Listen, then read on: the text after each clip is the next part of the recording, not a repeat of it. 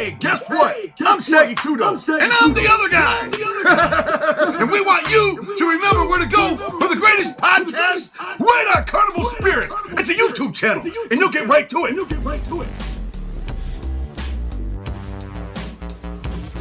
Hello, creeps. It's me, John Kassir, the voice of the Crypt Keeper.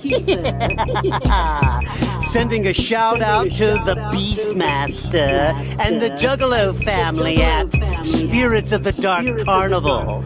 And you can find them dead or alive at Carnival Spirits. They're dying to see you there.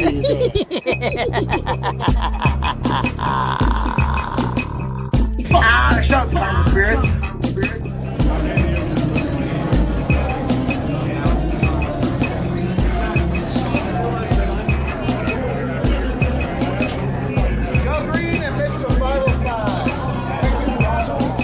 Yo, it's your boy Trey Pound. Shout out to the fucking Carnival Spirits up in this bitch. You know what I'm saying? Trey Pound in this bitch. Chop, chop. The gathering was peaceful, although one marcher did engage in some extremely ugly hate speech against the Bureau. But who can blame them? What up, Juggalos? Grab my Fago. Look at this show on the road. Yeah, BeastMaster coming up next. Honestly, this is crazy because I didn't know BeastMaster rapped like that.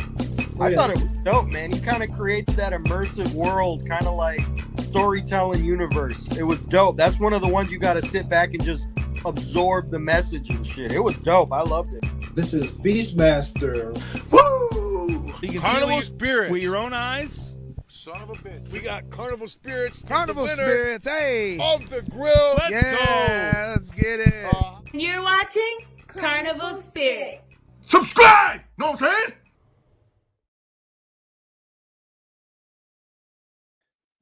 Oh, am I really here? Is it really time? Sorry for being mad late, y'all. But yes, the BeastMaster show is back in full effect. Once again, today, this Saturday afternoon.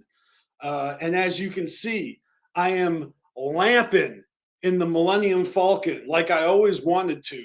So finally, I made my dreams come true, and I am flying the Millennium Falcon currently in space while I broadcast to you live all over the dirt ball.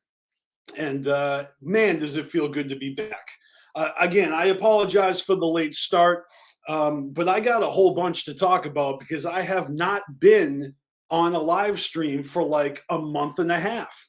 And I've been giving you guys clip shows.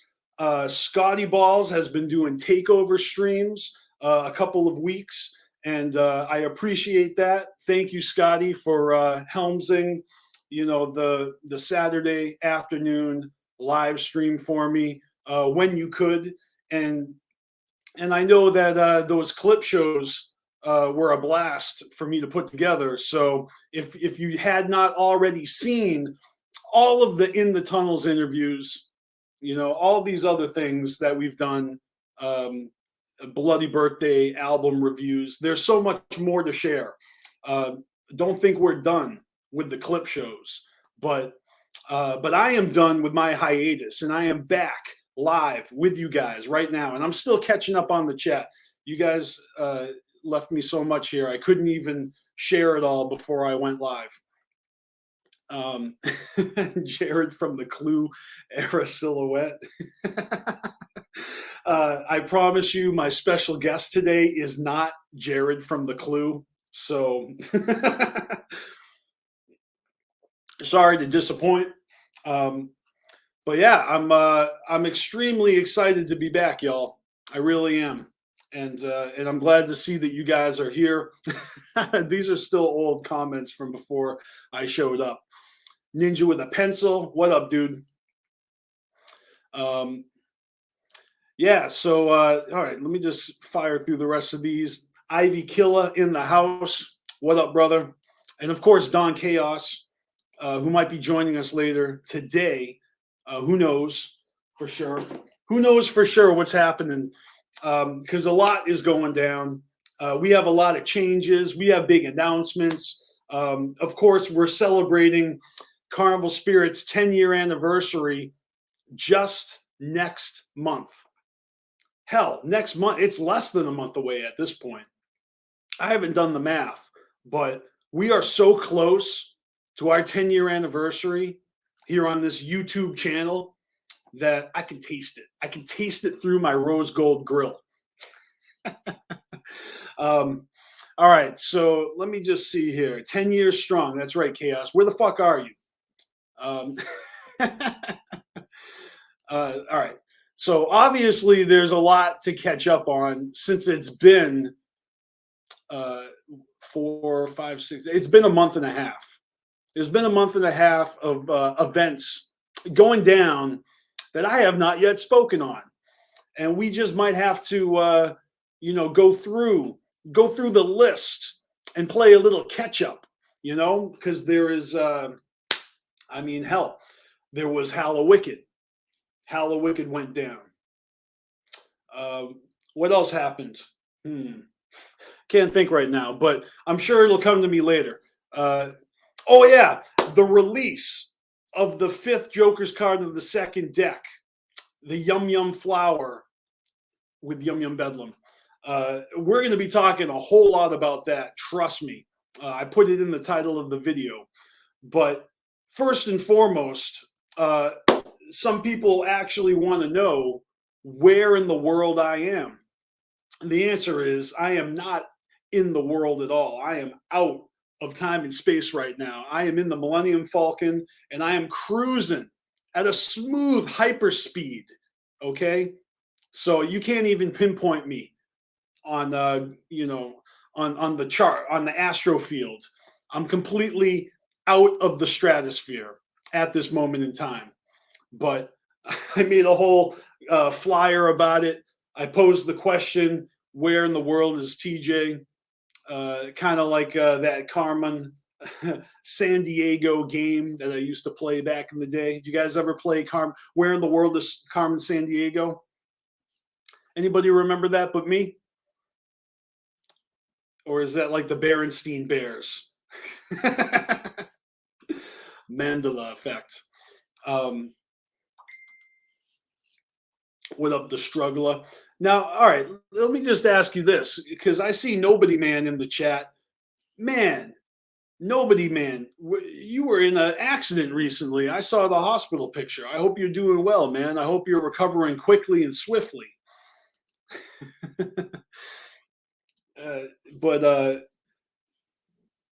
Oh yeah, the Jedi Temple. That's right. Everybody, follow me to the Jedi Temple. We're streaking. But if that is true, if I don't have that confused with someone else, I hope you're doing well, man. We're sorry to hear that. All right, so let's see here.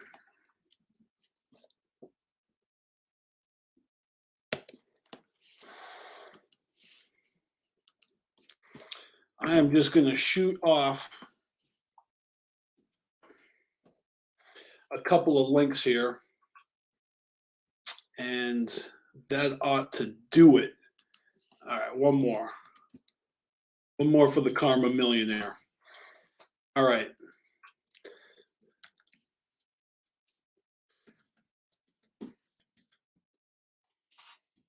So I was just doing a little administrative things right there. Apologies for the dead air.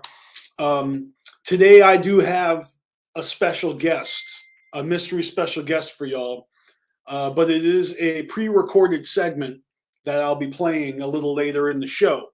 So today's episode is going to be a little bit like when we had Nanaho from Japan on the show. I pre-recorded that conversation while I was chilling here on the live stream with y'all, and I think I had Freak Show and Lotus with me in the studio, and then we played the playback of the interview with Nanaho. So I've done that again today. My mystery special guest, we had a pre-recorded sit-down stream just earlier today before I went live for y'all. It's not the reason I started late, but it did go down earlier today, and I'm going to play that back later. Um, and I'm excited to share that segment with y'all. And we are going to continue to have special guests shrouded in mystery every week on the BeastMaster show. And I'm telling you right now, I just might fuck around and double the amount of BeastMaster shows per week, because I feel so bad about missing, the past month and a half.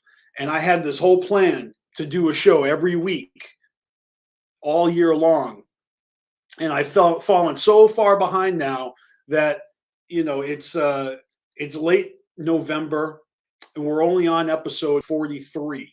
You feel me?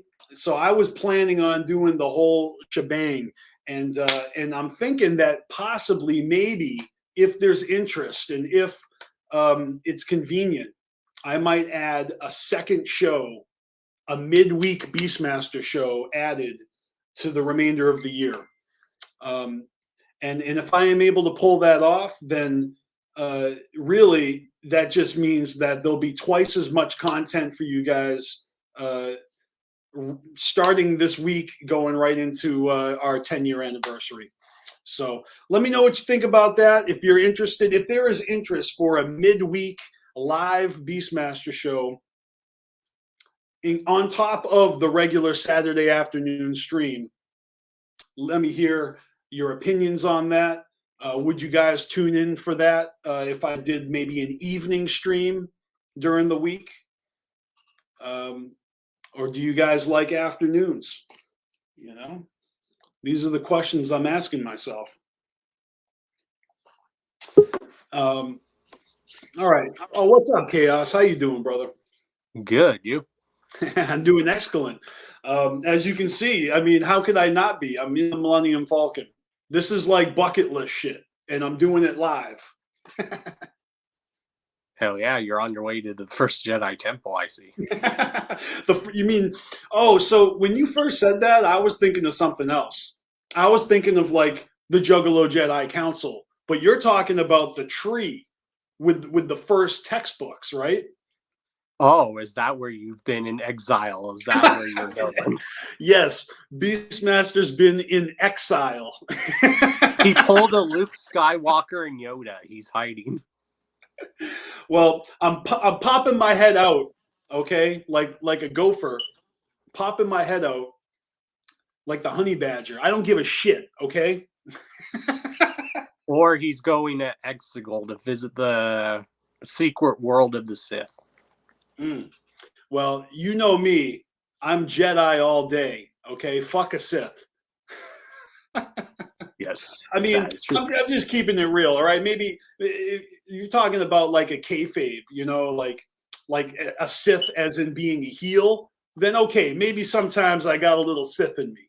But that's the fucking that's the tragic flaw of Luke Skywalker, I'm just saying.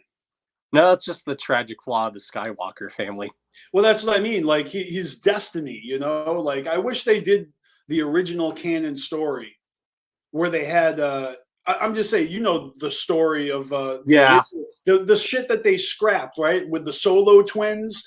I mean, no offense to Kylo Ren, all right, I really dig Adam Driver's work, and I'm a big fan of Rey, okay, so I'm not shitting over what they gave us, but I'm just saying, as well as me, like we all wanted to see like that story play out from the original. Well, we all know when we saw the first trailer for episode 9, when it ended with Luke saying it's time for the Jedi to end, you're like, oh shit, is Luke going to turn to the dark side? Right.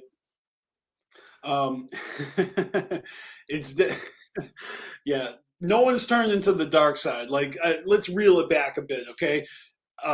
It's like raining diamonds. You know it, Chaos. Come on. Like I said, there's a lot of big things coming, like for us as a whole. Like, who my big guest is probably going to be coming on the Hours of Chaos podcast soon. Oh, I've already actually, I was just going to say I've already teased that, but that's on a pre-recorded segment that we haven't watched yet. So when I'm talking to my special guest, I will tease that you have a big show coming up, but I don't reveal nothing. Hell yeah, that's dope.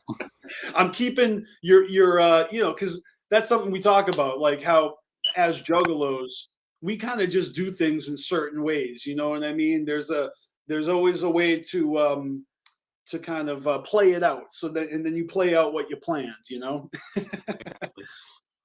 All right, so Nobody Man is okay. He broke a leg, a rod added, and he's home and safe. That's good. Yeah, Chaos, you're the one that let me know about that. Yeah, and he sent me something really dope too. I guess Ouija sent him a voice video telling him to get well, which was dope. Oh, that's the shit. Hell yeah. Yeah, definitely make a swift recovery, bro. That's you know, I remember when I separated my shoulder, I had to have this.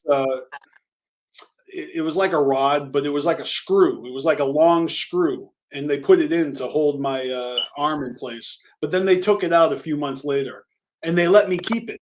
So I still got my screw loose. Damn. Shit's no joke. Coming Terminators and shit, you know, metal parts. Hey, you know, now I'm more human than human, but he's becoming more machine now than twisted and evil. I'm kidding.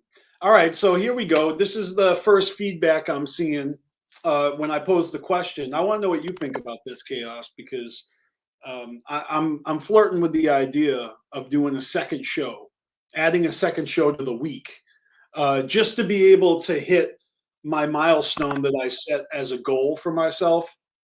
Yeah. I mean, look, those clip shows that I did, those are kind of like actually real shows because I was putting those clips together and I was putting the comments on the screen. So I was still putting in that work on that broadcast, but it just didn't feature any new content at all. And exactly. So you were just like being like a creative studio team person. Well, yeah, I mean, that wasn't the BeastMaster show episode, whatever. Those were clip shows. And those were really clip shows of the entire Carnival Spirits roster throughout the years. We have so much more shit to share. So, and I think that sharing a few throwbacks, you know, from the past decade is going to be a thing on the BeastMaster show. It's not going to be the whole show, but I'll do a few throwbacks, you know what I mean? Oh yeah. But yeah, so I'm thinking about adding a second show to the week, and doing an afternoon. Wait, what does it say? 2 night episodes, 2 afternoon episodes. Sounds legit. Oh, I could alternate. That's the thing, is my schedule is a little bit more flexible now than it used to be, you know? Mm-hmm. So I'm going to continue to brainstorm on that. And all right, so right now, Chaos, I think we need to bring on somebody else because they are ready to go in the backstage. Juggalos, we would like to welcome our good friend and Carnival Spirits representative from Michigan, the one and only Echo Side Fiend. What up, dude? What's going on, guys? Hey. What's up, Chaos? What up?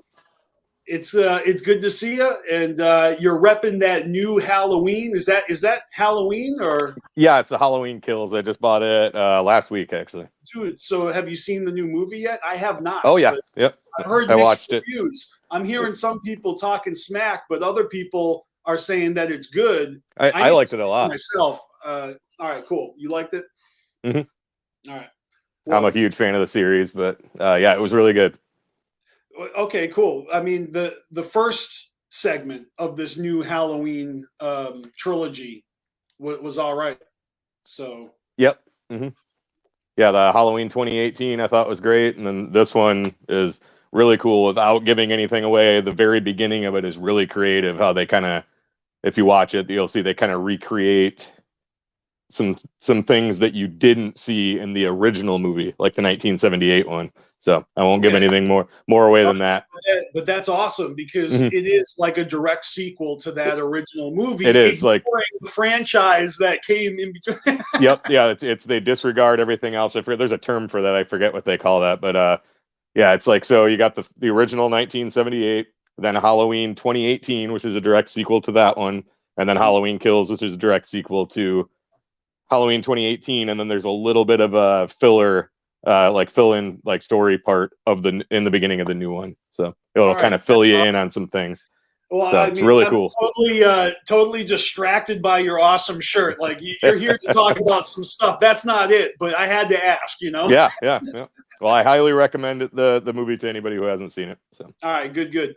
Well, I'm glad to hear that because I haven't had a chance to see it yet. But I'm the guy that collects movies, and I built a really sweet collection that movie needs to be in because because I already got the first one. So I don't pick up many Blu-rays anymore, but when that comes out on Blu-ray, I'll be picking that up. So yeah, no doubt. Well, I've gone digital, so I'm not same here.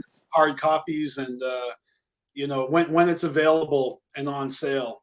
For purchase on stream, for digital copies, that I'll be all over that shit. Yeah, I mostly go digital now too. There's just a few movies here and there that I gotta have hard copies of, like my favorites. Yeah. Now, speaking of have to have hard copies, I'll just hold it up right now. Oh yeah, here she is. Got mine right. Shout out to DC Fago Guy and Megs. They picked this up for me at the release party because I was at Fright Fest. So you have a release party copy of the CD? I do. Hardcore. Mine is from the pre-order. So it had the T-shirt that came with it. That was this design right here. The Tom Wood exclusive. I've seen people give mixed reactions, like people not liking this on the shirt, or but this is a fantastic image. Like first of all, I think it's cool. I don't know. I mean, I'm just saying, I've seen multiple people say they were disappointed with their shirts, but I'm like, this right here needs to be like a poster, not just on a shirt. Like, like a flag, like a wall flag. I would totally put that up.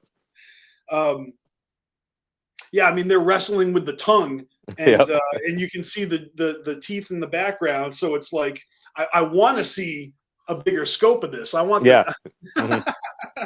want to see this thing trying to swallow them whole like the Sarlacc pit, Yeah. So obviously Yum Yum Bedlam, man, new Joker's card, new sounds, new punchlines, new harmonies. I would love to get your hot take on the album because obviously this is going to be a subject that I'm just going to make chaos disappear for a little bit just while we're talking, unless you want to come back into the conversation, Chaos. Just let me know. I'll bring you right back. But yeah, man. So, you've had a bunch of weeks to listen to it, as we all have. What resonates with you right now? Do you think of your favorite tracks? Oh man, let's see. So I would say favorite tracks right off the top of my head, I'm going to go with Heart and Soul. I think that's a great track.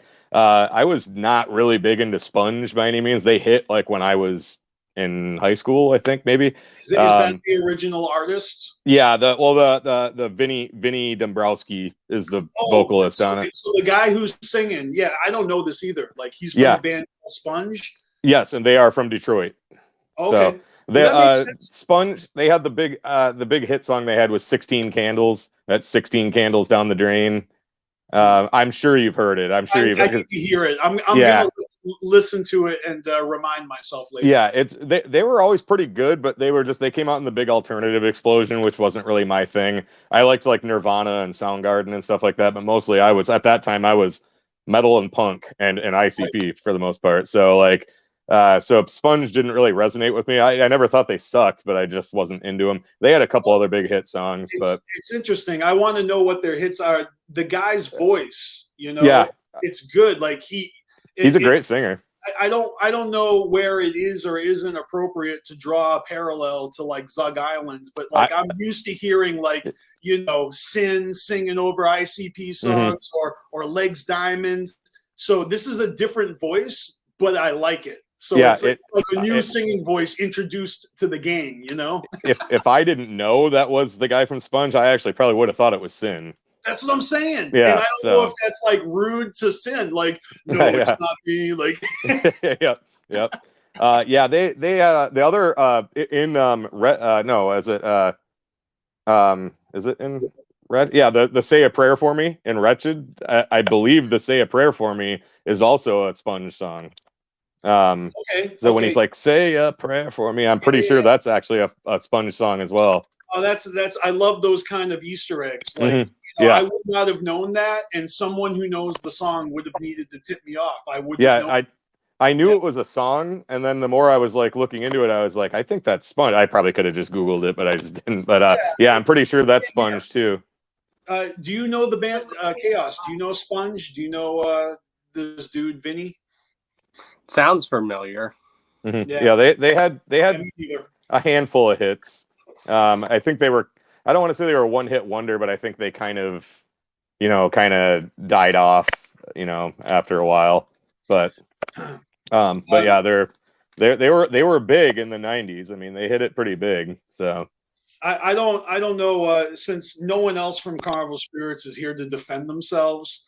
Like, maybe this is a dick move to like reveal their thoughts on the album. But I thought it was funny because I'm just saying, all you motherfuckers, not you, Chaos, but everybody else was like, oh yeah, we're skipping that Heart and Soul song. Like, no, I think it's a great track, man. and you are like, this is the one you picked for your favorite. And straight up, I do not skip that song. I'm just I think it's great. Skipping any songs on this album yet. I'm still enjoying it on repeat, actually. Mm-hmm. So the first several times I listened to it, I will admit I didn't skip anything at all. And then as I put it in, as I'm getting more used to the songs and everything, I will find myself kind of skipping a little bit here and there, but it's not really because I don't like the song. It's like because I want to get to the next song. You know what I mean? So there are a couple that haven't resonated too terribly deeply with me, but there's always a case where, like, when you're listening to an album and learning new music, like really hearing it and getting familiar with it, there are times when I'll stop, change the palette up. I listen to lots of music, and but I'll change it up, and then when I go back to it, sometimes I find myself like, I need to go back, but I'm going to go back to this song. So I am choosing songs over other songs to like, all right, I need to go listen to Yum Yum again, but I'm starting with Gangsta Code. Yeah, yeah. I think that's an awesome song. Like, Gangsta Code it might be my favorite song on the album. Yeah, the Boondocks. The Boondocks, music was a little bit weird, but when you listen to it and really listen to the story, for some reason it just fits with me. I don't know. So. It doesn't bother me so much because I haven't been listening to Boondocks like that. Mm-hmm. Yeah, I honestly didn't even realize the name of the song. But I love the way that Jay's like, I'm taking my beat back. In the Yeah, I actually didn't even realize that's what it was until it was actually DC told me that. Oh, it's so fucking funny. It's Chaos. You were saying that, like, it's like a gangster move. He's jacking his beat back. Well, like I said, the funny vibes I got out of it, like the neighborhood thug from the Friday movie, where he's like, "What bike?" Yeah, what beat? What Boondock song? I can see someone making that into a meme. Just saying. Yeah, I do a little bit of talking about the album with our special guest of the week, but that's a pre-recorded segment I'm going to play later. So I really did intend to to spend my time talking with you guys about the album and about Hallowicked. I'd love to hear your experience this year, man. How was Devil's Night and Hallowicked for you?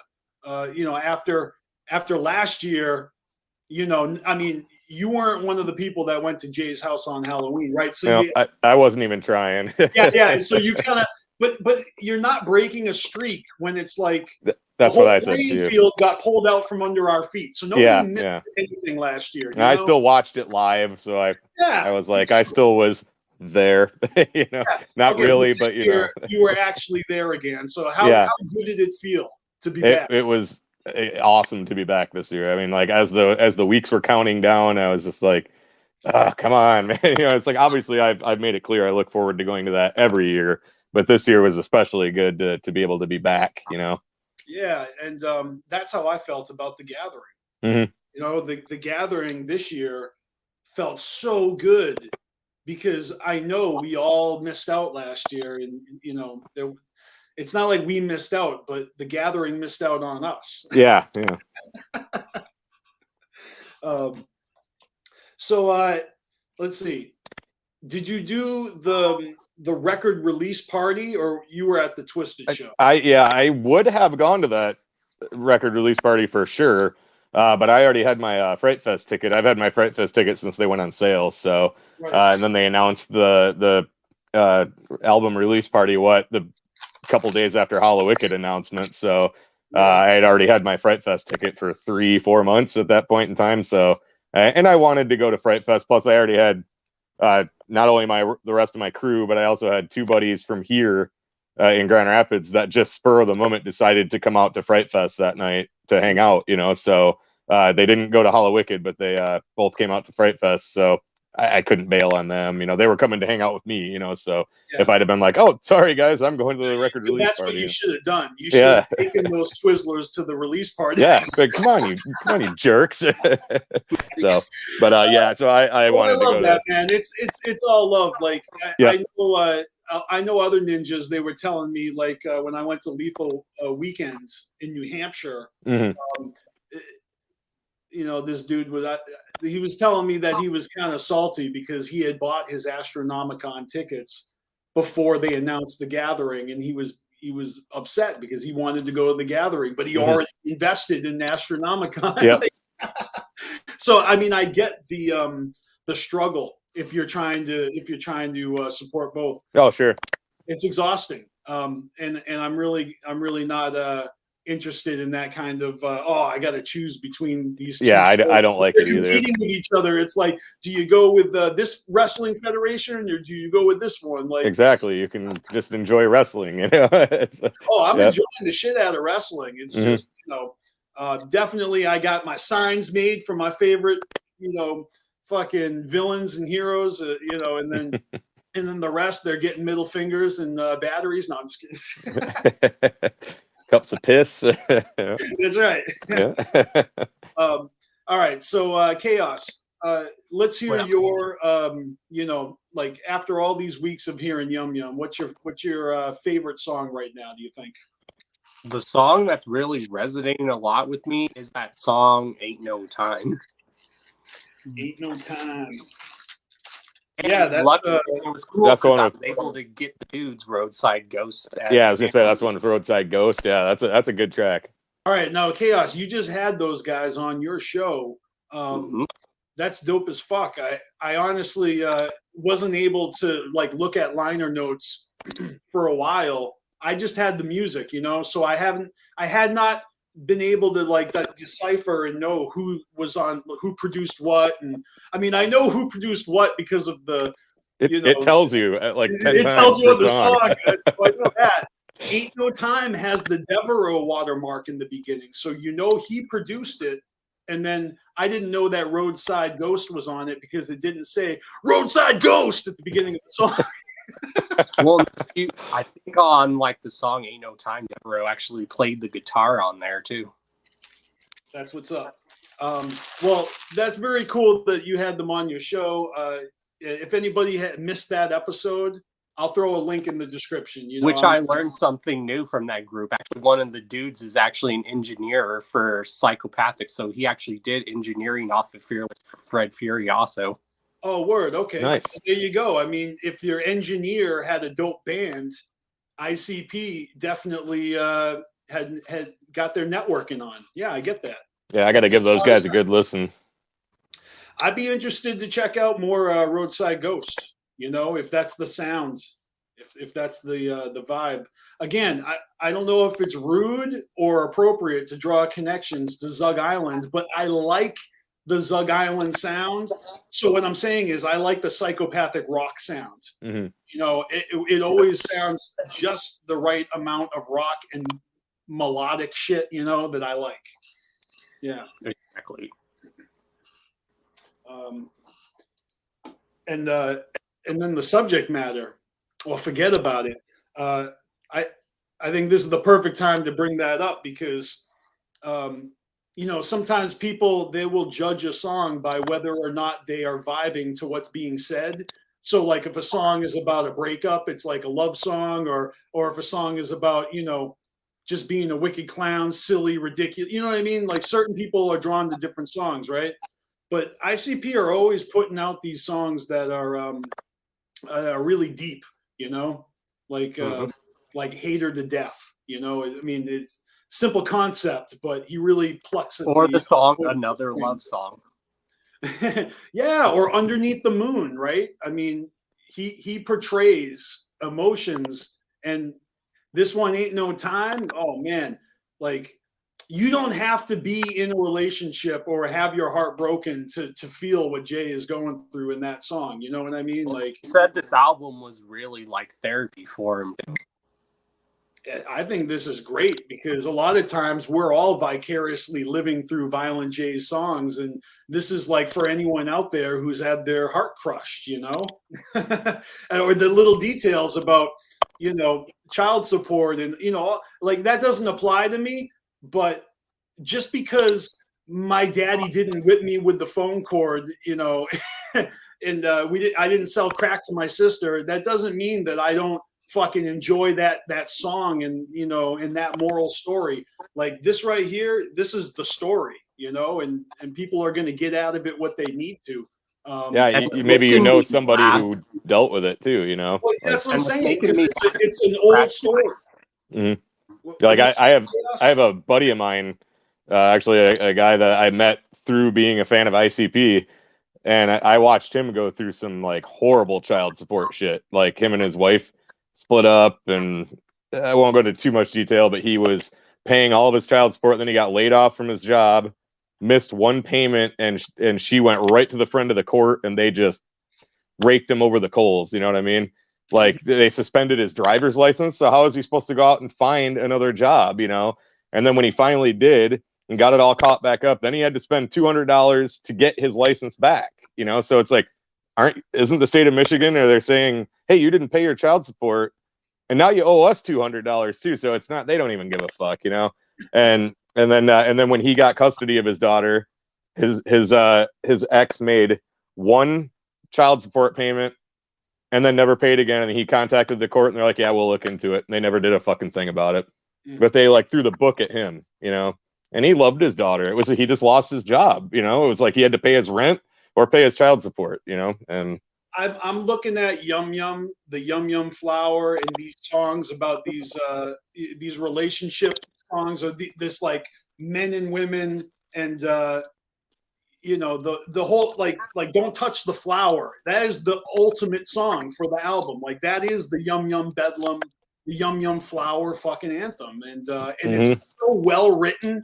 You just, the metaphors are on point. Like everything about it is so dope. Musically, it's dope, but as a concept, it's strong.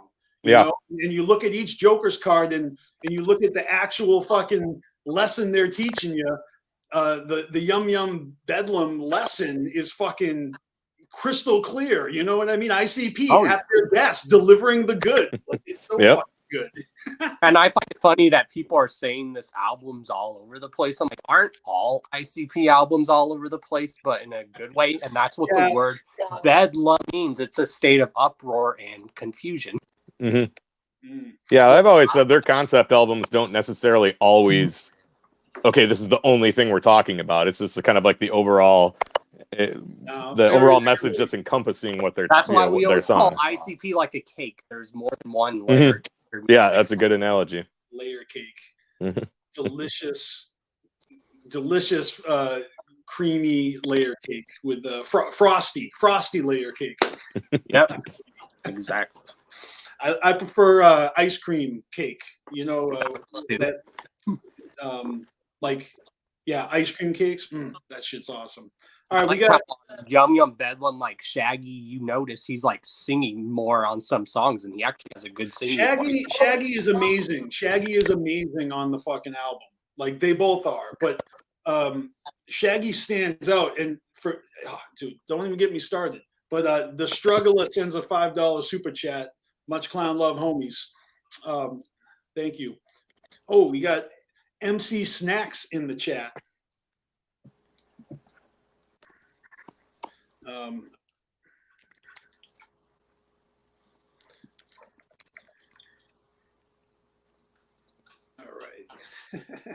Sorry. Let's see here. Hella people just pulled up. Oh, look at this. You got. I think me and Chaos are gonna have to have the battle of the pets here. All right, and yours goes. Well, dude, Chewbacca just went out for breakfast. I would have. No, he just went for a drink. Yeah. Oh man. But yeah, MC Snacks, has recently put out that album. It has a music video out. Definitely want to reconnect and get caught up a little bit on that. But for the meanwhile, while we have you here, Echo Side Fiend, I don't know how much time you have, but let's utilize it and let's hear more about Hallowicked this year. There's got to be more that you can share with us, because all I've seen are just droves and droves of dope photos. Photos from Sean Z, Chaos, Roxy Riddlebox, Hazen has been dropping amazing photos. All the Juggalo photographers, Cherry Bomb, Monkeys on Crack. I love everybody's photos, like vicariously living through them. My feed is super fucking hype after Hallowicked. And of course, you shared a few pictures with us as well for the channel. It was awesome. Thank you for that. For sure. But yeah, tell us more about like ICP's set at Hallowicked. Like, did they do any new songs or something? Not that I recall. I don't think anything stood out to me from the new album or anything like that. But the one thing I will say is, like, I didn't hear like any backtrack on them at all this year. Like, you can normally hear like some of the lyrics, like I didn't hear anything, even on their old stuff, and I didn't hear any mess ups from them at all. Like, they just were on fucking point. They were one of my buddies who kind of fallen away from ICP in the past few years, he hit me up asking me how the show was. I'm like, dude, you fucked up not going. And then I told him about it, and he's just like, damn, I knew I should have gone. So, and let me ask you something too, Chaos. What do you think, there was more than 1,000 people there? I think there was way more than 1,000 so people. too. And what I find funny is no one was talking about how their stage was set up. They had like an Oriental theme, like for Yum Yum's garden. They had like all this architect stuff. It's like, huh. Yep. It kind of reminded me like the insert on the CD, the Haunted Garden. I know. I'm like, I wonder why no one was talking about that. But yeah, I don't know. I know they said it was limited to 1,000 tickets. I thought, and I know the capacity at that place is not. I think it's like 1,200, something like that. And dude, it felt like there was 2,000 people there. It was just packed.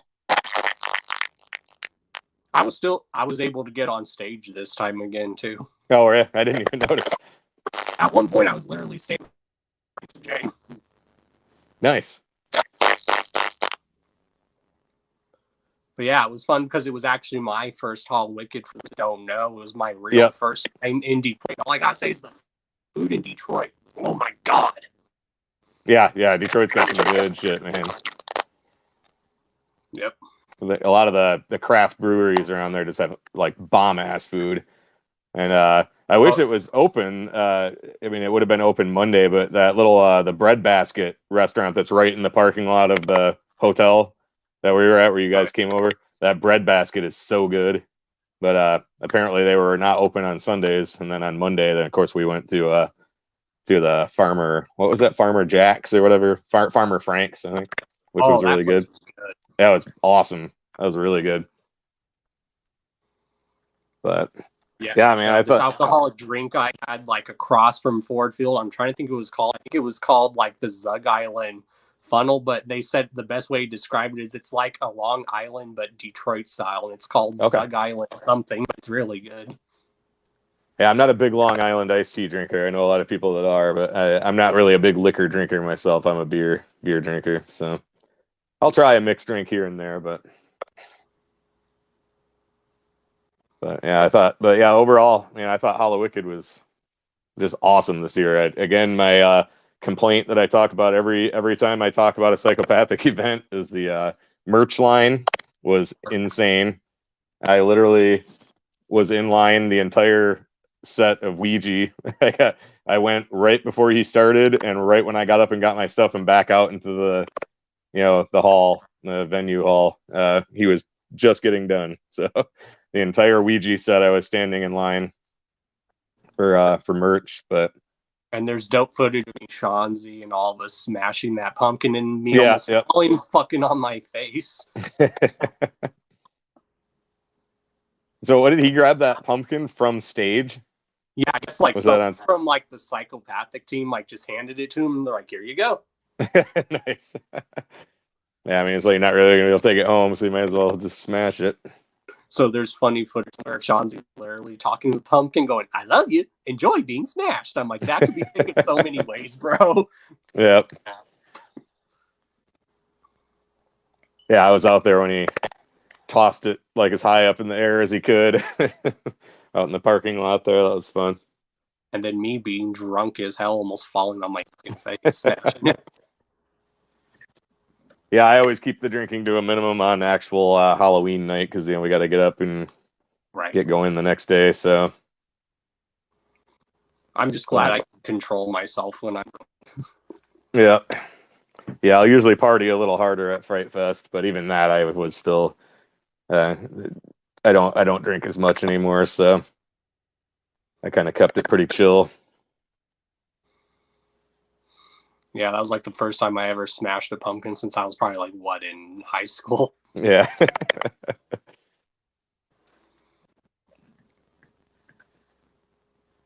Where'd TJ go? I think he just went to the restroom really quick. Yeah, okay. I was like, where's Oh, there he is. I appreciate you pulling in the time. Yeah, somebody's getting some feedback.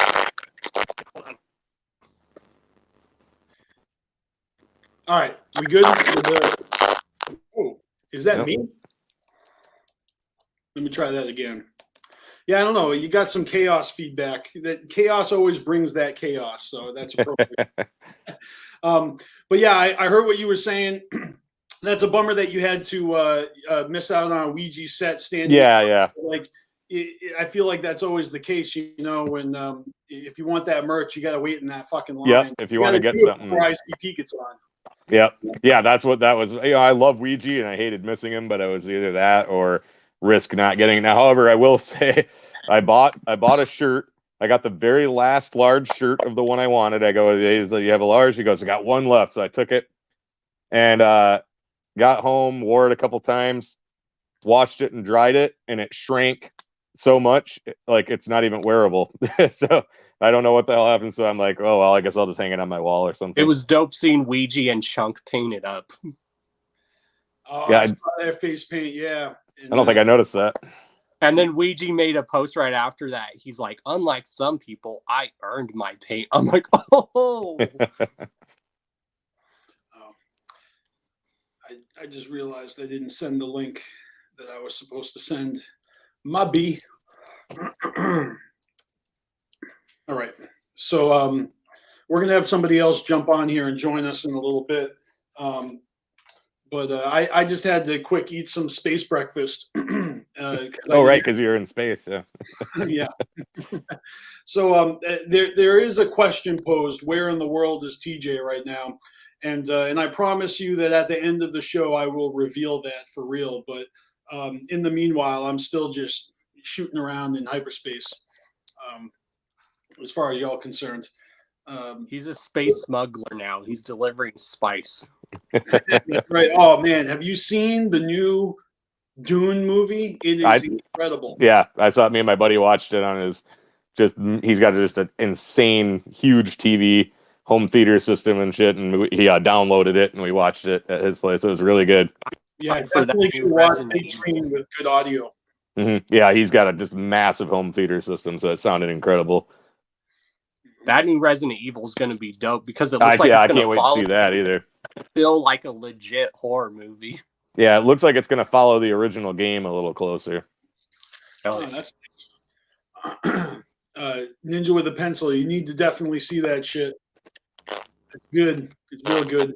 Now, personally, I liked the original Dune. I know it gets kind of I know it gets some flack, but I liked the original one, you know, from back in the 80s. All right, so we're going to bring on another guest here. Chaos, you can stay on camera. I just had to mute you because you got feedback. But now we got MC Snacks up in this piece. What's up? What's up? What's up, TJ? What up, Echo Side Fiend? Hey, what's going on, man? Not too much, man. And we're just gonna throw Jay Bizarre right up in the mix as well. Oh, what up, guys? What up, Jay Bizarre? What's up, man? All right. What's up? What's good? I did not plan for you guys to jump in simultaneously, but since you did, nice, dude. It's gonna be a group question. How y'all doing? Good. Should we all just answer all at once? Yeah. Been real good, dude. I've been digging the hell out of Yum Yum Bedlam, dude.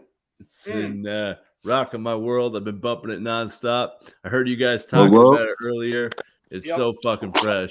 Well, this is the episode to share your thoughts on it. Not like we're not going to be talking about it forever after this, but this is the first episode I'm back to share. Welcome back, brother. And I'm not even ready to do like a full album review. I need to still read some liner notes. I don't know everything yet, but I do know that it's listenable on repeat. And so it's been on repeat. And I think I stopped a little bit here and there to get some Pink Floyd in or some Iron Maiden. And I checked out Pretty Ugly 2 yesterday, which is fucking awesome. So I'm just saying, music is sounding good right now, you know?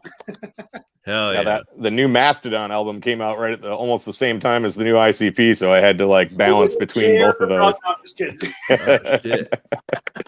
Yeah, man, it's dope when that happens. It seems like that happens to me too. Like one of my other favorite bands is Dream Theater. Oh, I love Dream Theater. On a very similar release schedule, like ICP and Dream Theater, like always seem to release an album. Because when Fearless Fred Fury came out, it was within like a month of them putting out a Dream Theater putting out Distance Over Time. So it's like whenever I get an ICP album, I get a Dream Theater album too. So it's like their periods are synced in with the moon cycle. Hey, Jay Bizarre, how you doing, man? I think you got the newest release out of everyone because you got your Undead EP out right now that just dropped as well, right? Well, yeah, for Halloween. Yeah. So check it out. I got a package right here. It says "Stay Dented" on it, and this is my mail for the day. So let me open this bad boy up real quick. Oh yeah, man. Man, it's good to see you back up and running, man. Here it is. There it is. I got it. Right, motherfucking there. Yep. Yeah, that dropped I spread that one all out. Like I dropped them like the 29th, October 29th, October 30th, and then October 31st. I dropped like one, and then 2, and then one more on November 1st, just to like sign it off. You know what I mean? Like, yeah. That's what's up. But no, I put it, then I hard copied it. So yeah, so these are available now. If you want one, get it. Yep. You know, yeah, man. I got the big cartel and all that. What's up, Don Chaos? Looking all slick and shit, homie. Were you going golfing, man? No, I'm just slicking. Get you the hat. You looking slick, homie. Hell yeah. He's the only one that actually looks like you're in a secret society, you know, like this. Not supposed to talk about that, man. It's not a secret. It's more like the Losers Club, like, you know. But still, what I want to know is how the hell did you get mail in space? Well, airmail. It's funny you ask because one of the things I'm going to be doing is I'm getting a P.O. box so that everybody can send me shit for me to open on the channel. That's something I've been wanting to do, and I've not had my own P.O. box in like a decade. I used to have one when I was in Framingham, but I'm going to answer the question where in the world I am at the end of the show. I was wondering if you ever told anybody yet. No, I haven't, because it's too good not to milk out as long as possible. I mean, I promised to tell you on this episode. I love the Carmen Sandiego logo too. Thank you. I seriously thought, like, you know, where in the world is Carmen Sandiego is the perfect gimmick for what I'm doing right now. Yep. So I looked up some images and I'm like, oh, I got hair just like her, so this is gonna be. And I just had to like change some of the body dimensions, like get rid of the boobs and and like and put my face on there. And I actually made the brim of the hat smaller, more like Indiana Jones, and less like Angelina Jolie on vacation. I remember really playing those committed, games, you and I could have remember got watching the boobs cartoon instead as of a getting rid of kid. hers. You guys were perfectly in sync, talking over each other. Yeah, you go first. What did you say? Oh, I said I remember playing those games as a kid and watching the old '90s cartoon. Oh Yeah, I never watched man, that cartoon. 100%. There was a game show of it too. Yeah. Yeah, so that's old school. I was though. gonna say that's kind of our generation, man. Mhm. DJ, you know what I mean? Like a lot of these young kids are probably like, "What the fuck you talking about?" You know what I mean? I still I remember the game song show more too. than anything else. I think Dude, it would- speaking of shit like that, dude. Last night I went to that Dave Chappelle documentary right in Columbus downtown, and fucking Bone Thugs was there, and it was crazy how many people didn't know Bone Thugs that well. You know what I mean? I was just like, it was a trip. Generations, you know what I mean? Like, Damn. it was a trip.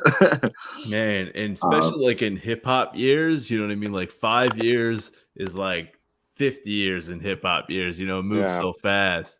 I remember Yeah, Bone quick. Thugs hit when I was in high school. I'm 44 now, so Yeah, man.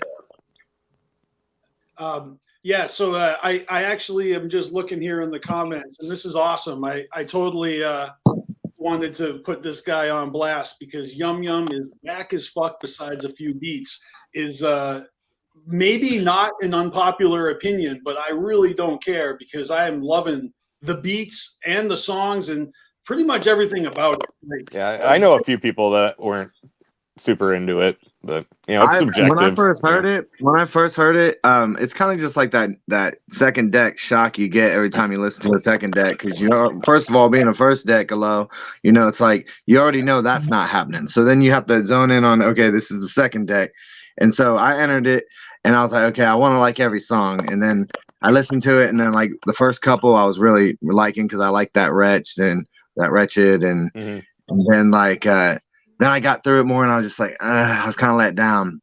But the second deck has this tendency to kind of build on you. You know what I mean? And like I started having the shit in my head and I'm like, I'm gonna go back and listen to it. And so I listened to it probably like 5-6 times. And each time I like something more.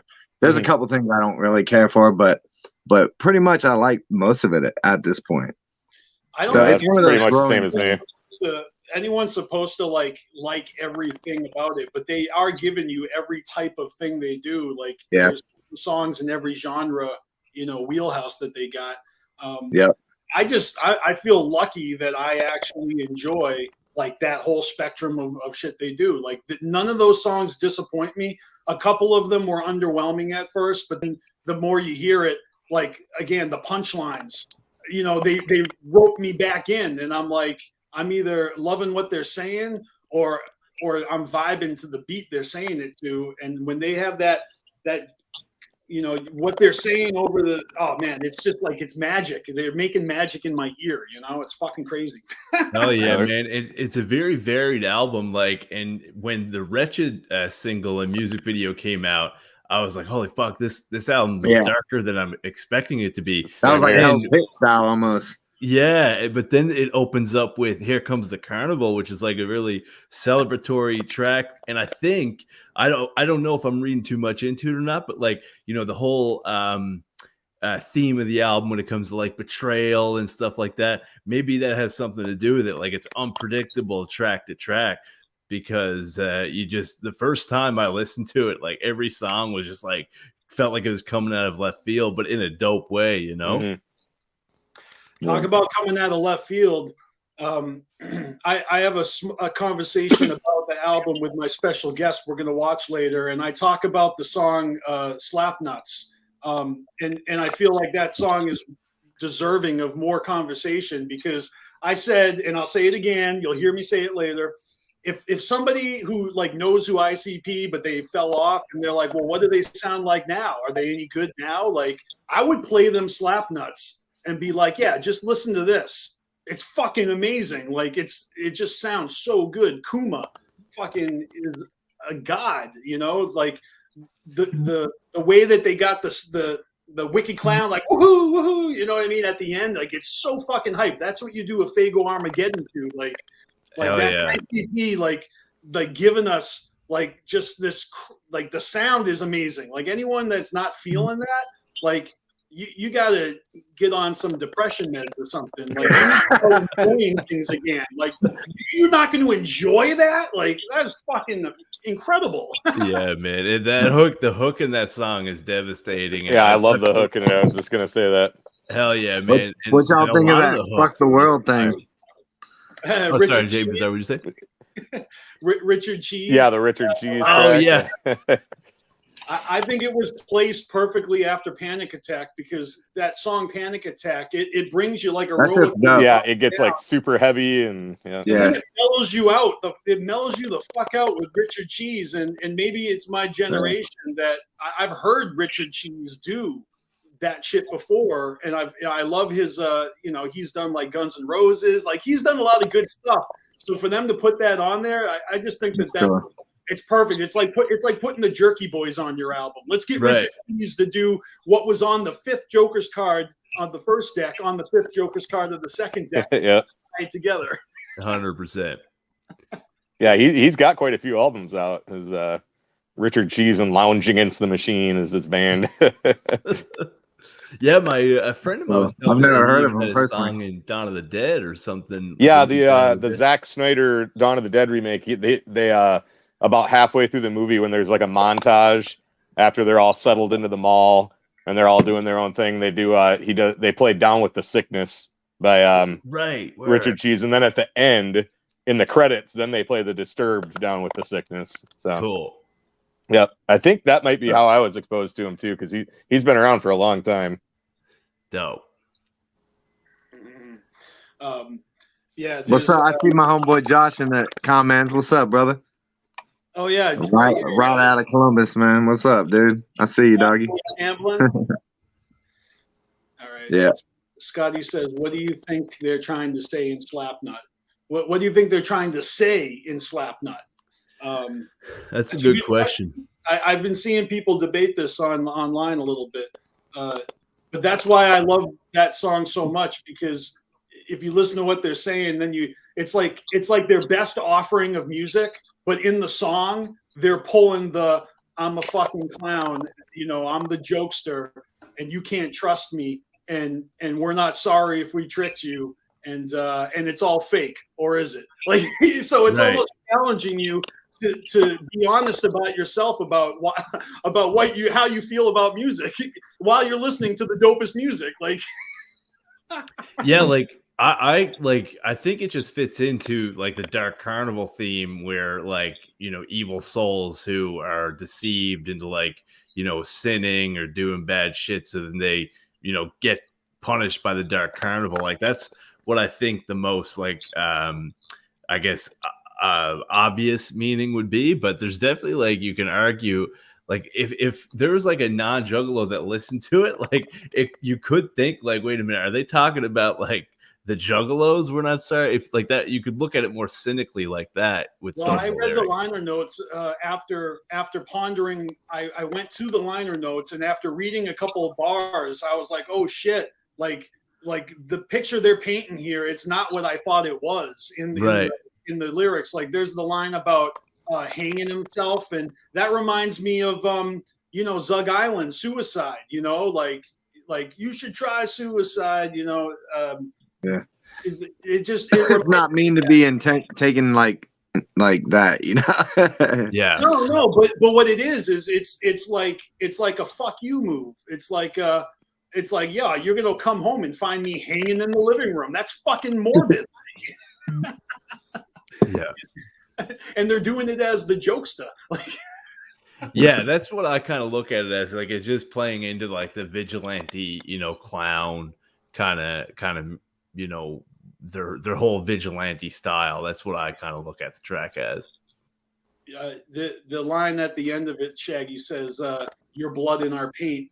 It's like, yeah, literally, thinking about blood in the paint, the clown heads that they said they were going to do, like that's just a part of their. I can't wait to see that come around. That'll be fucking sweet. Hell yeah. Yeah, that's gonna be really badass. Like, that's sweet, dude. That reminds me. I was driving my son to his mom's last weekend or something, and he was like, "I want to hear that Clownhead song." So I'm like, "How the hell did you hear that?" So anyway, he heard it when we were playing it another time, and so I put it on, and then I started going into. I played him. Told him like one of my favorites was like "Play with Me" off of Checker Brothers. Like, so he's like 11, so. I can't play too much crazy shit. Well, that's a good one though. "Play with Me" is a good song. That is like one of my top. That song has so much magic, man. So anyway, I played that one because it's about and what led to that actually was that the Ding Dong Doll song, and that about toys and shit. And then I played I dropped them off, and then I personally went and played Riddle Box and had to play Toy Box. I'm like, this motherfucker's been rapping about toys for years, and I never really thought about it. But it's dope, you know what I mean? I think I remember years ago someone was complaining about the skits in the Mighty Death Pop, like it was like all kids and stuff. I'm like, where have you been? Like, they've been rapping about being a nerd in high school back in the 90s, and Mr. Johnson's head killing the teacher in school. Yeah. It's like, yo, we can all be gangbangers after your like they're talking about that time of their life that fucked them up, which is all juggalos. Around that time of life, we all went through something. You know what I mean? Especially back in the day, around the late 90s and shit. So now it's a little bit more narrowed down to the adult theme and the relationship thing and the whole like every song that talks about the yum yum flower or the song like Ain't No Time and Queens and Don't Touch That Flower, like Queens is dope. It's really dope, man. Like, I hope all the juggalos out there, the juggalettes, like, I hope they're feeling that album and not taking anything the wrong way, because again, like, the lessons that we're learning, like, just because you hear a song about an abusive home, you don't have to be from an abusive home to feel that song. You don't have to actually be one of these succubuses to feel the story and the plight of the man out there. I'm just saying. Totally. That's right. Yeah, I think Queens is a great song. I know that's the one I see a lot of people kind of shit on, and I'm like, I think it's a cool song. It's like the hook is really catchy, and all the flowers that she planted in the backyard, it's so catchy, and the voice effect on it and shit. Like, yeah, I think it's a great track. It's cool. Like, I don't know. I was thinking, I was listening to the album, and I was like, I wonder what the next ones are going to be at. Like, say the Gathering, random gathering in the future. Like, how you always have those ones that come back. You know what I mean? Like some from Bang Pop Boom and shit. Then they're from everywhere in the history, and like I'm wondering which ones are going to relay into that. You know what I mean? Yeah. Off this album, it's going to be interesting to see. Well, that's why I wanted to know if at Hallowicked they played any of these new songs, and I thought I heard they did a new song, but I don't know. I wasn't there. It's entirely possible, and I just kind of just didn't jump out at me. So sensory overload. Trust me, I get you. I haven't been back for the first time in 2 years, and I ran into people I hadn't seen, and so even though we're in there while the band is playing, we're still kind of chit chatting and everything. So it is entirely possible they did. I just don't recall. It's a good sign of these juggalo parties. It's like ICP truly is the background. Yeah, exactly. I was thinking. I was trying to think that's exact wording I heard. I think him say or something. Well, Jay said that or something on like the patrons or something. Or well, he gets it because it's just true, we only have to watch the show. We're just there for why we're everybody, all our people, and so it helps when there's good music playing, and so they are kind of like the ringleaders to this carnival, and when they bring on people on tour and stuff, like the underground is trying to thrive without that, even like without their help. Like the underground is doing its damn thing. My special guest today is an underground artist and doing big things. You know what I mean? And it's like, but we're all juggalos, so it's kind of cool that the juggalo scene is still fucking thriving. I love being a part of it right now. It's a good time to be a good juggalo. time. Definitely. With Ouija Mac pushing just like a comeback, making it feel more, like fresh to do again. You know what I mean? Just because it's, I mean, it's just how it is when you're in it for a long time. There's a fresh air in the scene, and Ouija's making it look good. Ouija's making it look easy. He's doing a great job. I see Violent J giving him props on the No Jumper show, and it just reminded me it's true. Ouija is out there killing it, and he's got a big audience, more than just the juggalo scene, and that's cool. I like seeing us being accepted by the greater hip hop scene in general. I think it was dope. It was dope that Jay gave shout out to Isham too. He's like, man, y'all don't know about fucking Isham. You know what I mean? That's dope that he's still paying homage. You know what I mean? And that's respect, dude. When's that new Isham coming out? When's that operate the ops? What is it? You say new Isham, TJ? Oh, there's some new Isham. He's always I know he's got something new coming out. He always got something new. Always. Word, I knew I just didn't know there was something on the way. There's something on the way. It's rock album. He's putting out a rock album. It's something. That's right. Oh yeah, it's I can't think of what it is. I know what you're talking about. That's dope. I'll have to keep. I follow for some reason. I think I follow him on Twitter, but I don't follow him on Instagram. I got to follow him on Instagram. Instagram is where he communicates with people now. Word. And the album's called Psyops. Okay, yeah, sorry. That actually rings a bell now.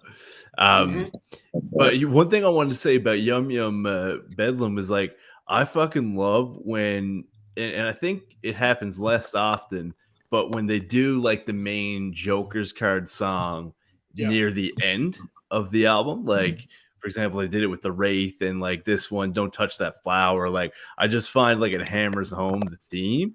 And that's one of my favorite songs on the album. And I had to say that because I kind of wish they did that more. Put the you know what I mean? Did y'all notice that? Did you also notice that same vibe you're talking about? The exact same vibe is at the beginning of the album with the Welcome to the Carnival. The same vibe. It's like the end sound, but it was just the beginning of it. And I thought that was sandwiches it together. Because that song could have easily fit at the end of the album and been cool too, but because of the concept, I think it was beginner album. Right. They probably had decisions to make because Something to See is another one of those remake songs from the 80s. Which they've been doing that. Yeah, they've been doing that for a grip. They've been doing that. It's got that melody from Level 42, the band Level 42, Something About You. Oh, really? So, that's totally a remake. That is in the same vein as Let's Go All the Way. It's not that the chorus in that song is to the same melody as I think it was their only hit. The song was called Something About You, and the band was called Level 42. I feel like they're Australian or. Oh man, I'm gonna check that out. Yeah. So that's kind of like Jay paying homage to all these other motherfuckers too, though, in a way. Because if they're gonna remake a song and it's obviously it's love, or it wouldn't, you know, disrespect. I wouldn't think, Yeah, I bet if you look that song up, you'll recognize it too. It's a big hit. It's still, like I said, it's from the 80s, but if you listen to any type of adult contemporary radio or anything like that, you'll hear it. I mean, so I guarantee if you look it up, you'll recognize it. That's why I love the song choices, because if they cover a song that I like too much, then I'm toiling over which one do I like better. If they cover Jump Around, the original the original House of Pain, Jump Around is such a classic and such a timeless song. Their version is good. Yeah, it's really good. Competing with this timeless song. But when they cover songs like The Mighty Death Pop, whatever that song is. Hot Chocolate. Isn't it Everyone's a Winner? I think I think that's it. Yeah, I think that's Hot right. Chocolate, yeah. It's like that's a good song, but ICP's version is way better. Let's Go I All agree. the Way. Go listen to the original song. Let's Go All the Way. It's corny as hell. Yeah. ICP takes it and they Yeah. make it They- amazing, and that's they what they're did. doing here with Something to See. They're doing it with what's the other one? Heart and Soul. Again, I like the original Heart and Soul, but they just made a fucking cover. Like, how do they pick version of which it. songs? It's so random. Like, Yeah. Yeah, like Heart So and Soul. I mean, the band, I think it's T apostrophe PAU, I think. So it's like what, Tapao or something like that is the band. Did they have See, I didn't any know other that hits? either, Like man. I how gotta did look that how did up. that like one song just they were like, let's do that one, you know, and it's a good That song. That song is a hit, man. And Yeah, it was a huge hit. my homie And it's a good Derek- track too. well, no, my homie Derek has already like used that beat, you know, and made us like you know, Reverend Television. He's been a guest on the show. Like he put out a song to that, you know, beat. Like and so you know, like a it's, homage type, like the same vibe, right, same he kind of made his own concept. song over that instrumental, like you know, or you know, so or over a beat made from that original song. Like That's cool. when I heard it, I immediately thought of him. I'm like, oh shit, that's Heart and Soul. Like Derek's already used this beat, and now ICP's doing their version of it. It's a small fucking world, man. Oh yeah. Yeah, 1986, man, crazy. Oh, it was released in '87, recorded in '86. I had no Heart and idea Soul? about that. Heart and Soul, Heart and dude. Soul. I grew up with that shit. You Yeah, know? yeah. So like the first song that I can really on this trend of songs they've done, you know, like the first one I can think of really is fucking Let's Go All the Way. But think about on the first Joker's cards, you think any of that shit might be lifted like that, like kind of converted like that? 100%, man. Like I wonder which ones, because nothing rings a bell to me personally. I can tell that I you can think there- back on those.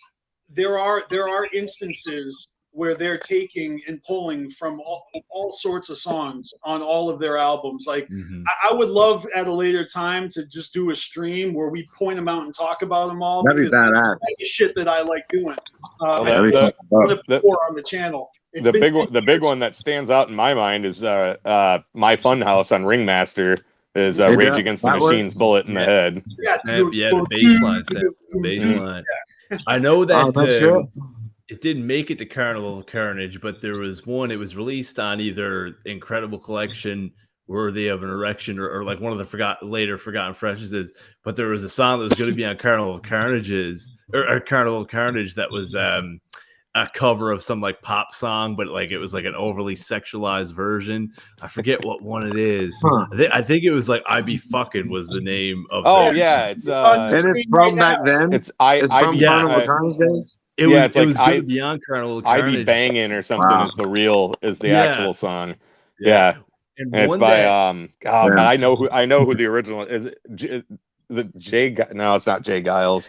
It's I can't remember the guy's name, but I think I heard that like that was like one of the leaked songs from like way back in the day. Yeah, you That could wasn't find it like any on compilations. LimeWire and shit like Yeah. that. It's called I Yeah. Be Fucking. I think it's something. Theirs like is that. I Be Fucking. Yeah. on the screen right now. I probably heard it, but I gotta hear this shit. Yeah, it's crazy. Pull it up, And- DJ. Pull it up, man. I'm trying to tell you, they re-released it on Dog Beats as the extra track when they released Dog Beats on cassette and CD recently. Word. And Okay. it's called Ask You Something. Because in the song, Jay's like, let me Right. ask you something. That's right. And then I'd be fucking like, Yeah, Yes. when you could find it on download sites, I think everybody called it "I Be Fucking," Right. and that's the song they were parodying is called "I Be Banging" or something like Yeah, that. it's like the song it's parodying is still pretty sexual. It's just like yeah, wow, it's Jay just took a it to little the bit next more, level. ear friendly. Yeah. if that makes sense. yeah, totally. And like, yeah, that liner notes of I can't remember if it was like Forgotten Fresh's 6 or the Incredible Collection. I couldn't believe it, but it was actually said it was cut from Carnival of Carnage. Like I couldn't believe they were actually. I can't imagine that song being on Carnival of Carnage. Scotty is our fact checker. The name is Clarence Carter, and the song is called Stroking. Yeah, I Be Stroking. There you That's go. why I was thinking of no, even that's not Jay Giles. There's that song called The Stroke. Billy fuck, I can't remember. Billy So Slayer. Clarence Carter. That's what I was Clarence getting Carter's mixed the up. real artist, the original band or whatever. Yeah. It's yeah, I be stroking or and then they. I just want to was go thinking compare these like another time. I was thinking Billy Squire, The Stroke. That's what I was trying to think of, which is not connected to it. You're on the right song here. Yeah, yeah, it's a different song. One that always flipped my wig that I didn't know for years and years, and a lot of you guys might have known as soon as you heard it. But $50. I can't even remember the Led Zeppelin song it is, but that's like that song is like almost a full blown take on a Led Zeppelin song. Yeah, it's Ramble On. Ramble On. When they're doing the guitar thing. And I believe that got taken off of the Jekyll Brothers album because they couldn't get that sampling right. And that's why they threw it on Psychopathics from Outer Space, because that came out at the same time as Ride Is, and they just dumped. Because that was Joe and Joey, right? That was Joe and Joey Records. Yeah. Yeah, so yeah, $50 is a great song. Like they put it on the Pendulum. Yeah, they released it everywhere they could except their actual album. Right. I don't think I knew that was a Led Zeppelin thing. I'm not super into Zeppelin. I'm gonna have to go look at it later. I definitely have to peep these later. I like that shit. There's many more. I mean, look at Assassins. That's a straight up cover song. Yeah, that's true. On the Six Jokers card. Murder Rap. Murder Rap is a cover of Above the Law. Bitch Slappers is an old NWA cover. Bitch Slappers, that hidden song. Yep. I mean, it's not hidden, but they kind of pair it. Like it doesn't have its own track. Yeah, it's at the end of what is it? I love that shit. It Rains like Diamonds, that I think. shit. I liked like when Jay did that on the Fearless Fred album, that one with about the dog. It's called Dog, I think, or something. Or the Alice in Chains. Bad dog. Like that shit was dope as fuck. That was and it awesome, kept going, man. and it With the mutated man in into the a box. whole nother track. That shit was badass. And Low, they cover the Zombies. The Zombies, See, that's a great example. That's a perfect example of how they're not shying away from it. If anything, they're incorporating it more and not just making it sideshow stuff. You know? Hell yeah. Yeah. Yeah, they definitely. Oh, man, and one thing you got, and you like, it's no secret now because Violent J mentioned it on, I think it was the first Jam Exam, but it still flips my wig because the Wraith is my favorite Joker's card. The Unveiling is pretty much like it's like a very, very inspired by a song by Prince called The Cross, like. To the point where, like, I don't think it's like credited ASCAP or anything in the liner notes, but man, like, I don't know how they didn't play Clearing, because if you listen to The Cross by Prince next to The Unveiling, it is so similar, especially the beginning.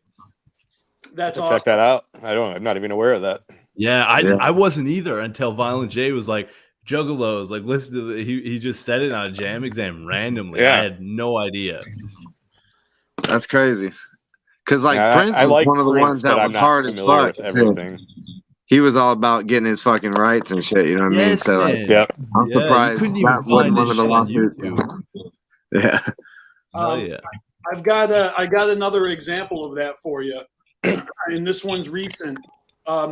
Fearless Fred Fury era, Flip the Rat EP. The song is called Hawking. Okay. So Hawking. I like that song. That song's badass. That's a great track. It may be a little reminiscent of like $50, the way it's a guitar strum thing that builds, right? But listen to the lyrics of the song, and it's a great one because it's all about that paranoia and that fucking conspiracy shit, and they got the line in there where they're like Prince in his third eye, and so there's that whole thing about Prince, right? Well, Prince. One day, I'm not a Prince expert, but I was looking at Prince's biography, and let me see if I can just find it. Yeah, there's a song called Third Eye. Like, look it up, listen to the song. So that's what he's referring to, Prince in his third eye. He's not just referring to it, but the whole song is now, like, I'm not saying they're covering this song, but when you listen to Hawking, now go listen to Prince Third Eye and tell me that's not where they got that song. It's just like the Wraith, what you're saying. They totally jacked a melody or a cadence from right. to Word, That's dope, man. That's dope. And all because he said Prince in the Third Eye. And when I saw the song, I'm like, oh, Prince has a song called Third Eye. I bet Violent J loves this song. Oh shit, this is where Hawking came from. Like, dude, Prince was a fucking beast, man. I never really listened to him a lot, and I just recently was looking into him more, and I was just blown away. I'm like, this dude is a beast, man. That's kind of the same way. I grew up with him, you know, like when doves cry and all that stuff, but I never like jumped super into his stuff. I always just liked the stuff I heard by him, and I knew when he was putting out new stuff. And then, like, I don't know, not terribly long after he passed away, I looked into him a little more, and I'm like, why the fuck was I not listening to this? You know, and it's just, Right. I think for me, it was just, he was just kind of like in that mainstream like a thing. And I zone. I was punk rock and metal and everything, you know, and so I was like, he's not my style. But then I looked into him, I was like, holy shit, he's amazing.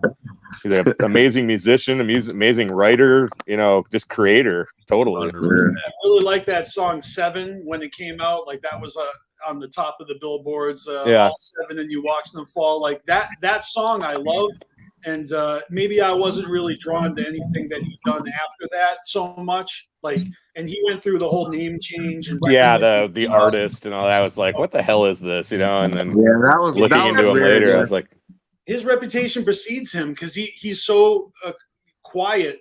And then everyone else has all these stories about him. Like, if you ever heard Kevin Smith tell his Prince story, it's fucking crazy. Like, or Dave Chappelle and his.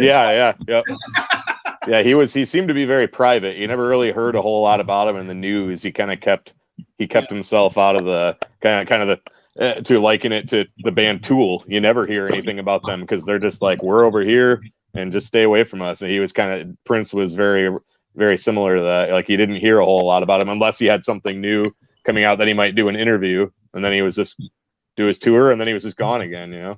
That's right. Which is cool. I like that. I like when it kind of keeps that mystery to him. Keep that, you got that mystique. He's dead now. I wanted to throw in, and he's dead now, and then you were like, which is cool. Yeah, that's totally cool. Wait, no. Hey, I mean, that's apparently he was a Jehovah's I'm pretty Witness. sure that Prince was like, you know, he definitely had feuds and stuff. I remember. Michael Jackson. He had Michael Jackson beef. I was thinking more Justin Timberlake. I'm pretty sure he was dogging on Justin Timberlake's new music at one point, and there was this one time where Prince tried honestly, Justin Timberlake's pretty good. I don't like the music, but I think he's pretty fucking talented. He's a fucking talented guy. He is, man. You can't knock a motherfucker's shit, man. Like, yeah, but I never liked this shit because I mean I was a juggalo growing up, so I was like, fuck that shit. Yeah, but I heard some shit like, all right. Even his acting and stuff when he's on SNL, and he was in that movie. No, I'm gonna space it. But the dude from Lonely Island, he made that movie called Pop Star. And Justin Timberlake is in it, but he doesn't play Justin Timberlake. He's playing a character, and he's amazing in it. Like, he's fantastic. Echo side, dude. Justin Timberlake's a huge actor. He's in a number of films I love. Yeah, he's good. There. I'm just saying, as a musician, when he put out one of his like "Bring Sexy Back" songs, Prince just had some things to say. I couldn't tell you anything about Justin Timberlake's music other than like he's not the point. He was in Backstreet Boys or whatever. That's about all I know about him. These public feuds that superstars have, you know, it really is propelled by the media. So it probably was nothing, but they were just taking sound bites and putting it out there and making it seem like there was something. Because when Prince died, Justin Timberlake was the one who paid homage and like played one of his songs like at a Minnesota amphitheater, his hometown. Like, I think it was the Super Bowl or something. So it just reminded me that like all that shit is irrelevant, you know, like that fake perpetuated feud didn't mean shit. He went out there and paid hella homage and killed some Prince songs, you know? Yep. That's fucking dope. Yep. Oh yeah. But yo, Alpha Dog Chaos is saying here. That's a great movie. Oh yeah. Oh, Justin Timberlake's in it. Right. I thought we were still talking about Prince songs. I'm like, I don't know Alpha Dog. No, yeah. That's the one that's based on the murder, like where those guys kidnapped. It's based on a true story. Yeah. And they kidnapped the little brother of somebody that owed him money and then killed him. Oh shit!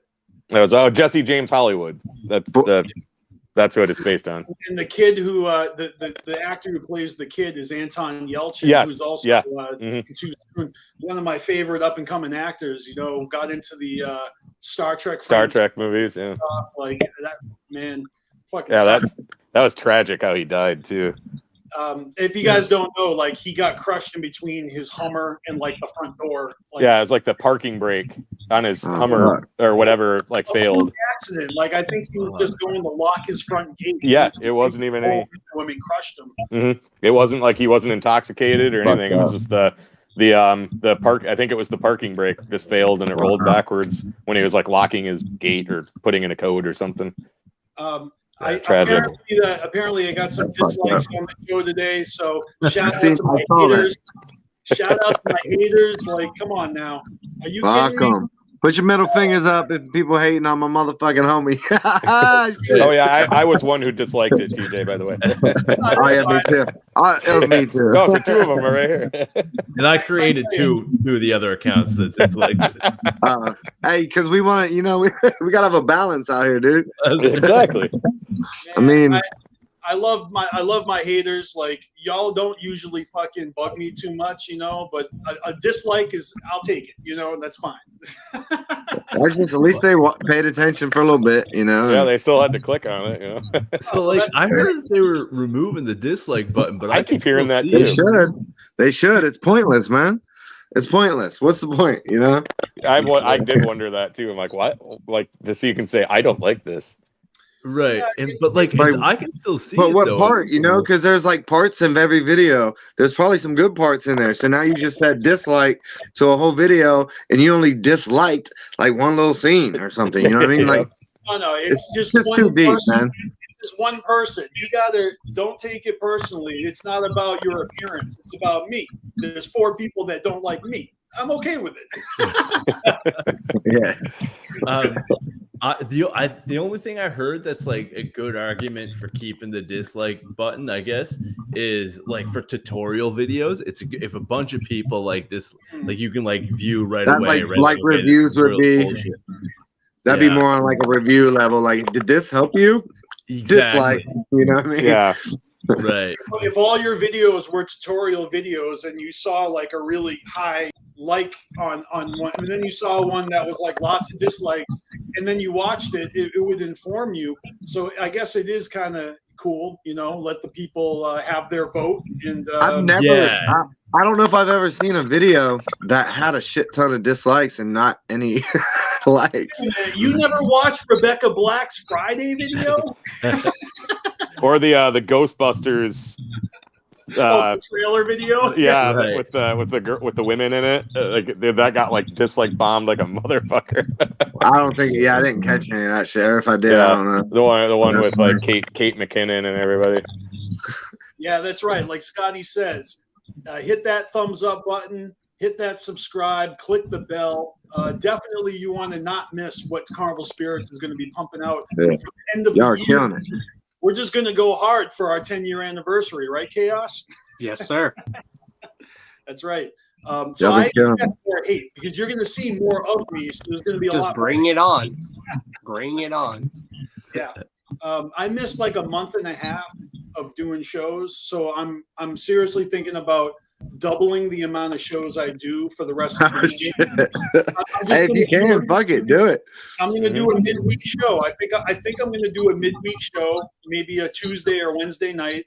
You know, if anybody in the YouTube Juggalo community like knows that they're going live, like let me know your schedule so I don't fucking overlap with you. I want to be respectful of everyone else's routines that they're already in.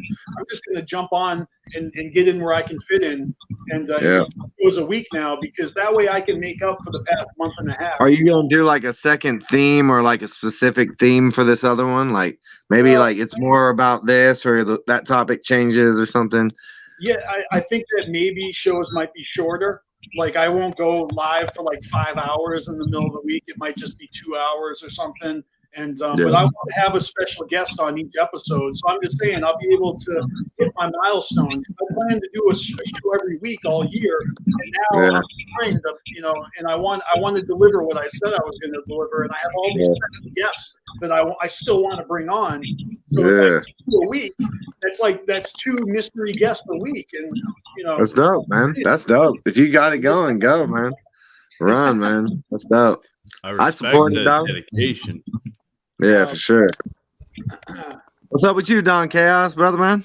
Just chilling, living. That's all we can do.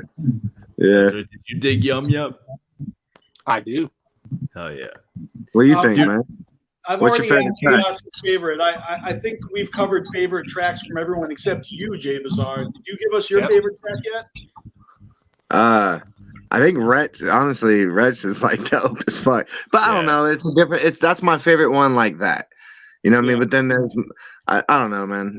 I don't really have a favorite. I feel you. It's because, like I said, it grew on me. Different ones grew on me, and then I like, there's one I don't like. I can't think of what it's called right now. I don't have the CD. I don't even open my CDs. I got it on Spotify, but I put my CD away. But I can't think of the track list. You don't have a track list you can pop up?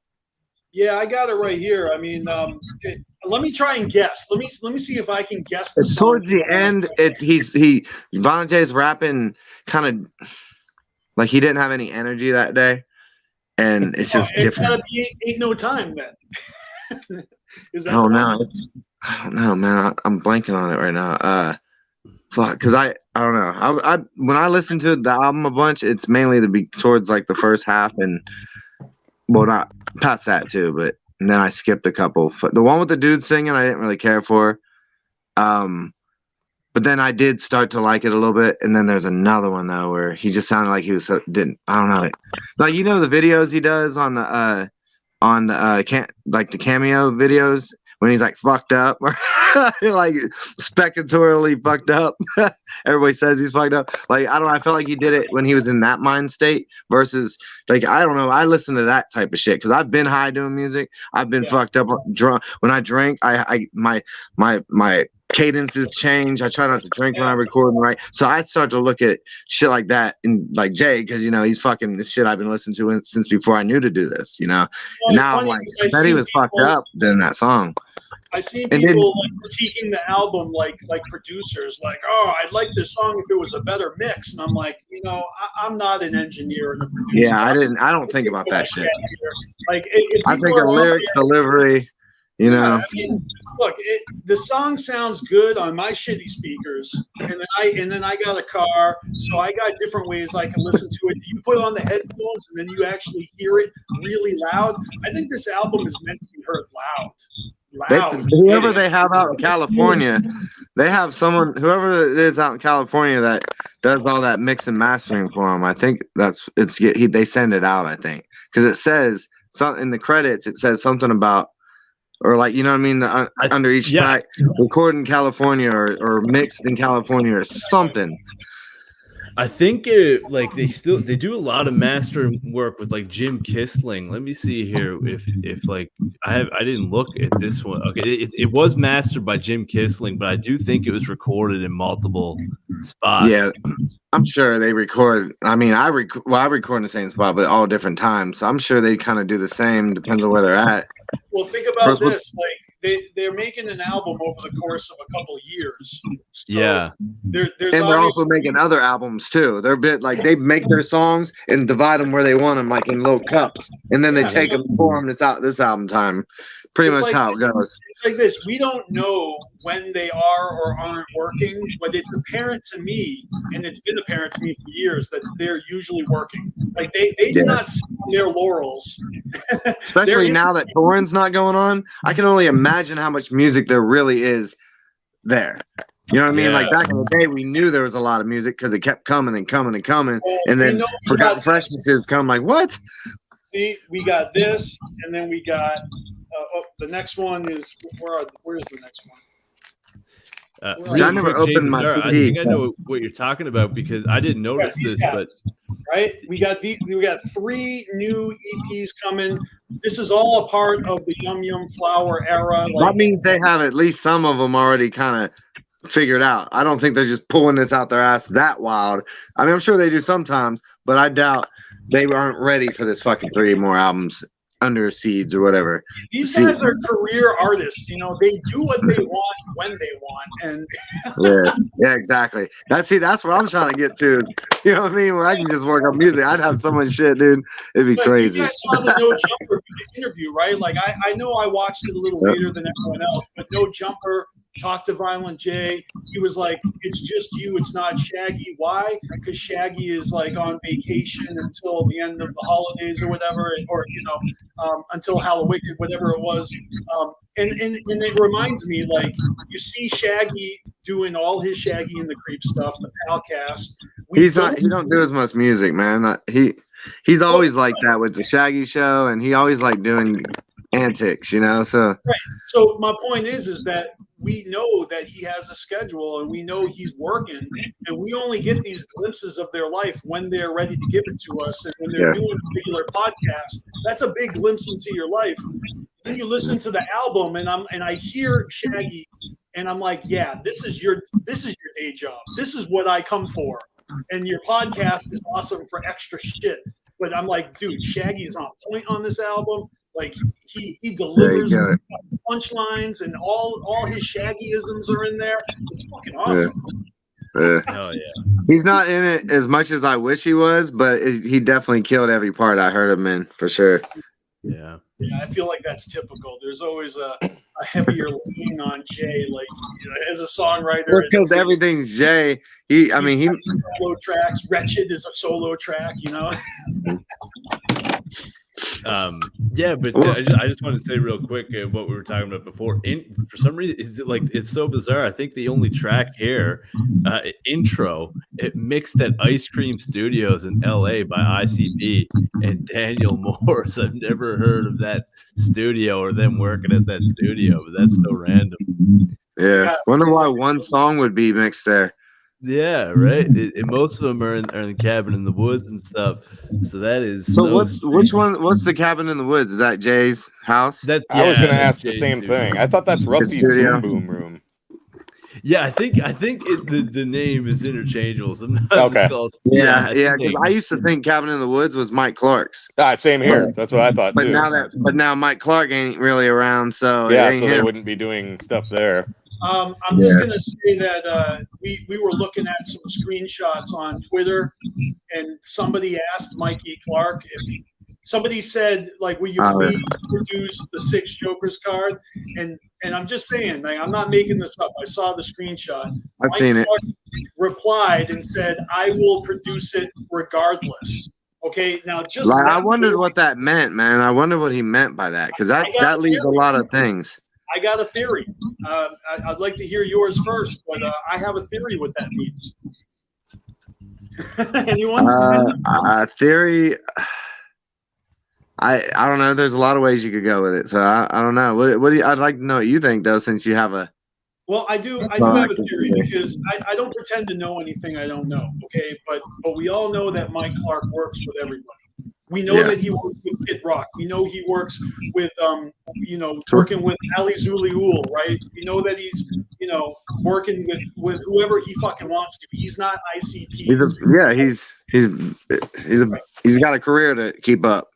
That being said, juggalos love, old school juggalos like me love Mikey Clark. Like, not just his work with ICP, but I love he puts out his beat albums. I'm always eating up all the releases he puts out, and I'm trying to follow what he does, right? Yeah. So if people are bugging him about producing the 6 Jokers card, it's because he didn't produce the 6 Jokers card the first time around when we all wanted him to. I'm just saying, that was a thing. That was a thing that shook the Juggalo world when they said, "Hey, the Six is coming, and it's going to be produced by this other guy, Mike Easy Weezy for Sheezy," and we're like, "What?"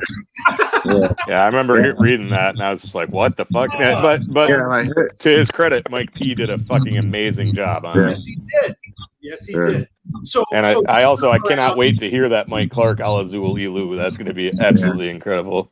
Yeah, everything Clark does is incredible. When he does shit for the wicked shit, like Project Dead Man, forget about it. That was awesome. I got that album right down here, man. I love that album. Okay, so I digress on Mikey Clark like that, but here's what I think that comment means. Because ICP was talking about having Mikey Clark beats like that they may use on Yum Yum and on the Patreon. Remember they were talking on the Patreon. Yeah. So do we know? I haven't looked. Is there a Mikey Clark production on Yum Yum Bedlam or not? No, it's all Devereaux. I don't believe so. Okay. Don't quote me on that, but I don't think so. Check, but no, I don't think. So here's my theory. My theory is that Mikey Clark knows that ICP has his beats like on deck, right? And so when Juggalos are asking him if he will produce the Six Jokers card, his response is, "I'm going to produce it regardless," meaning they already have my beats. Like it's already out of my hands. They got the production they want from me, and they told me it's going to be on the 6th. Because, so he probably just knows that. And if he's not going to work on new shit, he's like, "But I'm going to produce it regardless because I already did." That's what was the question that prompted that again? Somebody asked him if he would produce the Six Jokers card, meaning the next Joker card. Right. And he said, "I'm going to produce it regardless." And he said, "I'm going to produce it regardless." And that means even if they don't ask him to, they must already have beats by him. You know what I mean? Yeah, because they said that's a good theory. They definitely have some that they haven't used because they offered to use them on that Patreon. Yeah, so, they've said that quite a few didn't times. happen. So I'm sure they have some. I mean, I gotta ask you guys this: did you see like the day after Halloween? One of the producers of Yum Yum Bedlam, the one-man crew, and I remember being introduced to them when they were doing the production Patreon, where they were playing us different beats, right? So one-man crew, shout out to him. I know we're new friends on Facebook. I saw him sharing a link where he put all the beats that he made for Yum Yum Bedlam out on a YouTube video and said, "This is what Yum Yum Bedlam could have sounded like." But they didn't choose any of those beats. They only chose like one or two of his beats, and the rest are all Devereaux and Shaggy the Airhead and yada yada Kuma. So I'm just asking, have you guys heard these beats yet? I haven't. I have not. I didn't even see that. I'll put a link in the description. I'm going to share the link with y'all. And next week, whether it be midweek or Saturday, I would like to have a conversation about that with y'all because I'm going to check it out. I'll check that out for sure. Yeah, definitely listen to those. My question to One Man Crew is, why did you drop that like the day after the album was released? Like you couldn't give Yum Yum Bedlam a fucking day to have its moment before you're throwing out all the rejected beats. Isn't that shooting yourself in the foot? Because ICP probably would have used those beats on other projects unless they told them, "No, we're not using any." Yeah, maybe they just said we don't need these or whatever. I feel like maybe they didn't want them go too soon and shared these beats that could have been dope ICP songs on future projects if he had just been patient. Instead, he dropped them all immediately, and he's like, "This is all the work I just did, and I want y'all to hear it." Well, if you was looking to his mind as a producer, I mean, he probably spent. Maybe he got the buzz was told, "Hey, make us a bunch of beats." So as a lone artist in any sense, beat maker say, he was probably like putting all his time into it, right? And so he was proud of it, and then it got rejected. So now looking from outside the box at someone who feels rejected, regardless if they've been down or not, but they were told to do it, say if that happened, I could see why you might be like, well, they got rejected. If anyone wants them, but I don't know the light that he did it in. Like I'm just hearing what you say about it. Say if you click the link, which Nobody Man has provided for us, it's right there in the chat, guys. But you can read for yourself. He's very respectful about it in the description of the video. He's not hating. He's not hating at all. He's very. I'd like to hear him. I might need some shit. Yeah, that's what I'm saying. Like, go hit him up if you guys want rejected Joker's card beats on your album. Here I am spelling One Man Crush shit for him. I don't know how much he's charging. Hey, yay. Get your song to sound like a Joker's card. I mean, what? It don't sound like a Joker's card unless it's fucking a Joker's card.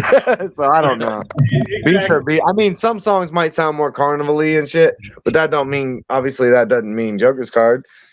You know what I mean? Everybody's allowed to fucking feel the way they feel about this music. One of my good friends, Lori, bless her heart, she said that this album, Yum Yum Bedlam, gave her like a Let 'Em Bleed, like a DJ mixtape feel, and she said that really early on. And so, as an OG Juggalo, maybe that's because it's all these different producers. It's not just one Mikey Clark thing where you feel like you're under the warm, cozy blanket of Mikey Clark the whole roller coaster ride. Like now, it really is Bedlam. Like Chaos said, it's Bedlam. It's this, and then it's that, and then it's this again, and then it's Richard Cheese, and then it's That's dope, man. That's sweet to switch it up like that, for real. That's what it should be like.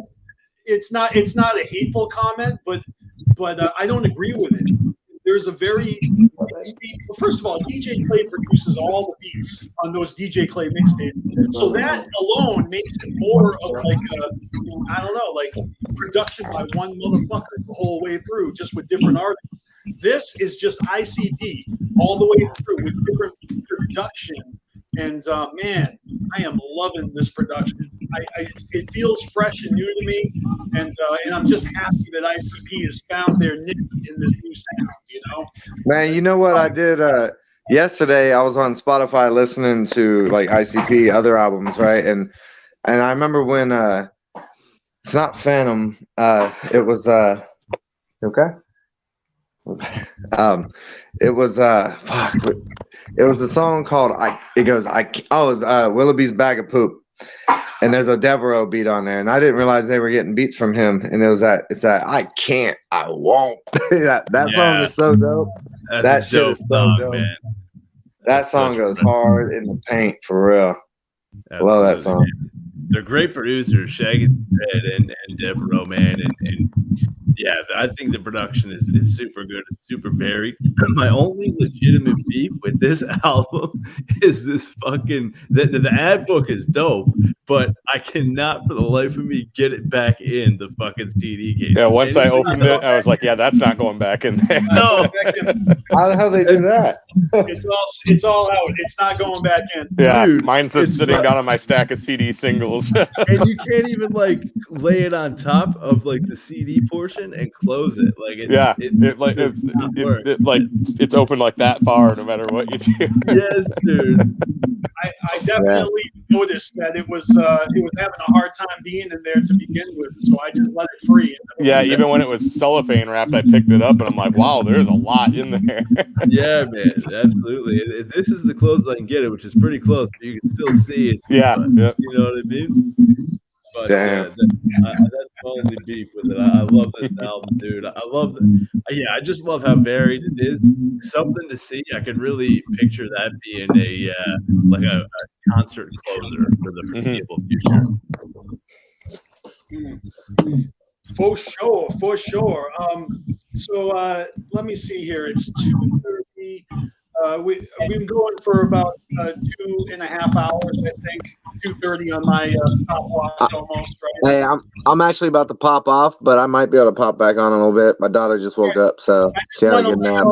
I got like a good hour-long clip I'm going to be playing soon, and you guys are welcome to join me when like after that period is over. I'll come back live again. If you guys are still here, cool. If you notice I'm back, you can come join me again. You guys got the link, Hell yeah! No, it's funny. I was about to say that I had to bounce too. Yeah, I'm going to be getting going pretty soon as well. I got some plans. I'm going to see a band play tonight. So. Hell yeah, man! Thank you for sending me the CD. J Bazaar on deck now. Everybody go. Yeah, thank you for the support all the time, brother. Yep. Yeah, congrats on the top, dude. It was good meeting you. Yeah. Oh, y'all too. Much love. Yeah, nice talking to you. Much love, Don. Whoop, whoop. Hey, peace. We all came on together and we're all bouncing together. That's good. This is perfect timing, you know, because like I said, I got my mystery special guest segment coming up. We are not done talking about Yum Yum Bedlam. That's going to continue to happen. But I can't stress this enough. It's a great EP by Jay Bazaar. The tracks are all listed right here. It's a short listen. Especially the song with his kids on it is really cool. You got to check it out. Go on Spotify. Give him a follow. I was just going to ask if he's on Spotify. I've heard him on like YouTube and stuff before, but I've never been able to dive into his catalog, and I really wanted to. I know I could have just looked it up on Spotify, but I just never get around to it. I recommend on his Spotify, he probably has it visible right there. There's a playlist he has that has like all his work that he's done that like maybe isn't on an album, but because all his collabs on other people's shit, it's all on this one easy to digest playlist. So if you want to check out his shit, go to his Spotify. That's where you can find it. Yeah, I definitely will. And same thing with you, MC Snacks, and your new album. How's that feel? You're already working on the next though, right? I believe it or not, I am. You know, I don't want to spoil too much, but this coming May is the 10-year anniversary of when I put out my first album. So I kind of want to do a little project for that. We'll see how it goes. I've been, things are in the infancy stages. I'm getting ideas, song concepts, going to be starting working on some beats. I'm always working on something, Hell yeah. And I also want to make sure we plug your music video that you dropped while I was on hiatus. So I wasn't able to share that because I was on hiatus, but now I'm going to put the link in the description. Everybody just go click it and watch this music video. Check out the album. Go to MC Snack Spotify. Yes, if you want to see me get my ass kicked by a giant pizza slice backyard wrestling style, thumbtacks and everything, you watch that video. Let me know what you think. I've actually been meaning to look into your stuff. I just haven't. That's another one I just haven't got around to. Hell yeah, man! I've watched all your the things you and MC Lars do on the Joker's cards, and I keep meaning. I've always been like, I gotta check out his music, and then I just never get around to it. So I'll definitely do that. Hell yeah, I appreciate that, and I appreciate you watching Hatchet Chat, dude. Yeah, all my stuff is on Spotify. I would say like that music video is definitely a good place to start. It's a single off of my most recent EP, so that's definitely a good starter. Cool. If you type in MC Snacks, it should come up. My spirit meter is maxed. And yeah, man, let me know what you think. I'm well acquainted with BeastMaster and Don Chaos.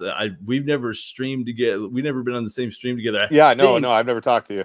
No, yeah, we may have had a brief encounter at. Were you at the second DCG Con 2018? Yes. Yep. Yeah, we may have had a brief encounter there, but nothing, serious. Yeah, so it's getting to know you a little bit better. Yeah, today, it's a pleasure, man. Were you the two that were throwing rocks at each other out front? That was us. Yeah. Yeah, me and Echo was like, we got it shut down. Yeah, we got the whole thing shut down. Yeah, that was That was deep. It was because he hadn't checked out my music yet. I figured that's what it was. I was like, MC who? And like he just raged, and I had to throw rocks at him. Exactly. I'm very sensitive about that. Nobody, man, is putting everybody's links up on the screen. So here's Jay Bazaar, and we've got MC Snacks here. Where's MC Snacks? Hell yeah! Here it is. Thanks, nobody, man. Man, I feel bad. I've been neglecting the chat, dude. We've been talking to Yum Yum. I've been looking at the liner notes. So shout out to everybody in the chat. Scotty Balls, Brooklyn Menace, nobody, man. Ninja with a pencil. Man, Ivy Killer, what's up? Ivy Killer was sharing the shit out of my video. I went on my Facebook page and I just had posted the video, and like, a couple hours later, it was like 20 something shares. And I go and click on the shares, and it was Ivy Killer just posted to like every fucking Juggalo group. Yeah, Ivy Killer is good like that. I've noticed that a few times with my show and Chaos. Like Ivy Killer be promoting all our shit. So props to him for real. Hell yeah, man! And that's a fellow Canadian as well, So fellow Canadian, fuck yeah. I gotta ask real quick, MC Snacks, is that you said your video? It's my spirit meter is maxed out. That's got to be a reference to WCW NWO Revenge, right? or World Yes, Tour. All right. it is. Thank Yes. you. That Yep, makes my two of the day best that you wrestling video fucking games ever made, man. And then of course the WWF ones after that. 100%, man. I love those games. I still Those are play them. amazing. They're so Yeah, fucking good. I gotta dig up my N64. I think is at my parents' house still. I gotta dig that up, and I still have all those games. I never got rid of them, so I gotta get those all. But Man, I don't really have a TV that can work with it, so I'd have to get like the cable or whatever that you can hook it up to flat screen. So hell yeah, you got to get it going, man. They're as good as you remember. They I still know. hold Yeah. up today, bro. The last time I played them, I was just like, it was quite a few years ago, but it was the first time in several years at that time, and we're just like, God, these are amazing. Yeah, they're so good, dude. That made my night, brother. That you recognize that, because like, and I hope it fills your guys' spirit meter, man. I think it probably will. You know, it's two things I'm going to say. One, when I listened to Yum Yum Bedlam, you know, that first song, Welcome to the Carnival, it actually made me think of MC Snacks. Like your music, and I'm just saying, like that one song and the way that his flow and the beat, I'm like, this sounds like a fucking MC Snacks song. Like, as opposed to you sounding like ICP, I felt like they sounded like you.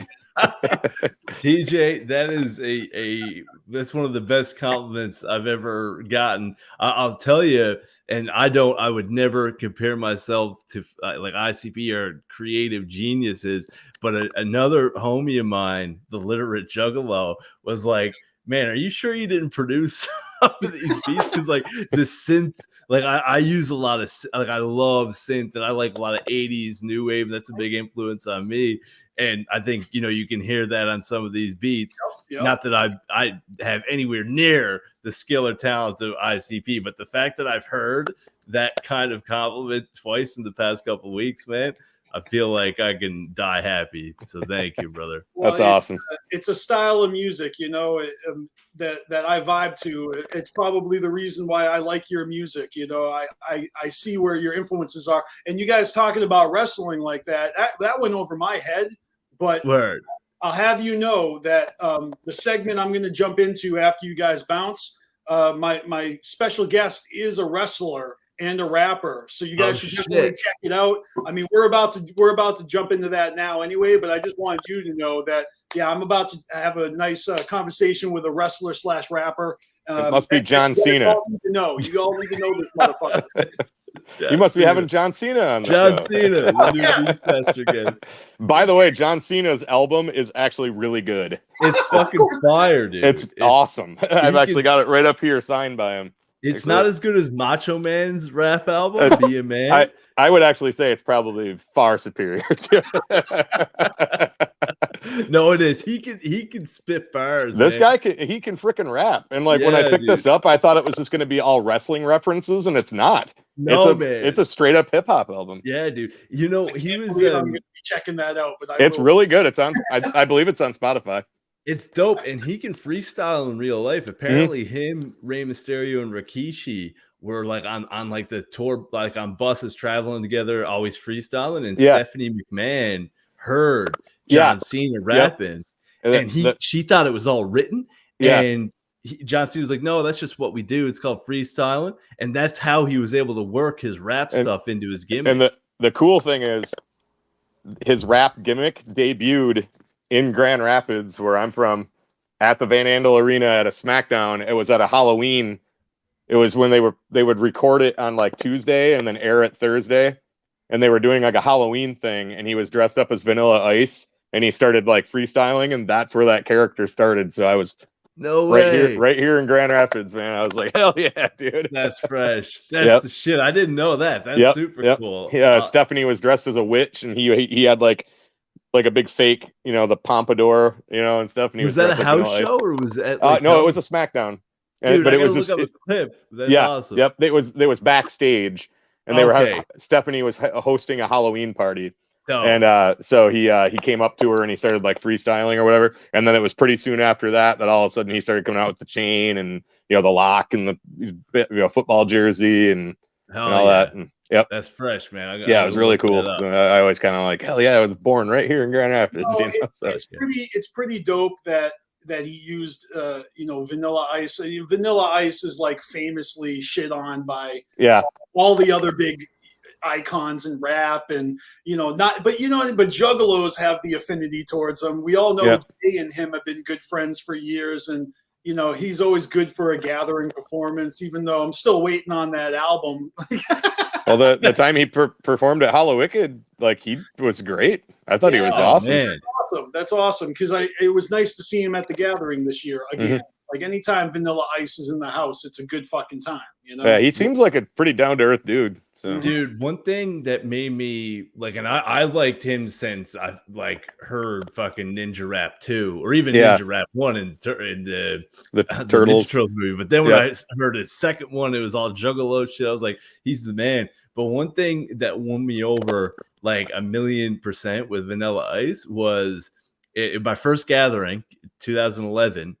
Like it wasn't even before his set. It was like 3 or 4 sets before him. It was still daytime, and he came out and he was testing like the monitors and shit. And he was like, "What up, Juggalos?" He's like, he was just fucking like doing like sound check shit, and like, I guess just to help out, like maybe because he knew. And he was like, "Yeah, I need some more highs in this one." And he was like, "All right, Juggalos, peace." It was just like so down to earth. Like, it wasn't like, "Fuck that, I'm not going out there." Yeah, I'm too big of a star. Yeah. Man, I just thought that was so fucking cool of him to do that, man. I know maybe you guys got to go, but I'll say one more thing because you just made me think of it. In the liner notes for Yum Yum, they mentioned Zitro being the new artist on Psychopathic Records, and I remember this is what made me think of it. Chaos, was it you or it was you I was with? We were standing by front stage. We were in line for VIP, and Zitro started performing. So we were right there when Zitro started his set. And I also remember the Rude Boy really big upping Zitro, like almost like he knew that this was a future signed artist, but he didn't reveal it. But he's like, "Keep your eye on Zitro, my boy." Like, he's gonna blow up. Heard from his set sounded really good. Yeah, that's my point. Like, it just made me think of like, that daytime. All of a sudden, main stage was quiet. He was at Hollow Wicked too this year. Word. He was at Hollow Wicked. Yeah. Did he play at Hollow Wicked? I think so. Did he? I don't remember. I remember. I heard he was around just hanging out and shit. Yo, you guys had to have drank out of that ice luge. Everybody who took shots off the ice luge has amnesia from Hollow Wicked. Y'all don't know what happened at Hollow Wicked. Y'all have no memory of any songs. You don't know who performed. Vanilla Ice was there. You were the one song I know they anesthesia. did perform, which was at the release party. They did perform "Ain't No Time" live, and it sounds good live. Oh, dope. That's fresh. Okay, I knew that they had done a song. I couldn't remember what I heard. And they even brought out the dude who does the chorus from Roadside Ghosts. Oh, dope.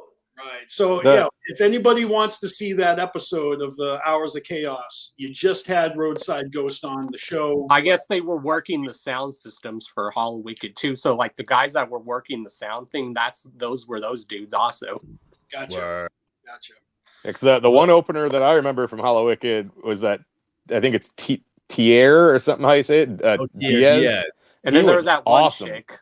Yeah, her I didn't really. Dana Dentata or something. I didn't really dig her too much, but that Tier Diaz, or I hope I'm saying his name right. He was awesome. He did a song with Stone Cold Steve Austin's entrance music over it, and he put on like a vest and everything. BeastMaster probably is familiar with him because he's from Massachusetts.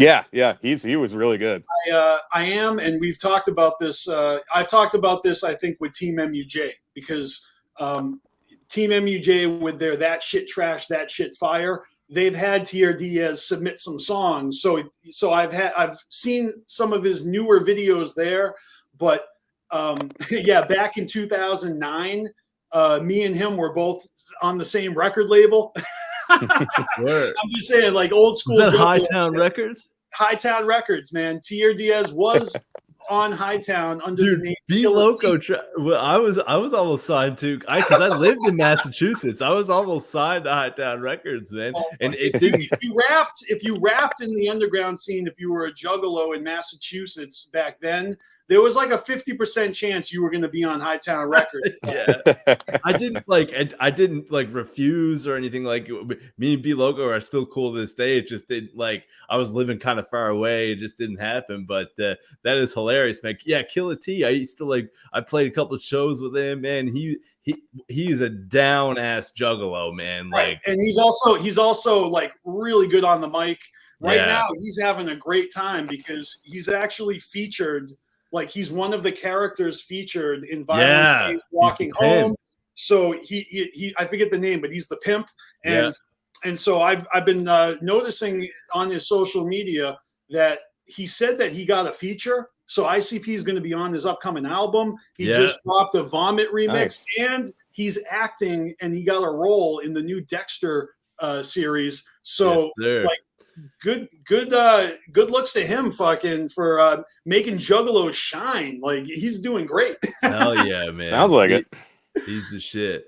Yeah, because he's still showing love to Juggalos is my point. Like that's right, 100%. Like at the height of his popularity, he dropped a Vomit remix. Yeah, like, you don't have to do that. You know, that's not necessarily a good look to everybody, but he's showing love. I'm sure he'll continue to do it no matter how big he gets, man, because he is one down motherfucker.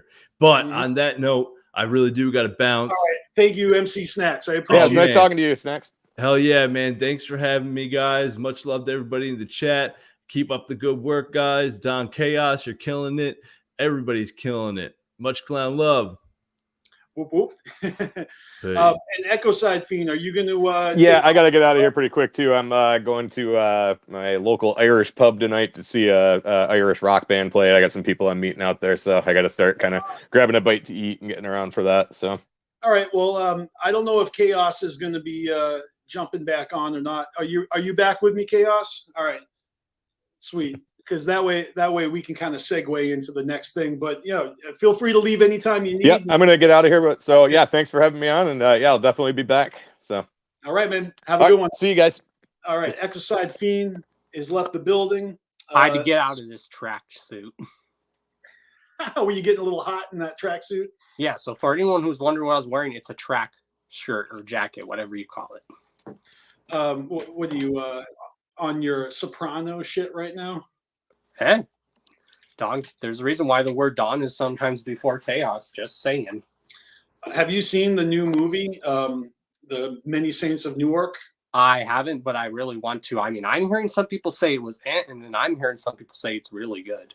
Like they say if you want to get into The Sopranos, watch that show and then watch the TV series. Well, I think the reason they say that is because it's a prequel. So yes, but they say if you want to understand like the stuff they're talking about on the show, watch the show and then watch the movie.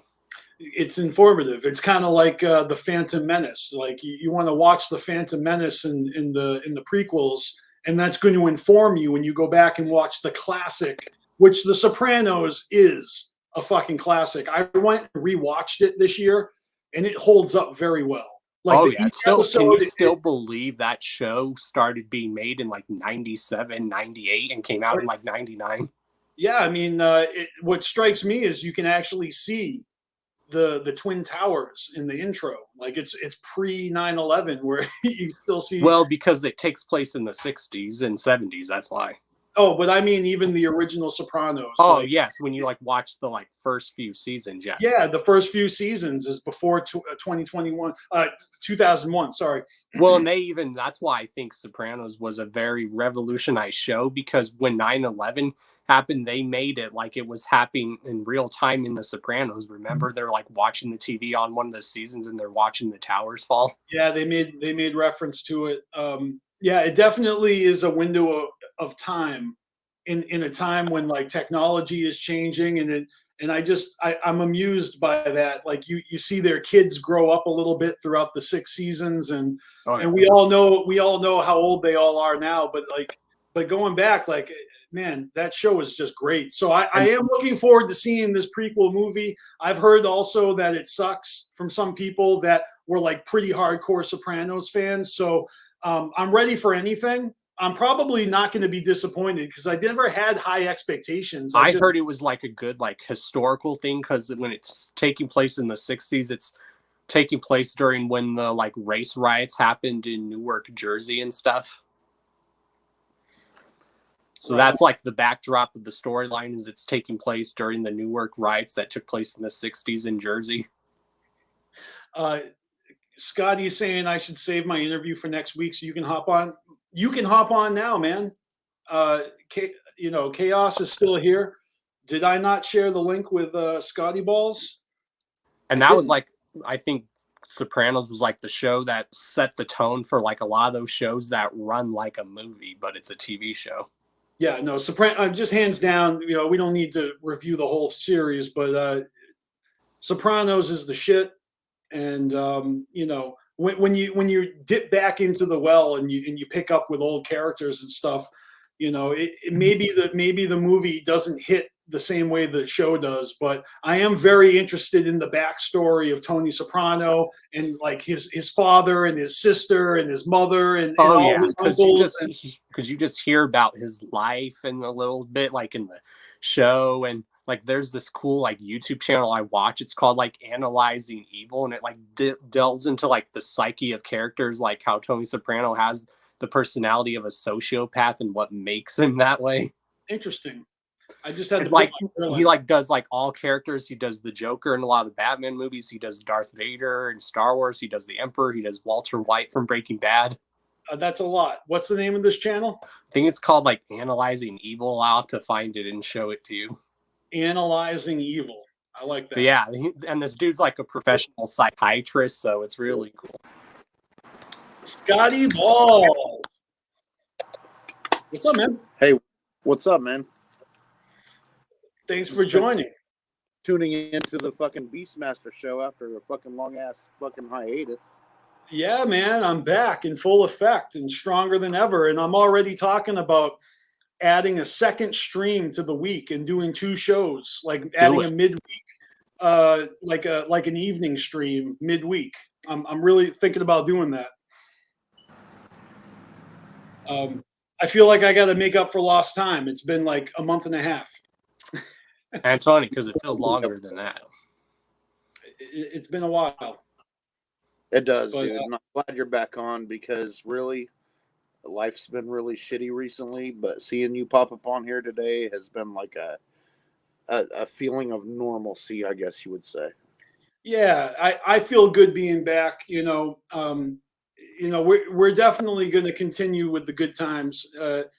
I know what you're talking about, and Scotty, I hope things pick up for you. I mean, I don't want to put your personal shit out there, but I'm always thinking about you, and I appreciate what you've done to help me fill in the void, and host the show for a couple of weeks this month. That was great. I really appreciate that. Sure, man.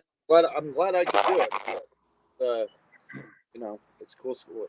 I didn't read that. Listen to Don and Scotty save today's pre-record. I'm not saving it, man. I'm gonna play it, but I'll play it later.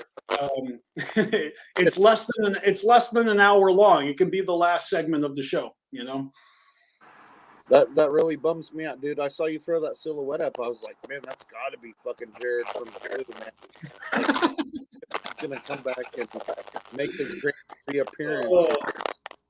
Yeah, that's definitely not happening. I'd feel bad if it was like such a or something.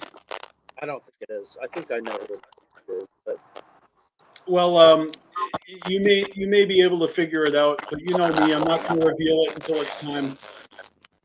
Is that me doing that weird feedback, or is that chaos again? Okay, I don't know. Let's find out by telling me right now, what's your favorite track off Yum Yum Bedlam?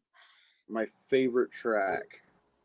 I'm going to say just basically right now, Here Comes the Carnival.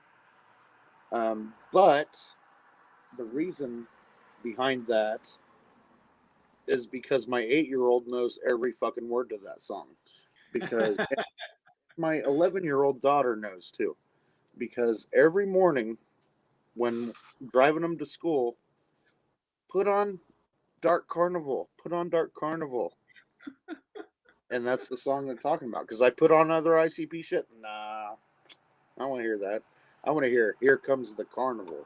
That song is really it dominates. Like that song is like just full, high octane, in your face. Like I said earlier, this album is meant to be listened to loud, and it bangs, man. Oh yeah, and like that song, it could be like added. Like if you were gonna like do a playlist of where ICP mentions anything Dark Carnival related, you can like put it as part of that playlist. They kind of have like the party song up front and center, like like Juggalo Party from Missing Link. I feel like it's that type of song, but they really just put it right in the beginning of the album this time. Well, and I noticed they did the opposite because Fearless Fred Fury ended with that crazy song I Like It Rough, which is all crazy and demented, and then you open up with this album with something soft and calm, where aren't usually ICP albums like hype, like rah rah. They did something different this time. Well, this one with the images that they give us, let me see if I can find it. Yeah, and it's just something you can hear at the gathering. Like, here comes the carnival. All right. Yeah, but you see this backdrop, Chaos? Look at this. All right. Mm-hmm. I mean, it's serene. It's in the mountains. It's a fucking garden, So you can hear birds chirping. You hear birds chirping, So they've got this this vibe going, and then you hear the female voice luring you in. And then she starts laughing and cackling like a witch. And then, they really kind of just slowly dole out the situation. And she explains, like, as I digest you. And, it's just a well thought out Oriental theme. You notice the Oriental theme. It looks like a garden, like in a Japanese palace. Mm-hmm. All right. Well, fun fact. And that's what their stage looked like at Hall Wicked. There was all this Oriental Asian architect. And I don't think anyone noticed that. I'm like, Nobody noticed it. You know what no one did? No one took good photos of it. I haven't seen. I'm guilty, but it's because I was getting very hyped in the crowd. I know. I saw a million pictures of Juggalos. Nobody took a picture of the dope-ass set. But I did get on stage, though. Like I said, at one point, I was literally next to Jay on stage. Right on. Yeah, I'm really liking the look of the open mouth, on Yum Yum. Good stuff right there. Well, the whole, I don't know. There's another level to it all because it is. And you notice the faces of some of the seeds are changing. All right, chaos. Slow down. You're all over the place. Let Scotty get his thought out. Do it. I've been trying. You know what? It really doesn't matter. If Chaos has a legit thought there, go ahead.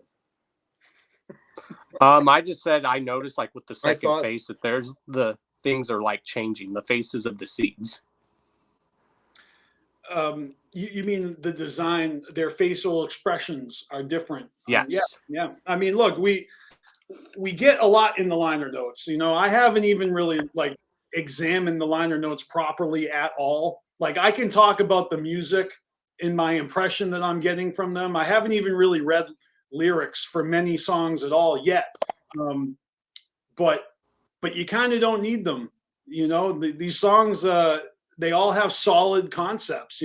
Insomnia is one of those great Violent J joints, where he's just got this crazy rap flow going. Has anybody really delved into the very last track on the whole fucking album, Something to See? Dude, Not yet. That track is like so fucking incredible, dude. I mean, it is so deep. Well, we talked about the aspect of how they're covering old obscure 80s songs, but beyond that, we haven't talked about the actual song itself. Like the whole substance to the whole fucking track. What is the very last image before you go blind that you want to be seeing in your mind for the rest of your fucking life? Yeah. That's what that track is about. It's like,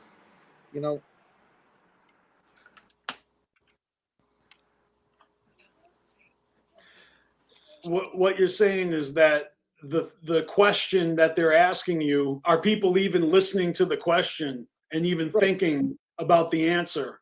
You know, there is an actual question being asked, and then the lyrics of the song are Jay giving you his answers to the question, the things that he wants to see. What is his answer? What is the very last thing Jay wants burned into his fucking mind? His kids hugging each other?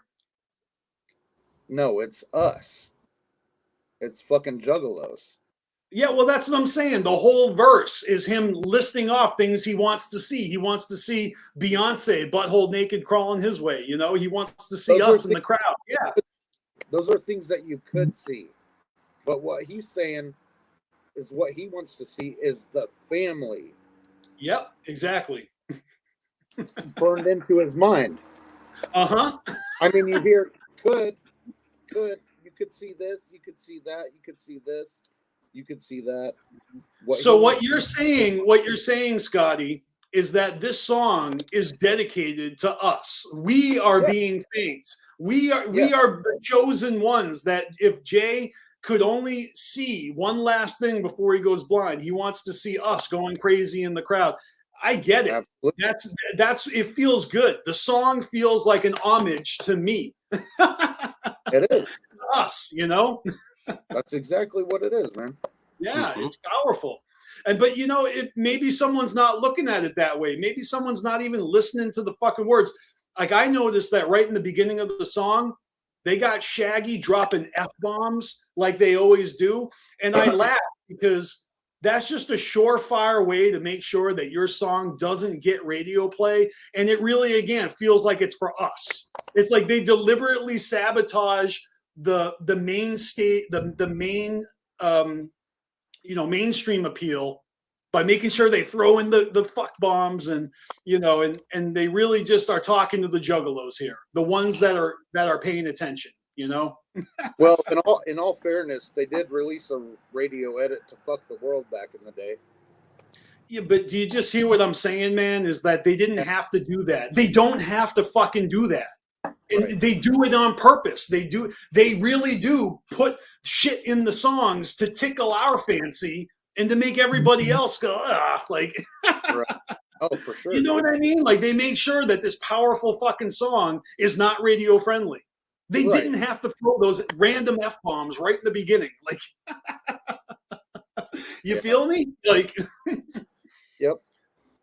I mean, but that's what's cool about it. Shaggy at the end, he's like talking to us. It kind of reminds me of his rant in the "Where's God" song. Like, I see you up in the bleachers, you know, fucking, you know, yeah, I don't know. It's just cool. It's a really good fucking album, and that's a good song to close it with, you know. But I got it playing on repeat, so when it comes back around, Here Comes the Carnival is such a force to be reckoned with that there really is no beginning or end to this album. It just plays on repeat, and it's good to jump in anywhere you want, you know? Absolutely, man. It's a good time to be a juggalo. I'm saying if you don't feel this album, if you're not excited about it still, me and you, we're in our fucking 40s. I mean, we got motherfuckers younger than us that, you know, haven't been around as long. Not Chaos, I'm not directing this at you at all, okay? But I'm just saying, old school fucking juggalos that are excited about this fucking album. And we fucking, you know, we still get that fucking flame, that excitement from hearing new ICP and taking it all in and, you know, all that shit. It's not an act, you know. I feel like if I didn't have the BeastMaster show, I would just be in my own world fucking enjoying this shit as I am. Now here I am like broadcasting and telling y'all how I feel about it. And that's because this is my shit. Like, you know, and the time has come to fucking hear this new shit. These years we've been waiting and waiting and waiting. And now it's finally here. And I feel like it's been well worth the wait. Cause I mean, really think about it. People bitch about it when they're waiting for it. And then they bitch about it when it comes here. And now I'm starting to think that they're just bitches. Like, you can't make anybody happy. Like, the people that are happy already, this music isn't supposed to fucking like just make your life magically better. You got to come 50% and actually like hear the messages, and you got to show up to the fucking music. Right. Exactly. And if you don't like the music, then you are welcome to leave. You know, nobody's fucking holding you here. No one's forcing you to fucking rep this shit if you don't want to. I love it, so I'm gonna rep it proudly, man. This is awesome. Yum Yum is dope. Absolutely. Yum Yum's the fucking shit, dude. It's the people. I don't know, man. It's fucking crazy seeing people say I haven't liked anything ICP's done since, fucking Hell's Pit, and it's like, why are you still here since Hell's Pit?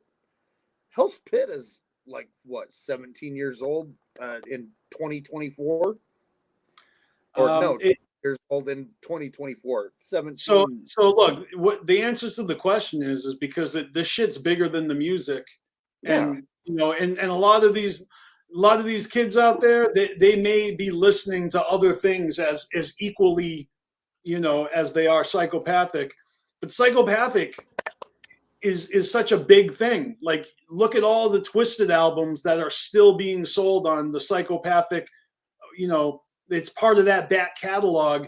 And it's obviously like two different competing companies now. And it really feels just like they were saying on that podcast that ICP was on, that wrestling podcast. What's that guy's name? Chris something. Come on, Chaos. What's the fucking wrestling podcast that they just did the interview on? Oh God, it was something that a WWE wrestler does. Okay, well, you don't know his name either. But they're saying that everything is relatable to wrestling. They were talking about that. Did you guys watch that? Yeah, I heard that. Yes. Right. Yes. I mean, look, I missed a lot in the past month and a half. So, I'm here to talk about it now. The No Jumper episode with Violent J was really good to hear, because I feel good knowing that all these songs about heartbreak and betrayal and love lost, this is all music that he wrote, but he is currently in a good state of mind, in a new relationship, getting rehabilitated. So it's like, all right, I like this. Like, it's not like we got to worry about Jay. As a matter of fact, I got to say the song "Bitch I'm Fine," it fills me with the warm fuzzies. Like, I think I love the production. Like, the song is dope, but when you hear the song, man, it's like it just hits a different way when you know about Jay's real life condition. I mean, he even mentions it in the song about his swole heart that could explode. I'm like, Jesus, I almost feel like this album is very self-aware. Like, they're talking about, look, join us in the afterlife. They know their music is going to carry on after they're dead. They know this. Yeah. And this song, this music almost feels like it's written from a place where they're comfortable with their own mortality. And they just know that juggalos are going to be fucking listening to this shit for years and years and singing about joining Violent J in the fucking Shangri-La one day.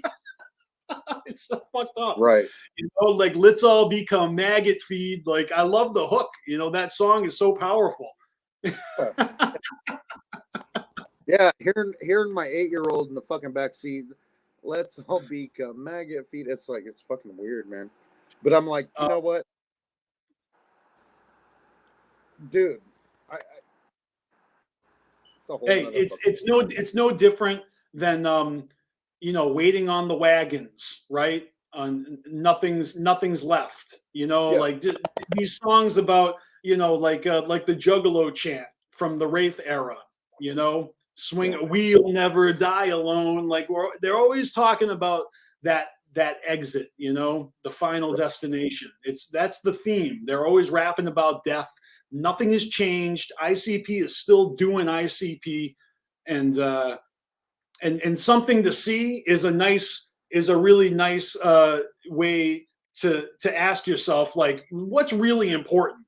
Because if you ain't got no fucking time left, it's funny, ain't no time. Time is inevitable. Like, Jay's fascinated with these things, and he's been on that tip for a while. Look at the end of The Marvelous Missing Link with the song Time time.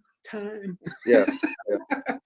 The thing with Something to See, though, it's not even a matter of death there. It's just a matter of going blind. Right, but it's about appreciation. You know, like, it's about not taking something for granted. Like, if you only could pick one thing, you got to pick what's important. And Jay is like looking back and he's like, oh yeah, Woodstock, that was amazing. You know, my sister, my mother, my brother, my kids hugging each other. He got all the important shit. He even mentions his deadbeat dad getting kicked in the face or something. Like, yeah. You know, so look, there's a lot of things in here. If you know ICP as well as we do, there's a lot going on in this album that'll make you go, that sounds about right. Like, oh, there you go. They're very clever with their wordplay. Like, there's so many lyrical fun moments, and it's coming from Jay and Shags. You know, like it makes me laugh because I'm just a huge fan of their music. And they delivered it so well. Like, Shaggy is on point. Like I said this in another segment, his verse on the Drunk and the Addict is insane. It is just so well written. Sitting with his clone Joey Bag of Bones. Oh my God. Like, just every fucking bar hit. Yeah. It's a fucking dope song, man. I love that track. And I guess that might be the only one, because the watermark in the beginning, it started off as Devereaux, but then it ended as Shaggy the Airhead. So I wondered, I wish that they had another one for Mythic Minds. Like, I always think when I hear that, I'm like, oh, this is the Mythic Minds track because they worked on it together. I asked Devereaux on my fucking show, on your show a couple of weeks, if that was a collaborated track, because I was like, it's like Devereaux the Airhead. Mm-hmm. Yep. On the beat. Yep. That was a collaborative track there. That's what's up. And that's what I think of when I hear that. I'm like, because I know that together, Devereaux and Shaggy the Airhead are Mythic Minds. So it would have been nice to get like a mentioning of that, though. Instead of taking their tags and putting them together, I would have loved to hear Mythic Minds in the beginning or something. Right. Yeah, it's definitely a lot to be said about the album. So I'm very thankful that you guys are here to chop it up with me about it. Anybody watching the BeastMaster show, if you're sick and tired of hearing about the album, then you're probably done with the BeastMaster show, because we're not done talking about it. Man, this is the yum era, man. Yeah, because I'm gonna have more of my previous guests on here, and I'm gonna be asking them for some of their opinions. I want to know. I want to know how people are vibing to it. Well, like I said, this album's been like therapy a lot for me because of what I'm going through. Well, that's the powerful thing about a Joker's card, is that if you let it, it could really enhance your life. But you got to be honest with your life. What's going on? What's that, Scotty? Pull that comment back up from Shoddy Boom. It says, finally, the OGs like myself share the real about the album. I've been skipping along since it dropped. MCL, Spirit, know what I'm saying? Hell yeah. Hell yeah. That's look, I haven't had a chance to check out anybody else's reviews or videos about it. And if there are some out there, let me know, point me in the direction, because I'd be glad to check it out. Sometimes I like to avoid album reviews before I can hear the album adequately. Absolutely. And then after, because now that I have my own opinions about it, I'm open to hearing other people's opinions. What I don't like. Well, that's what a review is. It's your own personal opinion. Yeah, but I don't want to hear people's opinions on something that I haven't even heard myself yet. So I'm not trying to listen. I'm the same way. Before I hear the music.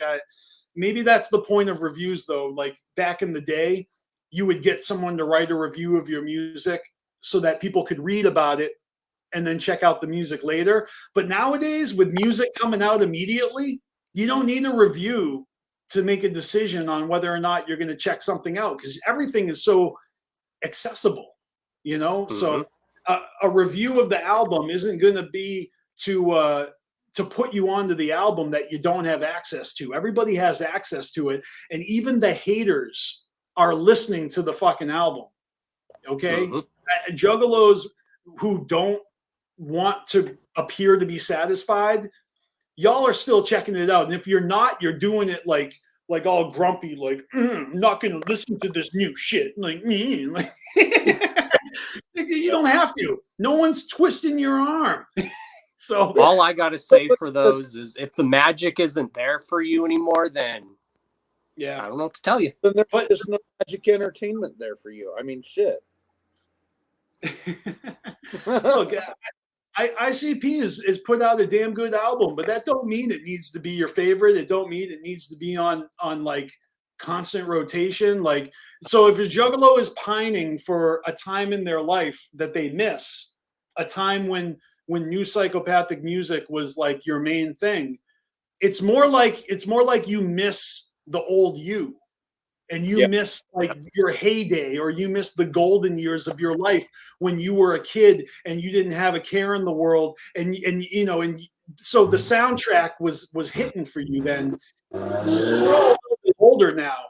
I listen to music now that I never listened to back then, and now I'm not listening to the stuff that I used to. So I'm a different person now, you know, and I'm still thoroughly exactly. And I think because a lot of people, these albums like bring them back to a significant in their life. Like, as much as everyone gives the Marvelous Missing Link shit, but at the time what I was going through, those two albums helped me like mentally for what I was going through at the time. That's a good thing, man. You know, I don't even think that I have a problem with anyone that doesn't like the album and stuff, but it's just kind of like you have to put it out there because people are going to look at it up. Yikes. Oh, static. All right, Chaos, watch your static. We're going to bring Panic up instead. What's up, man? What's up, man? All right. Yeah, I was just in the middle of ranting about how it really is okay not to fucking love this album. Just don't expect me to give a shit. You know what I mean? Like, I don't care. I don't care what people think of it. But if you are liking it, you know, I'm curious what you like about it. Because, you know. Honestly, that's one thing that I do like about Juggalos is they're gonna let you know what they don't like, and we're not like M&E, and we just have a metaphorical syringe in our veins and we fucking love everything. You can't sit there and tell me that Blaze's cover of Pantera was the shit, because it wasn't. Somebody should have pulled him aside and told him, dude, this sucks. This fucking sucks. Yeah. Blaze is allowed to make a bad cover once in a while. But that was bad, dude. I love how Panic comes in here and immediately starts trash talking M&E, like not even a. And you know what? It's funny because, and I'll just me and CPN are cool. I have nothing against him. It's CPN knows it's hard to be his homie sometimes, but we're cool. Yeah, I'm not like CPN, and there's no reason for. I just don't care for the direction they go. I'm in the middle. But honestly, I can't tell you the last time I financially supported Magic Ninja. I just don't care for the direction that they've went in. And it doesn't even have anything to do. I don't even care that they didn't go to the march. It doesn't bother me. It just, I don't care for the musical direction they went in. Yeah, it's a different direction for sure. And I'll say this, because there's nothing about Twisted that I even think about anymore. It's like showing up to dinner, you know, and you know what's going to be cooked for you. Like the main course is going to be something like it's chicken, you know. You can't sit down at a chicken meal and be like, this isn't as good as steak. It's not steak. It's fucking chicken. All right. So if you wanted steak, you go get some steak. This is chicken meal right now. You know, so one thing isn't the other and the other isn't this. And, you know, people want to compare and bitch about it. Like, you know, have at it. Or you could just enjoy the meal you want to eat and not eat the meal you don't care for. You could try that. But don't sit down at one meal and bitch about the fact that it's not a completely different meal that's cooked differently and has all these different flavors. And it's okay to prefer one over the other. But don't you dare fucking hate on someone else for enjoying that chicken dinner. I will say that I don't like Heart and Soul.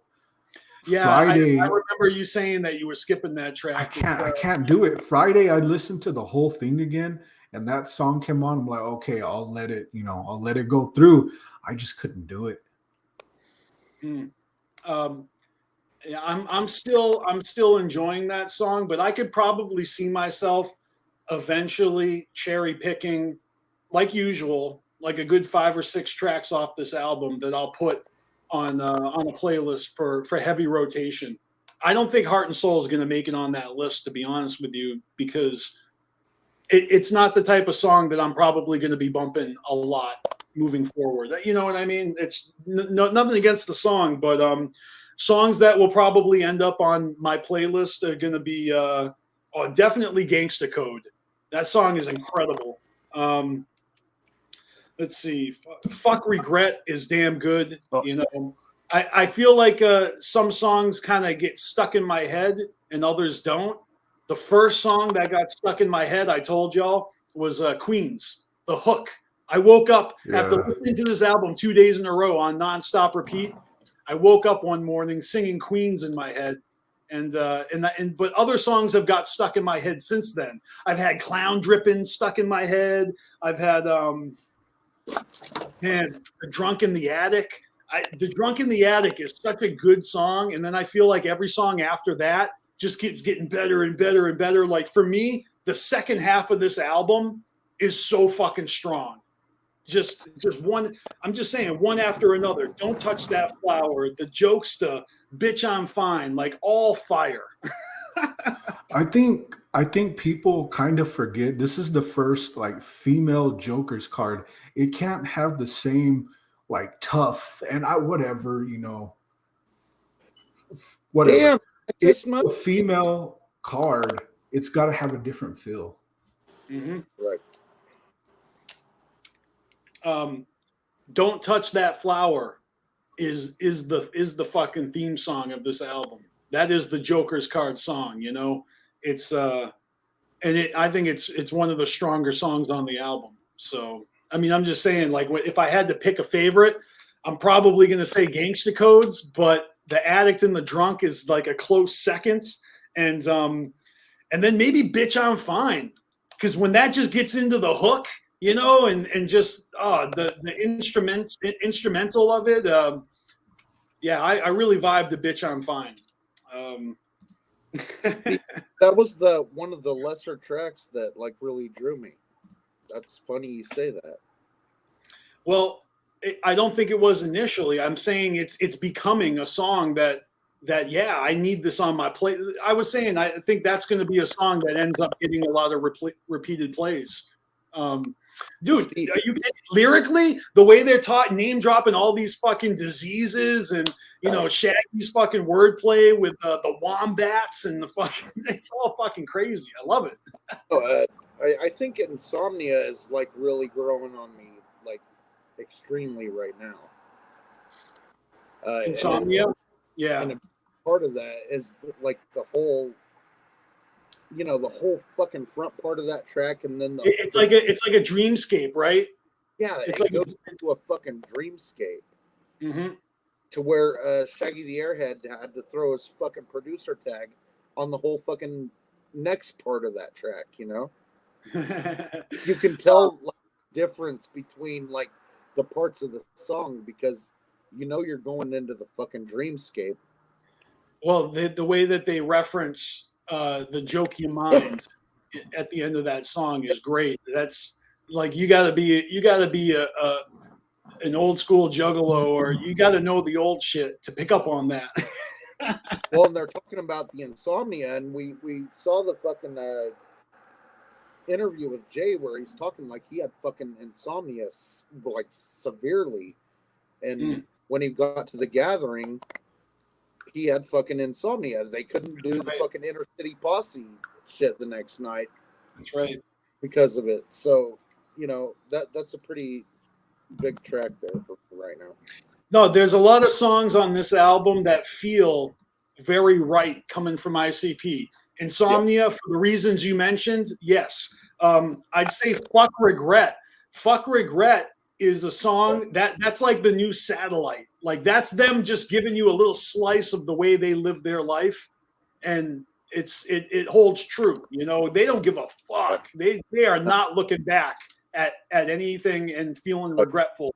And I really feel that song is hitting. And you know, for as far as like if you're gonna take any type of life advice from this Joker's card, that's a great one. That's a great one to help you if you torture yourself with regret.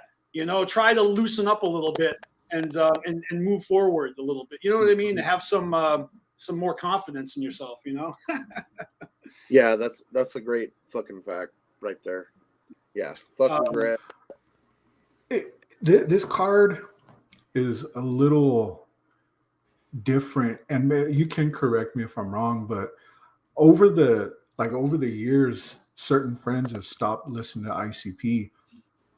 And the main thing I've heard is like, they're like, dude, I'm not in high school no more. Like, I'm not a kid. I can't listen to high school music. They're like, that's how Violent J raps, is like a fucking high school kid. And I guess, you know, they're right in some aspect.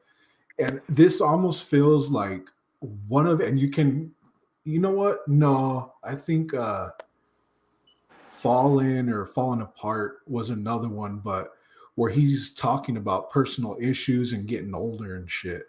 Wind Me Up is another song like that, you know, where he's talking about getting older. Mm-hmm. So this it's got some maturity to it. It does, dude. I'm telling you, man. After the ICP seminar at the Gathering last year, and seeing ICP do Falling Apart at the Gathering, that hit totally fucking different, dude. Mm-hmm. You know, just seeing, I don't know, man. It was fucking so wild, man. Knowing what was going on with Violent J with his fucking heart shit, and you know that they were going to be cutting back tours, and they're doing one fucking final farewell tour. Hopefully worldwide would be dope, you know? Yeah. I don't know if it's just States or if it's just gonna, you know, if it's gonna go worldwide, but I really hope they can go worldwide with the fucking next farewell tour.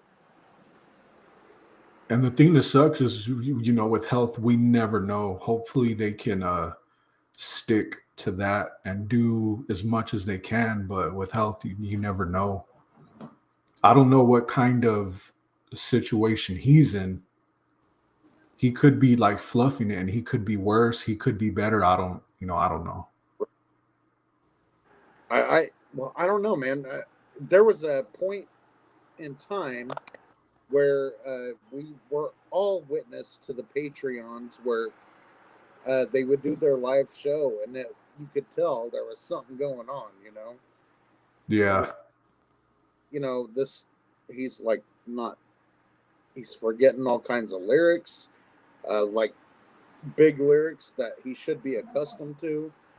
You could tell there was a lack in ICP's live performance, you know? And not even only in like his performance, but just interactions on podcast and talking and sleep during the podcast and just oh yeah. See, I never bought any of them, so I kind of just seen shit here and there on YouTube. Yeah. I watched one where it was him, Ouija, Shaggy in that puzzle room or whatever it was called. Oh, and he seemed like lost the whole time. Yeah. One of those what do they call them? Escape rooms. Yes. Yeah. Yeah. I haven't watched that. Did he do weird shit on that one or what? Just he seemed kind of lost the whole time. You just seemed like he didn't really know what was going on. They're like, he's over there and we're over here doing this. Right. It was kind of like Shaggy and Ouija figuring out most of it. It seemed like. See, I think a lot of people that have been watching the Patreon and stuff have seen a lot of this go on. You know, they've noticed a change. They've witnessed stuff, but also after these Patreons, we saw ICP at the Gathering, and you know, watched the seminar and were able to see all that stuff live and then see their performance that night, it was like they didn't miss a fucking beat, man. You know, and That's how it was at Hollow Wicked too. Jay was like hyped all over the place. on fucking point, you know, and it could be rehab. That could be a very real possibility, you know. But, I heard what you were saying. I had to step away for a second, but you know, if you guys checked out the No Jumper interview, you know, Jay was pretty candid about rehab and about his pill addiction for the past 6 years. Yeah. And he talked about forgetting lyrics on stage. Like, he addressed a lot of things that we all talk about and we all observe and see and notice. And I like that he chose, because I feel like when the Joker's card comes out, that's when they all of a sudden start doing high profile interviews. Like when they're releasing a Joker's card, you know, that's when they go on Howard Stern, or, you know, that's when they will go on No Jumper and promote, you know? So. Well, you notice Jay, even on Ain't No Time, he talks about his addiction on there. He talks about Oxycontin in one of the verses. Yeah. Because supposedly that's what he was going to rehab for, because that's apparently what he was addicted to. Well, I mean, the whole Joker's card, you know, when you listen to it, you may want to draw parallels to his real life where not everything is autobiographical. Like, for example, when he's rapping about having insomnia, there's a part in the lyrics where he's like, he's listening to his neighbors fuck, fight. Now, he don't live in a fucking apartment where he has neighbors on the other side of his wall, but a lot of us scrubs do, and we can relate with that. So he is telling a story that's not necessarily all from Violent J's fucking home in the cabin in the woods. And the same thing goes for Ain't No Time. Because yes, he is divorced, but some of the things he's saying in that song doesn't really check out with me when I think about Sugar Slam. You know what I mean? Like, it's not, I don't think it's strictly about him. It's about the whole situation in a general sense. Right. It's much more broad than just his specific. I mean, unless he's calling out Sugar Slam for snorting perks and abandoning the children. He's calling out Becky Blase. I feel more of a parallel that song with. Yeah, but he doesn't have children with Blase, and that's my point. Is that the songs are not exactly, you know, autobiographical in lyrics. I'm just saying. Yeah. Well, I think that's why people love Panic Attack, because the whole concept song is exactly how a panic attack works, and we know Jay suffers from panic attacks. I do. Panic attacks, you can be fine 1 minute and then a train wreck. Am I the only one that thinks that I've heard Shaggy spiel about how to prevent a panic attack, about clenching and releasing your butthole? I think I've heard him talk about that. I feel like he said it on Howard Stern somewhere. He either said it on Howard Stern or he said it on Shaggy and the Creep, but somewhere out there is footage of him explaining this, and I think know what you're talking about, but I it. can't think where it's from. Well, he recreated it for this Joker's card because that was like deja vu. I had deja vu when I heard that. I'm like, I've heard Shaggy talk about this before. that like Shaggy shit on that track like really reminded me of his Suicide Hotline shit.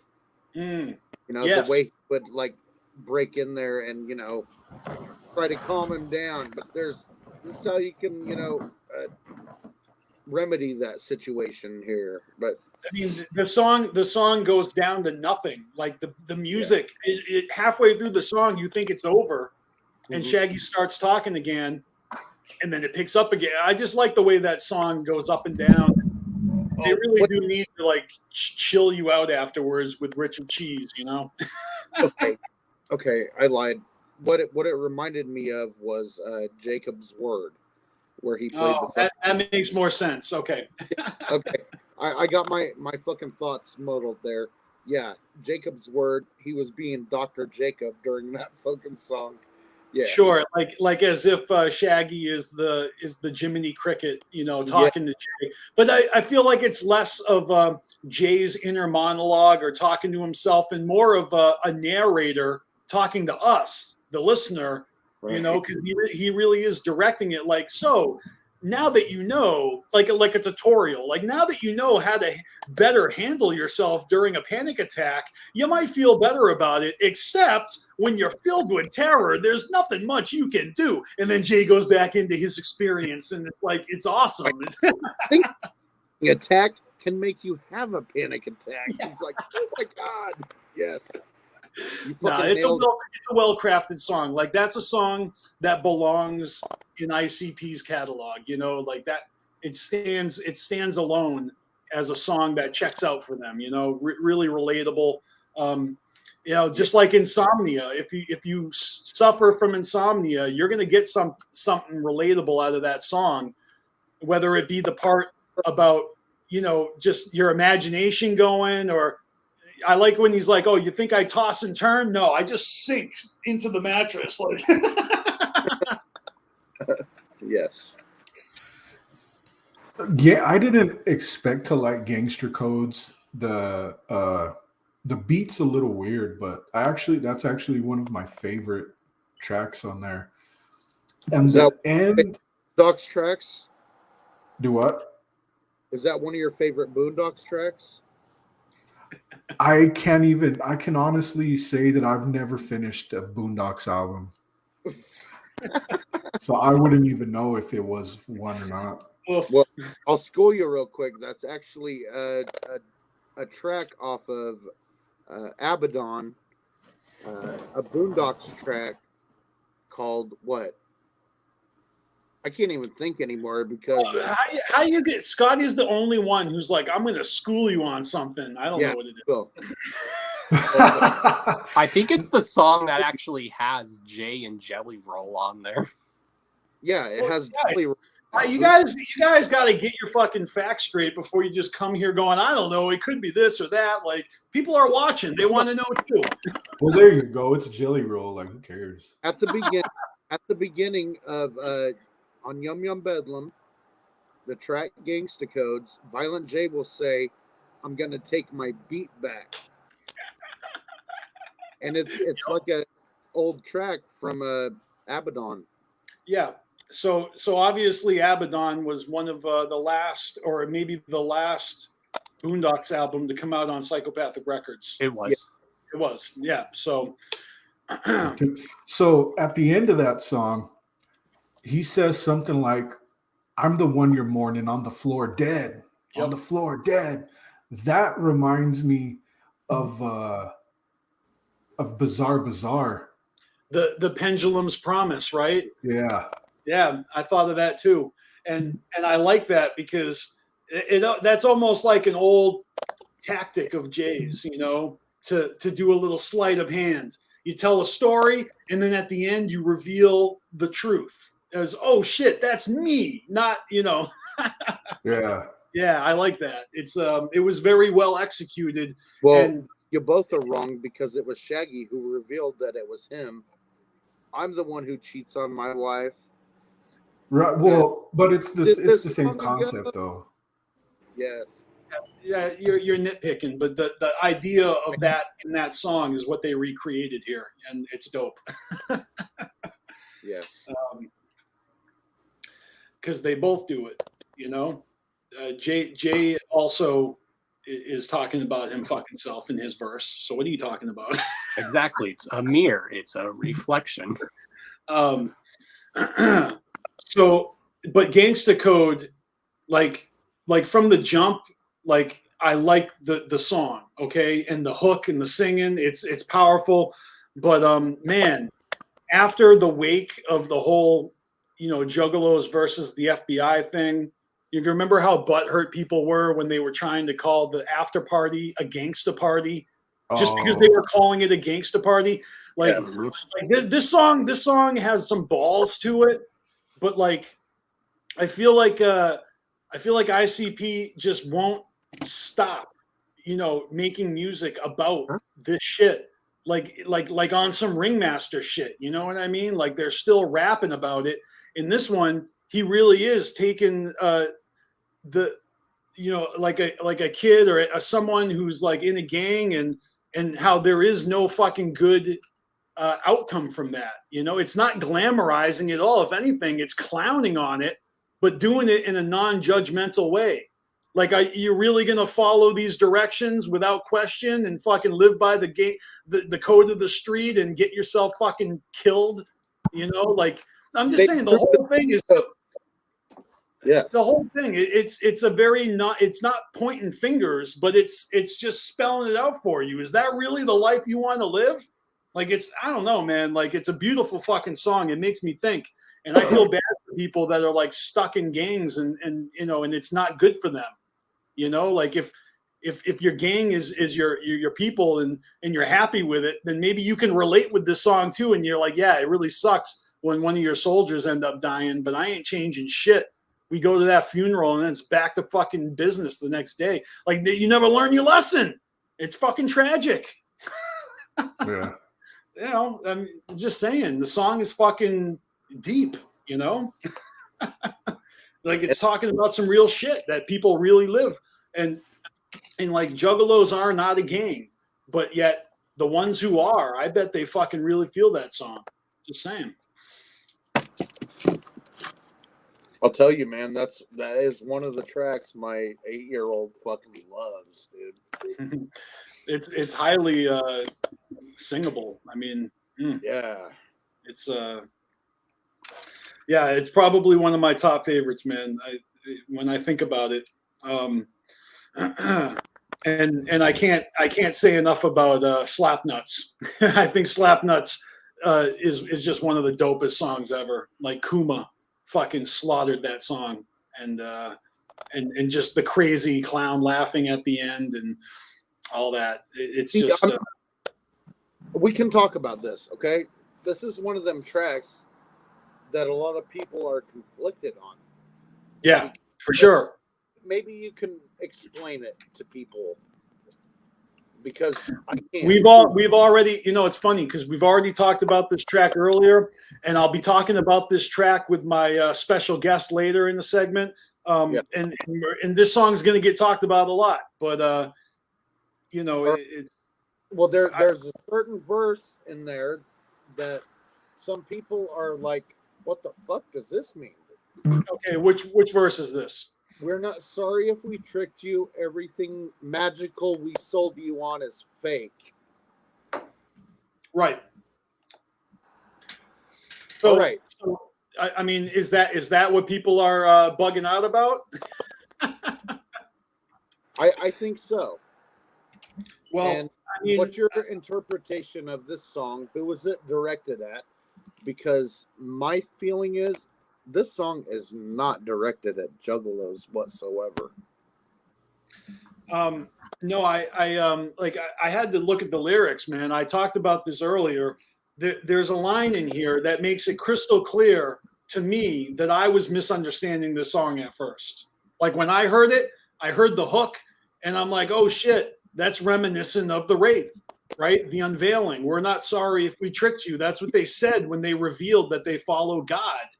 And they don't care what happens now. You take that, you think about what they did there. They kept it real and was like, look, we don't care if we tricked you, if you thought this was something else, but here is what it really is. Right here, it's almost like sarcasm because they're saying, we're not sorry if we tricked you. So many fools be fooling for our tricks. Don't let our trickery conflict you. It's only special lighting, mirrors, and smoke. And then they say, or is it? So if you are literally going to let this song second guess why you are down with the clown and what it is that you love about them, they're making you do it on one of the dopest tracks ever. Like, so you can sit here and be like, wait a minute, does that mean you've been tricking me this whole time? Like, how are you going to deny ICP when this beat and that song, they just boom, like a freight train. It's fucking, it's like they're fucking with us. Because that's what state of uproar and confusion, bro. Dude, the jokester does that. They call it the jokester, and then they call it slap nuts, and you hear in the song, you can hear the sound of the. It's like you're getting slapped in the face with a nutsack because they're fucking clowns. It's like taking a pie to the face. Yeah, I feel like there's a lot of people out there that are like down for the wrong reasons, you know, like, and people really do take things and blow them out of proportion. And this song is so open to interpretation that it really is almost like what do you call it? A Rorschach pattern. Like whatever you see in this song is what you are made of inside, and so you're gonna project your own insecurities and fears, and you know, and this song is gonna, if this song makes you uncomfortable, then you gotta fucking ask yourself why, or is that too deep? Again, Bedlam, bro, a state of uproar and confusion. No, I want to bring the fucking bedlam. I mean, you know, because this track, yeah, it's. I'll tell you right now, my wife hates this track right now. She hates it. Oh, but it's good. And I'm like, no, this is not directed at juggalos. But she's look, like, look, Scotty, I'll do this for you. I'm gonna look at these lyrics in the first verse. Glitter bomb explosion for the unchosen.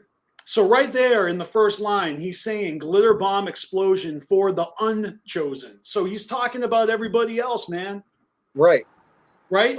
And you know what a glitter bomb is? It's when you open the envelope and then all this glitter falls out on your lap and it's like, ha ha, sucker, you fell for it. It's like putting a bag of poop on your porch. Right. Okay. And then he says, sick with it, double drop kick your nose. I mean, you know, that sounds like something Shaggy's tried to do to Fred Durst once or twice. Then he says, our proposal, you're decomposing. All right. So, you know, this is definitely like shots fired at someone. Like they're definitely speaking wicked towards somebody, but it's not juggalos. It's the unchosen. Juggalos. Yes. All right. Then a couple lines later, chop up your body, piss in your pile, multiple demons all in my brain, demeanor. All right. I find you appealing is what you find appealing is who we became. That right there is open to interpretation. But thunder and lightning, a bolt with a joke, find me hung in your bedroom, croaked on the rope. So it's like I said before, it reminds me of Zug Island Suicide, you know, you like, or is it that song? Yeah. You know, it's just crazy. Like this wordplay, you know, or this thing. All right. Off of Twisted's Freak Show. What about Twisted Freak Show? What about it? Scotty, I didn't hear you. What? I'm all right. Oh, the Twisted song, I'm all right. Remember what the song concept's about? Getting a picture while singing.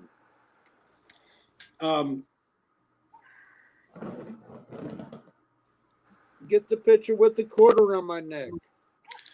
All right. So that's great.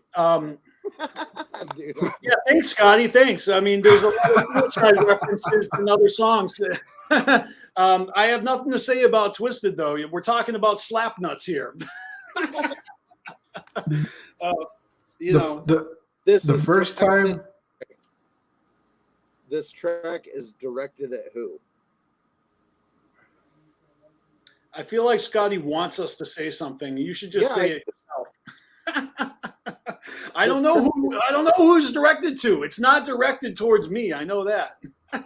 Okay, so it's directed towards people who what? Scotty, if you don't know the answer, you can't pull it out of thin air through us. What is it? Who do you think it's about? Okay, slap. Like I can't finish your thought for you. I don't know what you think. No, I have my own thoughts. Well, what is it? I just fucking told you mine. My thought is this track is directed straight fucking fire, straight aimed at juggalos who can't fucking tell the difference between loyalty and betrayal. Makes I like sense. that. I like that a lot. That was well worth the wait. Hell yeah. Yeah, because that whole theme of loyalty and betrayal and stuff, you know, like the song "Loyalty and Betrayal" on Yum Yum's Lore, and how they basically told us from the get-go that Yum Yum was about loyalty. It's not what I thought it was going to be. Like I thought it was. I don't know. Maybe in a way it was. Like these songs, you know, "Ain't No Time." That song checks out. You know, like a breakup song. I love the way it's tactfully done, where the hook is like, "Sometimes I wish you'd turn up missing." Like that's such a non-violent way of like wishing you were dead. Like I just wish you would fucking disappear out of my life. Be gone. Exactly. And that's why I just love the chorus to that song. He's like, I hope you end up missing. Yeah, because it's saying a lot more than it's saying. Because when someone ends up missing, what does that mean? It means they're Because the rest is left up to you. Yeah, because now you can fill in the blanks, and if you're feeling that way about an ex or about someone that's got their mandibles in you and they're taking everything you got through you know, alimony or you know, child support, and you're abusing that privilege, and the courts are you know, putting you through the ringer. It's like, yeah, that is the perfect sentiment. Is sometimes I wish you would just end up missing. You know? Yep, that's why that's one of those songs you really have to read the lyrics to. Also, it's crazy. Yeah, maybe buried in the backyard in the garden, you know. But the first time I seen this song, and I think Chaos will know what I'm talking about. Jeff Jarrett and WCW used to call everybody slap nuts. Yes, he did. That was like his saying, and I thought for the longest time that was what he called like his guitar or something. Yeah, and he had this whole gimmick where he hated rap, and he made a country song called "Rap Sucks" or something like that. I don't know. That's the first thing I thought when I saw. Well, when Jeff Jarrett track would like Slap address Nuts. someone, he'd be like, "What up, slap nuts?" Yeah. It'd be like, "What up, ninja?" But he'd be like, "What up, slap nuts?" So it's a term of endearment. Yeah. Well, that just makes it even fresher. Like the fact that they had this song called "The Jokesta," and you hear them say "The Jokesta" like in the song. It makes sense to call it that, but they must have at the last minute changed it to Slap Nuts, because it's "The Jokesta" on the CD, but on like everywhere else, it's Slap Nuts. And probably because that sound effect that they used on there. Well, yeah. I mean, it's always interesting to me how songs go through different, you know, stages of development, and they go through title changes. Like, do you guys remember the early single for the Wraith was "Ain't Your Business"? Mm-hmm. Well, when they released that as a single initially, it wasn't called "Ain't Your Business." Maybe. It was called "Maybe." Yep. And in the song, every verse starts the same. You know, maybe I would rather date a Macy Gray instead of a Janet Jackson. Maybe. Right. So it's that kind of thing where it doesn't even mean shit. Whether the song's called "Maybe" or "Ain't Your Business," Joka, slaps, slap nuts, like it don't matter. The song still bangs. Fun fact, though, "Crossing the Bridge" was the first fucking single off that album. Yeah. I just remember when the singles were coming out and that one came out, I had the single and it was a different title. So it was like, oh, cool. Hell yeah. Shit. Panic. Did you already tell us your favorite song? Yeah, you did. You told us your least favorite song. I didn't even ask you. What else you feeling about this album?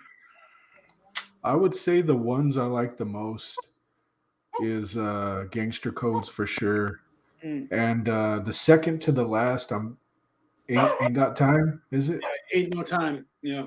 And first of all, I'll say the Devereaux and the Shaggy, that's got to stop. I don't give a fuck. I'm not impressed. I don't know them personally. I know y'all guys are. I don't give a. That's got to. You mean their tags on the beginning of that? the songs? Yes, that's got to fucking stop. That's got to end. Now look, I've seen a lot of people I've seen a lot of people complaining about it, clowning on it. I seen one comment from a homie of mine. He just commented dinner roll, and I'm like, oh, I know what he's doing there, because when you hear Devereaux in the beginning of a beat, yeah, like he's saying dinner rolls.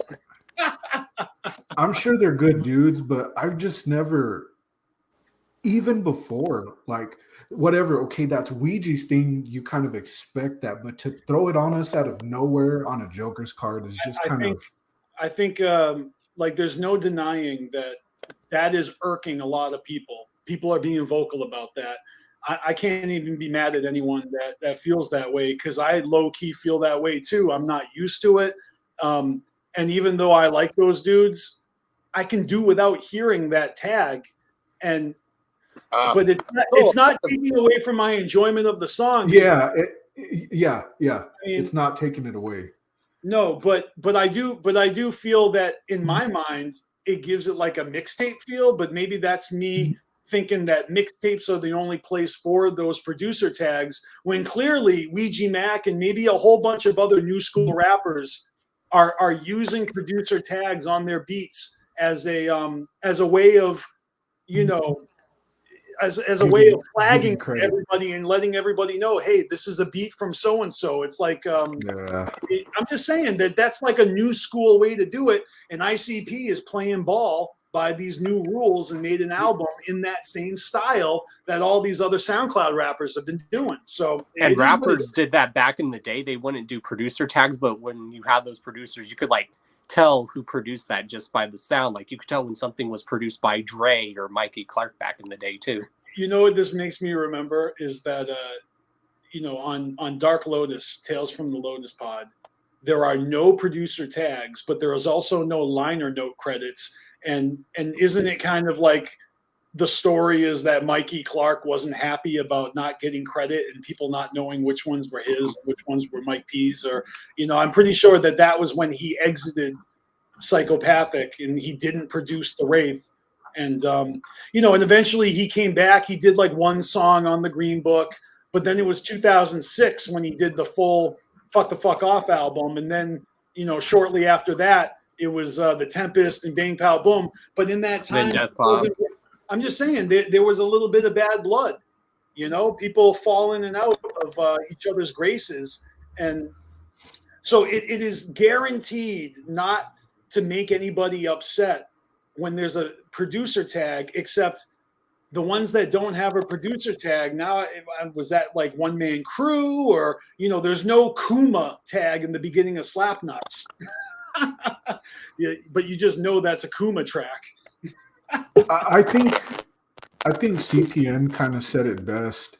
He I don't know what show it was, but he was just like, just imagine on Chicken Hunt and it feels like dun whatever, bing, dun bing, Mikey Clark on the beat, and then jumps, like it'd be like, what the fuck? It'd be weird.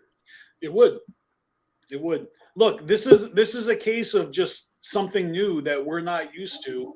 And we're all kind of like, what the fuck? This is new. We're not used to it. So anyway, like the other one, obviously, whatever, Ain't No Time. Yeah. But there's another thing that I've noticed they've been doing, and I guess it's just comes to personal preference. But I think it's been the last few albums, the last song and the second to the last always need to be flipped. It's like, nah, you got the wrong. You need to flip those. I feel like I know what you mean by that. Yeah. But something to see, like as a song itself, it does fit appropriately as an album closer with the whole, I want to see the family go crazy tonight. And the way that the harmonies and the background vocals where they're going, woo, like you can just tell that they were really feeling that as the song to ride out this album. I mean, it's more uplifting than Ain't No Time. Okay, they're not ending this album on a sour note. They're leaving it on a more upbeat note, which is directly posing a question of, all bullshit aside, you know, what do you want to see before you can't see shit ever again?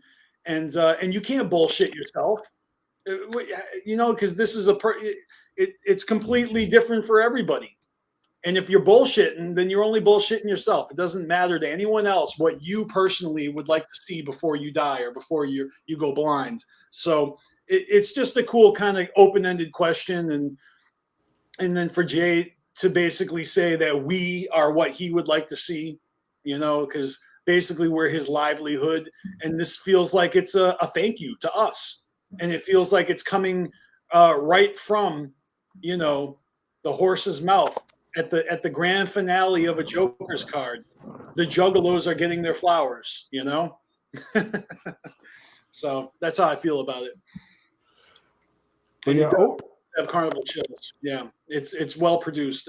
I think it sounds amazing. Like, I just going, and you know what? I do feel that this album does need to be bumped loud, because there have been times when I turn the volume down so I could multitask. And if you just hear it quietly, you're not picking up on everything, on all the magic. Like, if you put this album really loud, there are things that are so interesting going on in the soundscape that are lost if you just play it quietly or play it on shitty speakers. Like, if you're not actually putting on headphones or blasting it in a good stereo system, you're doing yourself a disservice by not actually absorb. Do I have to tell people how to listen to music up in this bitch? I don't think so. But don't complain about something if you're not even giving it the proper listen, you know? Like, I keep doing that, and this reminds me of like when I first started listening to him. I'm going back like, wait, what did he say? And I'm like going back and listening to that like in a good way. Yeah, I'm not a producer, so I don't know mixes and I don't. But I tell you, everybody out here is an expert, so everybody knows how to mix an album, I guess. And so if people aren't happy, they're like, oh, this should have been mixed better. I'm like, well, you know, that must suck to have an ear that is so picky that you can't even enjoy something because you can tell the mixing is wrong. Like, get the fuck out of here. I don't give a shit. Like, they fucking gave us music that I would be fucking, like, if I made music this good, I would be so proud of myself. It sounds good to me. but that's also like everything nowadays, whether it's CDs, movies, games. Everybody is an expert at something now. Yeah, no doubt. I mean, look, there's nothing wrong with anyone's opinion, and I'm not dogging on anyone. Not even my friends that are not feeling this album. I see people in my feed posting Yum Yum Bedlam with like the big poop emoji on top of her head, like just completely, you know, hating on the album, and I'm like, hey, do you, you know? Like, I'm over here fucking loving this shit. Right. And it really doesn't matter. It's not, like I said, this isn't for show. This is my show, and I'm here to tell you how I feel about everything. And right now, I'm fucking basking in the glory of Yum Yum Bedlam. Like, I'm just thoroughly enjoying. And I gotta say, I've only heard it once, but I really liked Pretty Ugly too. That's gonna get more play from me. I was really feeling a lot of good beats on that. Yeah, Ouija's killing it right now. So I kind of feel like I need to go back and listen to older Ouija albums that I haven't been bumping that much, because I just feel like I'm not familiar with a lot of his stuff. He puts out so much, you know? Yeah, so. Pretty Ugly 2's got some pretty uplifting shit on there. Like on the song Origami, it's a very uplifting song. There was a Ouija video of Galoshes that Mosh Pit Mike shared the other day, and it had a different beat. It was actually pretty dope. Oh, like a remix? Yeah. It was pretty good. That's what's up. So listen, guys, it's a little after 4. I'm thinking that it's probably about time to get to the special guest segment, and that segment is it's under an hour, but it's almost an hour long. So if I started that now, let that play out, I'll come back afterwards. If you guys want to join me for the end of the show, I'm just going to spin the wheel. I'm going to do a giveaway, and I'm going to play a song and call it a day, you know? But I'll say this: if you guys want to join me on some other episodes, I'm thinking about starting a second episode per week. So sometime midweek, I'm thinking about doing a nighttime stream. And Scotty's back. What up, Scotty? Well, after Wednesday, I'm off of work for the rest of the week, so I should be good. Okay. Well, I'll let you guys know what I'm trying to do. So, Scotty, what's happening? You're back? Yeah. Can you hear me? Yeah, I hear you good. All right, making sure. Cool. I was just saying I'm probably gonna get into the special guest segment pretty soon. But if you have more you want to chop it up about, I'm not in a rush. I'm just, if our conversation's drying out at all, I'd rather just go to the next segment. But I'm gonna come back afterwards and close the show up with a giveaway. We'll spin the wheel. I'll play a BeastMasteR song. Are you doing all that shit tonight? What? You're doing all that stuff still? Yeah, that's what I just said. Damn. All right. We haven't even talked about ICP's Patreon for December, have we? No, we haven't. You want to talk about that first? Yeah, let's fucking do it, man. All right. I tell you what, start talking about it. I'll pull up the flyer and I'll get some visuals up here for us. All right. So my main thing I want to talk about, which is going to be hilarious, will be December 6th, right? Which one's that? Is that the fall of the Cottonmouth Kings? Yeah, that seems interesting and entertaining. Oh, that's right. Okay, hold on. I just pulled up the flyer. Let's look at this. I think they owe Cali Green some money because he already covered that. Right? What the fuck? All right, here we go. I got the flyer here. It's Carnival Christmas, Scrub Time Network. There'll be a new CD single for all the Patreons. And then we got Juggalos Against Sanity. We got Juggalo Catch 21. Yeah, they're investigating the fall of the Cottonmouth. Well, look, we know already that Jay's connection to the Cottonmouth Kings has always been with D-Loc. No, it's been Daddy X. Wait, Daddy X. Yeah, who the fuck is Jay's buddy? It's not D-Loc. I thought it was D-Loc's sister. I thought it was his sister. Well, that might be why he's on Team Daddy X, because I don't know. Look, we're gonna have to watch this episode to find out. But I'm highly curious where they're gonna chime in on this. That'll be interesting. I really hope Shaggy's a part of it. Yeah, you hope Shaggy's a part of it? Yes. And why? Do you want him to go off on Cottonmouth Kings? I would like to hear his opinion on the rise and the fall of the Cottonmouth Kings. Well, it doesn't say nothing about the rise. All right, this says the fall. So they're probably going to cut right to the fucking bullshit. This is not their auto buy. I'm just saying. This says ICP investigates. They actually put ICP in the title. They didn't have to do that. So they're promising Jay and Shaggy here. I'm just saying. I would hope. I mean, the way they say investigates, I would hope Chris Hansen would be a part of this. Yeah, maybe he will be. Maybe he will be. But they got the Zen of Love. They got Juggalo Night Court. Favorite shit on YouTube. Bring It Down the House 2. That ought to be good. Gong Show, Holiday Cook-Off, all the regular shit. That's great. They got the Funhouse Talk Show where they're gonna have special guests again, and then they got the Big Ball is Santa's a Fat Bitch show, which is gonna be the grand finale and the concert that you can probably buy raffle tickets to get there in person. I do want to say the fact that they're doing the Juggalo Catch 21 game again. I feel a little slighted there because all the motherfuckers I went up against at the gathering last year, they sold their fucking jerseys. Both of those motherfuckers that I was up against who fucking won that shit, they just turned around and like gave their shit away. They didn't give it away. They just fucking sold their shit, and I'm salty about it. Man, you know, juggalos can't have nice things. You can't even have a nice jersey without selling it. Well, I just had a raw deal. Oh, I know you did. Everybody who was in attendance knew I got a fucking raw deal. So did Twisted.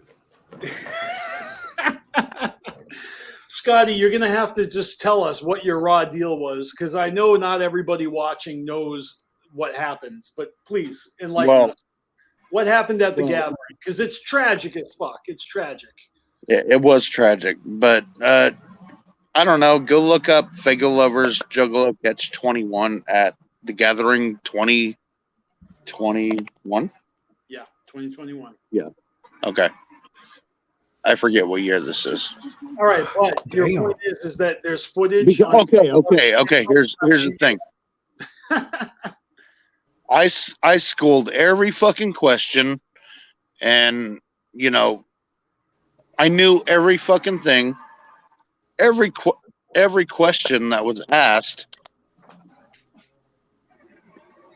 every fucking question about Juggalo history and all that shit, and basically I pulled a shit move, held all my cards, and got the shit end of the deal. So got the bone. That was it. I got the bone hard, man. So what, like, just real quick, what is Catch 21 or whatever? Like 21 questions or what? It was like a card game. Oh, okay. Yeah. So if you go over 21, I had like 19 or 18 or something, and I held, and I didn't get to answer any more like questions. So I was there like saying, I know the answer, I know the answer, I know the answer. And these other motherfuckers didn't know the answer, but they were able to manipulate the game and win that shit. But it was my fault. It was my fault. Like, so you basically knew all the answers, but you didn't play the game well. I had enough of a card count to where I was satisfied, and I thought they would fuck themselves, but it didn't end up that way. All right, and then to add insult to injury, all those guys who won jerseys ended up just selling them and didn't even appreciate them. I feel you on that. I feel you. That's right. Well, hey man, I hope that doesn't haunt you forever. I mean, it's, you know, you'll get over it someday. Well, I mean, I'm saying, if they want to invite me as a special guest for this show, that would be fucking you awesome. have a chance to redeem yourself, you know, because that would they can try to for that. Unless No. they're doing real person in studio contestants, you might have an opportunity to. I mean, remember when Callie Green called into the Zen of Love, and it was on? Yeah, that was dope as fuck. Absolutely. If they want to, you know, like call me back in as a, you know, special guest for one of these shows, like the Juggalo Catch 21, I'm sure I would, you know. I'm just putting it out there. Yeah, I'm pretty sure you have to submit your application. They're not going to come knocking on your door. Yeah, I know. But that would be dope to see you on there, and I have no doubt that you would school it and know the answers, you know. But again, if you're playing a card, What day is that? What? What day is that? I mean, the 4th, the Juggalo 21 or whatever. It's the second episode, so it's the first Saturday of December. Don't worry, Scotty. I've left the group chat for less.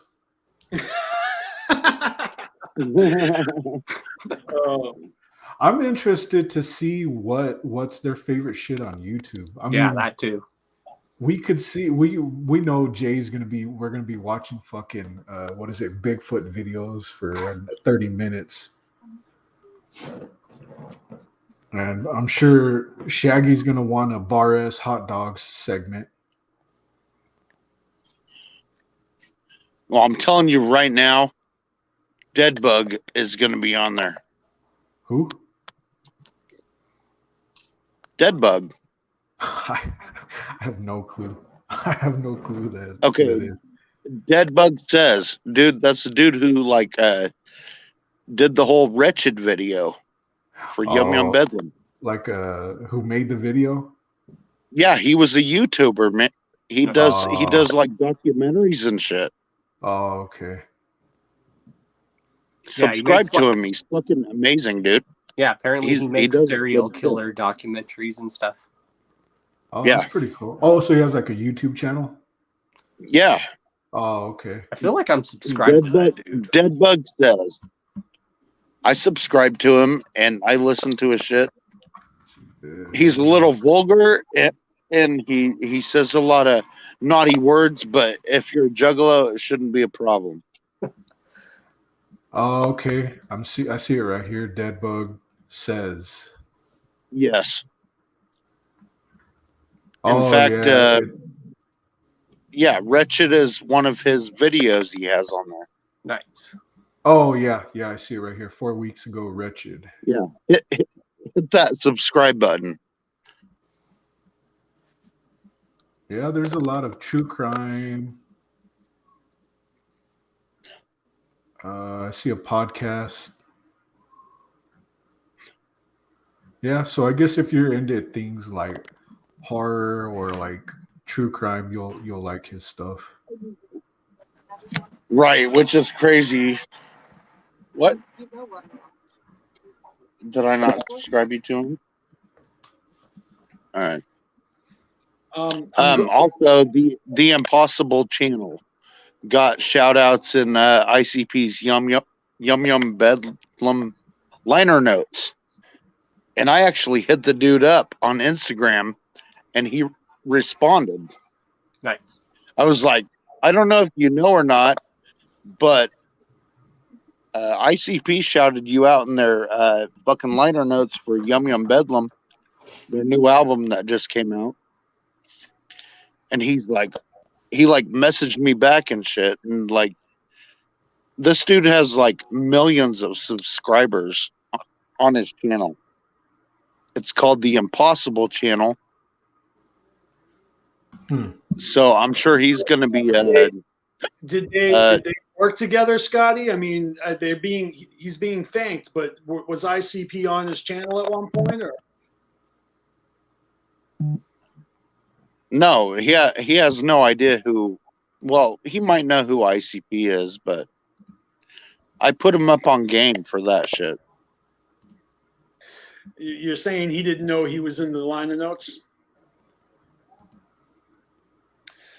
Awesome. The Impossible channel. God damn it, man. You know, Camille, the writer who did the article on ICP years ago, she got thanked in the liner notes, and somebody like tagged her on Instagram and showed her, and then she reposted it. Like, she didn't know until somebody like pointed it out to her. I don't think anybody who portrayed ICP got like the end of that where they're like, to everyone who betrayed us. Oh, I love that whole spiel at the end. Me too. Tried to slit our throats instead. Are you talking? Woo! Are you talking about that girl from Letters to Cleo? Yeah, I am. She broker than me, though.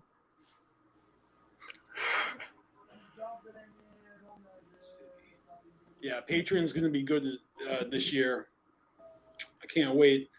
Yeah, that's right. Fuck them. So, you know, when you guys are talking about this guy Bughead, or what's his name? Snake Yeah, Bug? it was Bughead. Deadbug? Deathbug. Deadbug.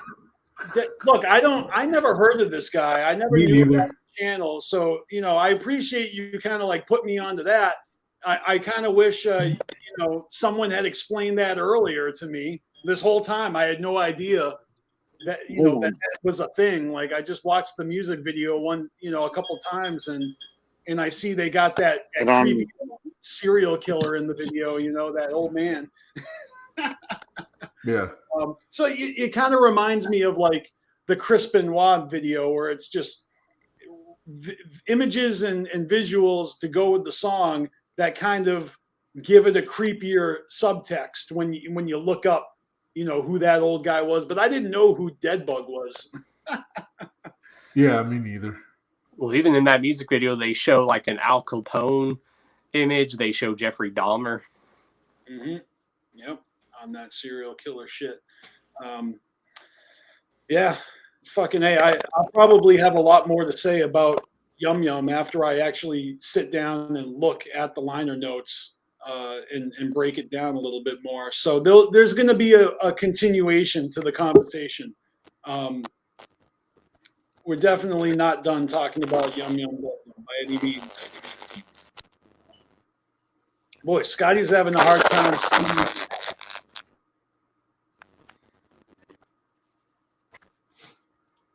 Yeah, I don't know. And Chaos, he keeps jumping off too. But like I said, I'm gonna get into the next special segment soon. So maybe in like 10 minutes or so we'll do that. Okay. I don't want to kick everybody off just yet if you're not done. But Chaos, you got any any closing statements? I mean, again, you guys are welcome back after to close the show for real. But I'm just saying, before I get into the special mystery guest segment, any last things you want to let everybody know? All I gotta say is just be prepared. Somewhere down the line on the Hours of Chaos podcast, we have a very big guest on it. And DJ knows who it is, and he's like, "Holy shit! How'd you make that happen?" Yeah, I'm gonna make a flyer, and we'll drop that flyer tomorrow. Okay, so tomorrow we'll reveal who the next guest is for the Hours of Chaos. I'll make a dope flyer for that. Yep.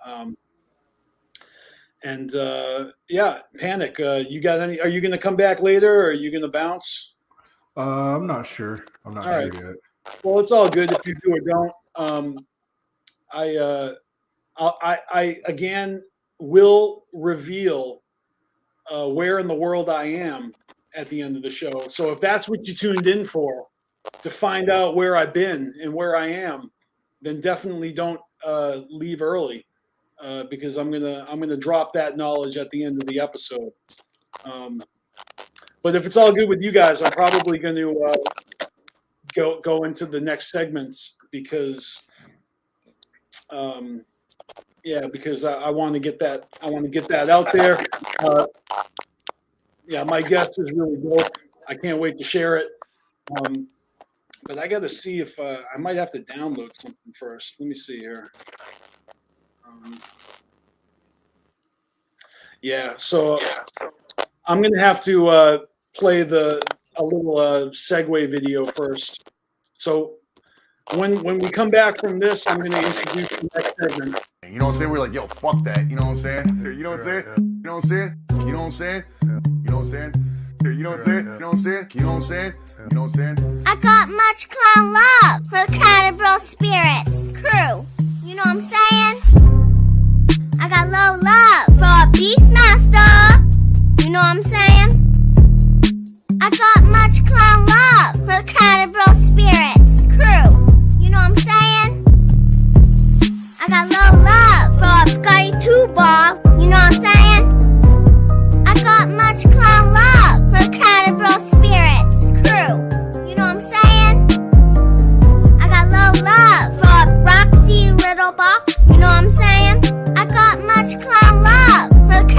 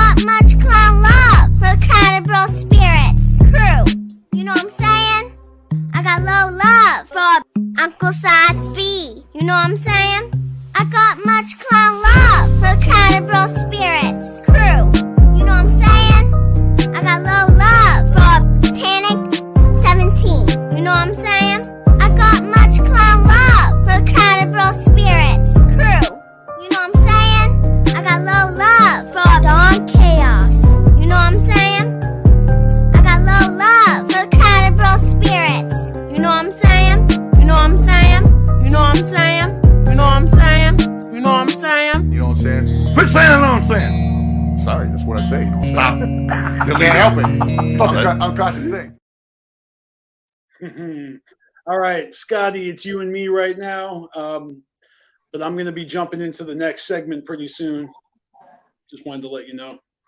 Am I here? Yeah. Can you hear Do me? you have anything else you want to share before we do this? You can come back after if you want. Well, I mean, if it's working, then yeah, I want to jump in. All right. Yeah, watch this next segment with me. And then in about an hour, a little less than an hour, we'll come back and we'll close the show off. All right, dude, let's watch it. All right, cool. All right. And again, we're going to do a giveaway. We're going to spin the wheel. We're going to play a song. We're going to do all the normal things we do here on the BeastMaster Show. But right now, I'm going to bring on today's special guest. And let me just throw this on the screen here. We got the mystery flyer. And all right, let me find this clip.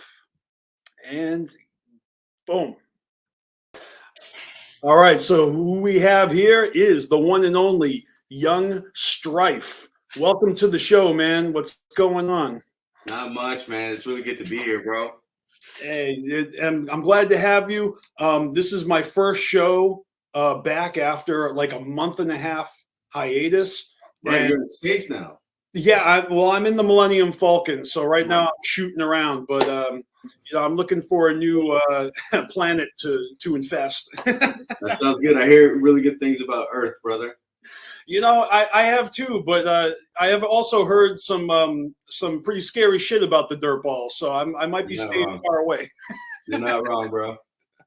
No, but for real, I appreciate you joining me on such short notice as well, because we linked up, and so this is not your first time on Carnival Spirits. I enjoyed I think back in what was it, May or June earlier this year.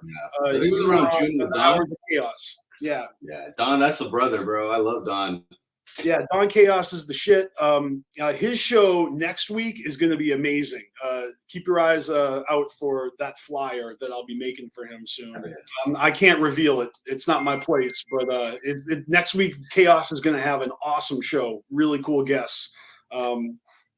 But yeah, let's talk about Young Strife, because I recall, earlier this year, you were working on some stuff, but I'm sure you've gotten into a lot more since, because we're in the tail end of 2021. Right. A lot has been happening. I'm a huge fan of your videos. I love the style, and I wanted to ask you about that, because I don't think you really touched on videography or anything in your last visit to Carnival Spirits, but yeah, what's happening in the world of Young Strife right now? Are you is wrestling picking up at all, or is that still not happening? Well, wrestling is interesting, bro, because are you big into wrestling? I'm into wrestling. I'm not big into wrestling, right, but I'm into it.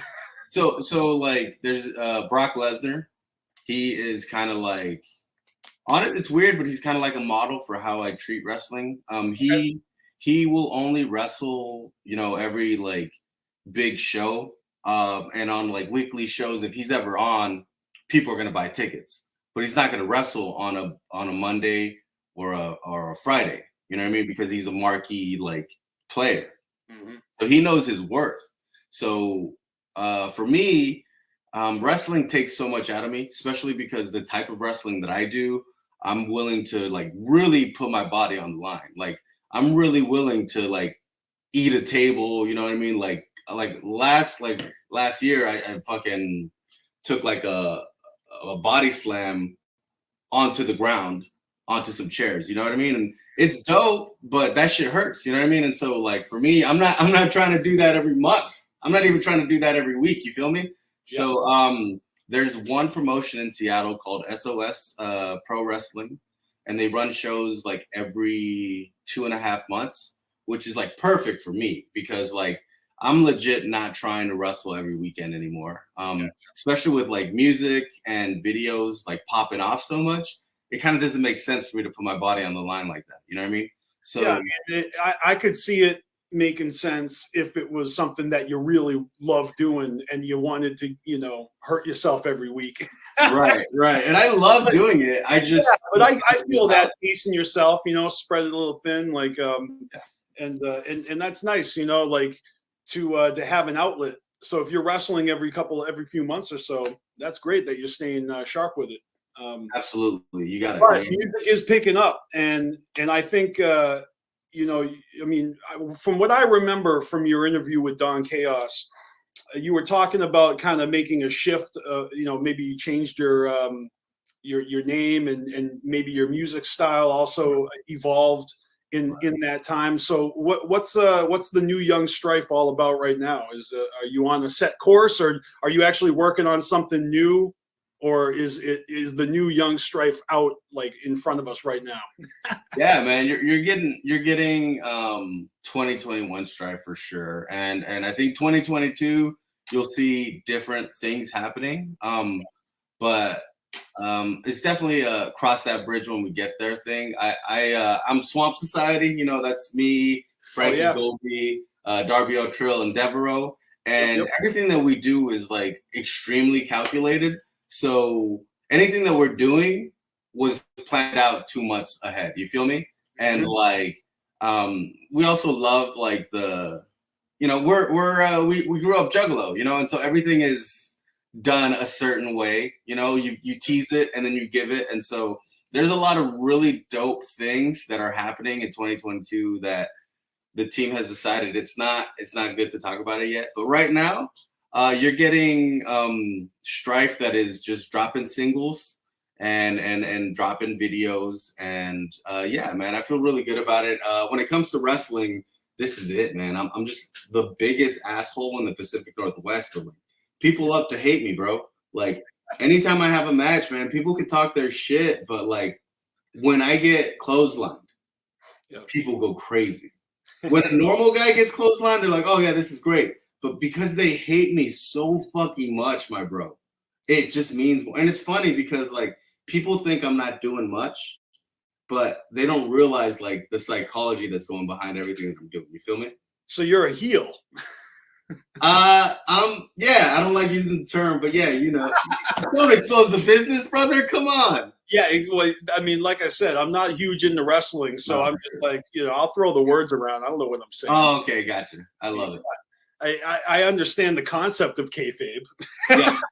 Yes. Okay. Dope. I came up in Black and Brave Wrestling, which was a school founded by Seth Rollins. I don't know if you know who that is, but so he's a former world champion, and they really put you through the ringer. You know what I mean? And it's just ingrained in my blood now. You feel me? But yeah.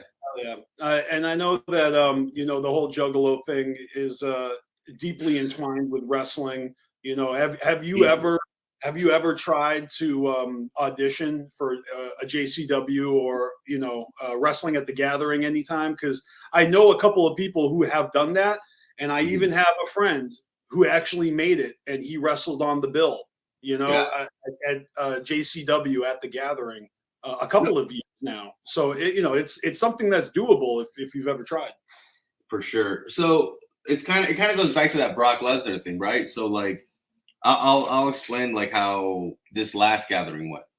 Okay. I show up and we're mobbing with the lazy and crazy team, and I was filming so many things, right? Like I wanted to get as much stuff documented as possible, and we dropped Lazy and Crazy TV off of all that footage, right? Yep. And Lazy and Crazy TV did really good. And that would not have happened if I was trying to get my feet into JCW. Yeah, that would have taken up a lot of time and, even mental preparation, sure. Exactly. I mean, they want you to do ring crew, rightfully so, because, no one, you're not getting handouts in wrestling. You got to earn it. You know what I mean? Earn your keep, right. Exactly. And so I knew that I only had so much time, and if I wanted to do the gathering right, I mean, I was on the Clown Drip stage filming my best friends like performing, and for me, like, man, it would have been cool to do JCW, But I mean, you know, I love this music shit more than I love this wrestling shit. Especially this year with all this popping off, and you know, and like you said, your friends on the Clown Drip stage. I was there. I watched that shit. It was amazing. I feel like the Clown Drip stage was like the place to be this year. I was always up there catching everybody. Yeah, I mean, I'm talking about everybody. Like Schizo played the Clown Drip stage. My homie La Perp. You know, Jay Bizarre, D Lyrical. I think Hex played that too, man. Yep, Hex was on that stage. You know, so I was always going to the Clown Drip stage. Tons of good sets up there. You know? And then they did the switcheroo with what was it? It was either Project Born or the Dayton Family. It was supposed to be on Clown Drip, but then it ended up being on the other one. So I went to the wrong place, and I was like, "What the fuck?" right, man. How was Project Born? I missed them, bro. But they put it down. They put it down. I believe it, man. Yeah. I tell you, Project Born did the Graveyard. You know, with Violent J, he came out and did it with them. so dope. And the Dayton Family, they put it down too. I'm just a huge fan of this underground shit. You know, I try to not miss, you know, all the performances at the gathering, and that never happens. I always miss something. You know, you have to. You know, at some point you need to take a shit or take a nap. You feel me? Yeah, exactly. And you know, but no excuses. Like I really made it to as many you know, stages as I could. Bro, you were moving. I have mad footage too, more than I've even shared because I haven't had time. No, trust me, I know the footage struggle, bro. I'm drowning in footage right now, bro. Yeah, well, so let me ask you about footage then. Like, you know, and don't worry about like you don't have to reveal projects that are under wraps. Like, I'm not looking for inside information. I'm just looking for like, as a, you know, do-it-yourself guy. You're making your own videos. Yes. You're doing footage for other artists. You're putting on these this content. So, you know, whether it's, you know, like an expose or a video clip or something for social media, whether it's me, I mean, it's all music related because obviously you're syncing beats and music along, you know, and you notice. Hey, I fucking dig that shit, you know, and I'm very much interested in that kind of stuff. So, you know, if you're doing it all yourself, like, I mean, do you have a team or is it really just all you? Well, I have a creative team, but I don't have a videography team. You know what I mean? Like the creative team is me and the Swamp Society, and we come together and we're like, hey, these are the things that we would like the next season to have, and then I make them. You feel me? Yeah. But yeah, just a little rewind. Like a year ago, I hit up Darby. And I'm like, hey, I would love to do a music video for you. This was when I was still kind of just like, not really doing the shit myself. I was more wrestling, you know what I mean? And it didn't time out right until around March. He had this music video called Terrorizer, or he had this single called Terrorizer. And so we decided to drop a video for it the same day that the single comes out, right? Mm-hmm. And then we both realized that both of us have the same vision. When it comes to the Wicked shit, we have the same vision. And so ever since then, it's just been like hitting it hard. You know what I mean? Because you know what it's like. When you find people who share your vision, it's so much easier to move forward. Oh, 100%. 100%. Yeah, and I dig that Terrorizer track. I remember when that came out, I was promoting it here on this show. Yeah, thank you. I don't play other people's music or videos on the show, but I'm always directing people to it. I'm trying to, you know, shine my little spotlight on the underground here and there where I can. Yo, just to cut you off for a second, I apologize, but Carnival Spirits has been like really awesome to us ever since Terrorizer, man. You guys have been showing love. I know Don, me and Don are brothers, bro. I ride for Don. And like you guys, it's all a team, bro. So thank you, man. We see it. No problem. You know, I think what it is you probably popped up on our radar, you know, and we like what we like, and we promote and support what we like here over right. here. So. 100%. real authentic wicked shit. That's what we're about. Bro. We were already fucking with Darby O'Trill. You know, we've had him on the channel a few times. Yeah. And even years ago, Cali Green Too Fresh actually put me on to Darby O'Trill. Right. The one that interviewed him a few years ago. Yeah, man. So it's exciting to see you guys and your grinds, you know, because I mean, and as a juggalo, I'm tickled by how small the world is. Right. I mean, even though it's a fucking huge world, trust me. But you know, it's a small world, and to actually be able to chop it up with the people that you listen to and you know and are promoting, it's with no boundaries here, using the power of the internet. So that's what I try to harness here. Is I'm not letting time zones and distance stop me from chopping it up with the people that I'm interested in. You know. Absolutely. Yep. So are you currently in the studio right now, or are you I mean, like, I'm not trying to get no, you're good. I'm smiling because I'm usually not. You're usually not in the studio. I'm usually not. This is something that I can give away. So I love doing singles. I think it just makes sense for, especially what I've done this year. It's like drop a single and then just work my ass off on Swamp Society shit. You know what I mean? And Strife can kind of take a back seat, not in a negative way, but I drop hitters. I drop fucking slappers. Like, I haven't dropped a bad song. Just simple as that. I've noticed that because I tried to do my homework, and so I went to your YouTube channel, and well, actually, what I did was I YouTubed your name. Yeah. And I subbed to you, but then I just listened to all the music in the order that YouTube gave it to me. So I don't know what order it was, but everything was a banger. Thank you. And so that was the objective: is don't drop something unless it's a hit single. You know what I mean? Like, albums are a different monster. You can have lows and highs. Right. Yeah. But so the plan was always to just be a single guy. But then last week, I was jumping on a few dates on the Say It to My Face tour.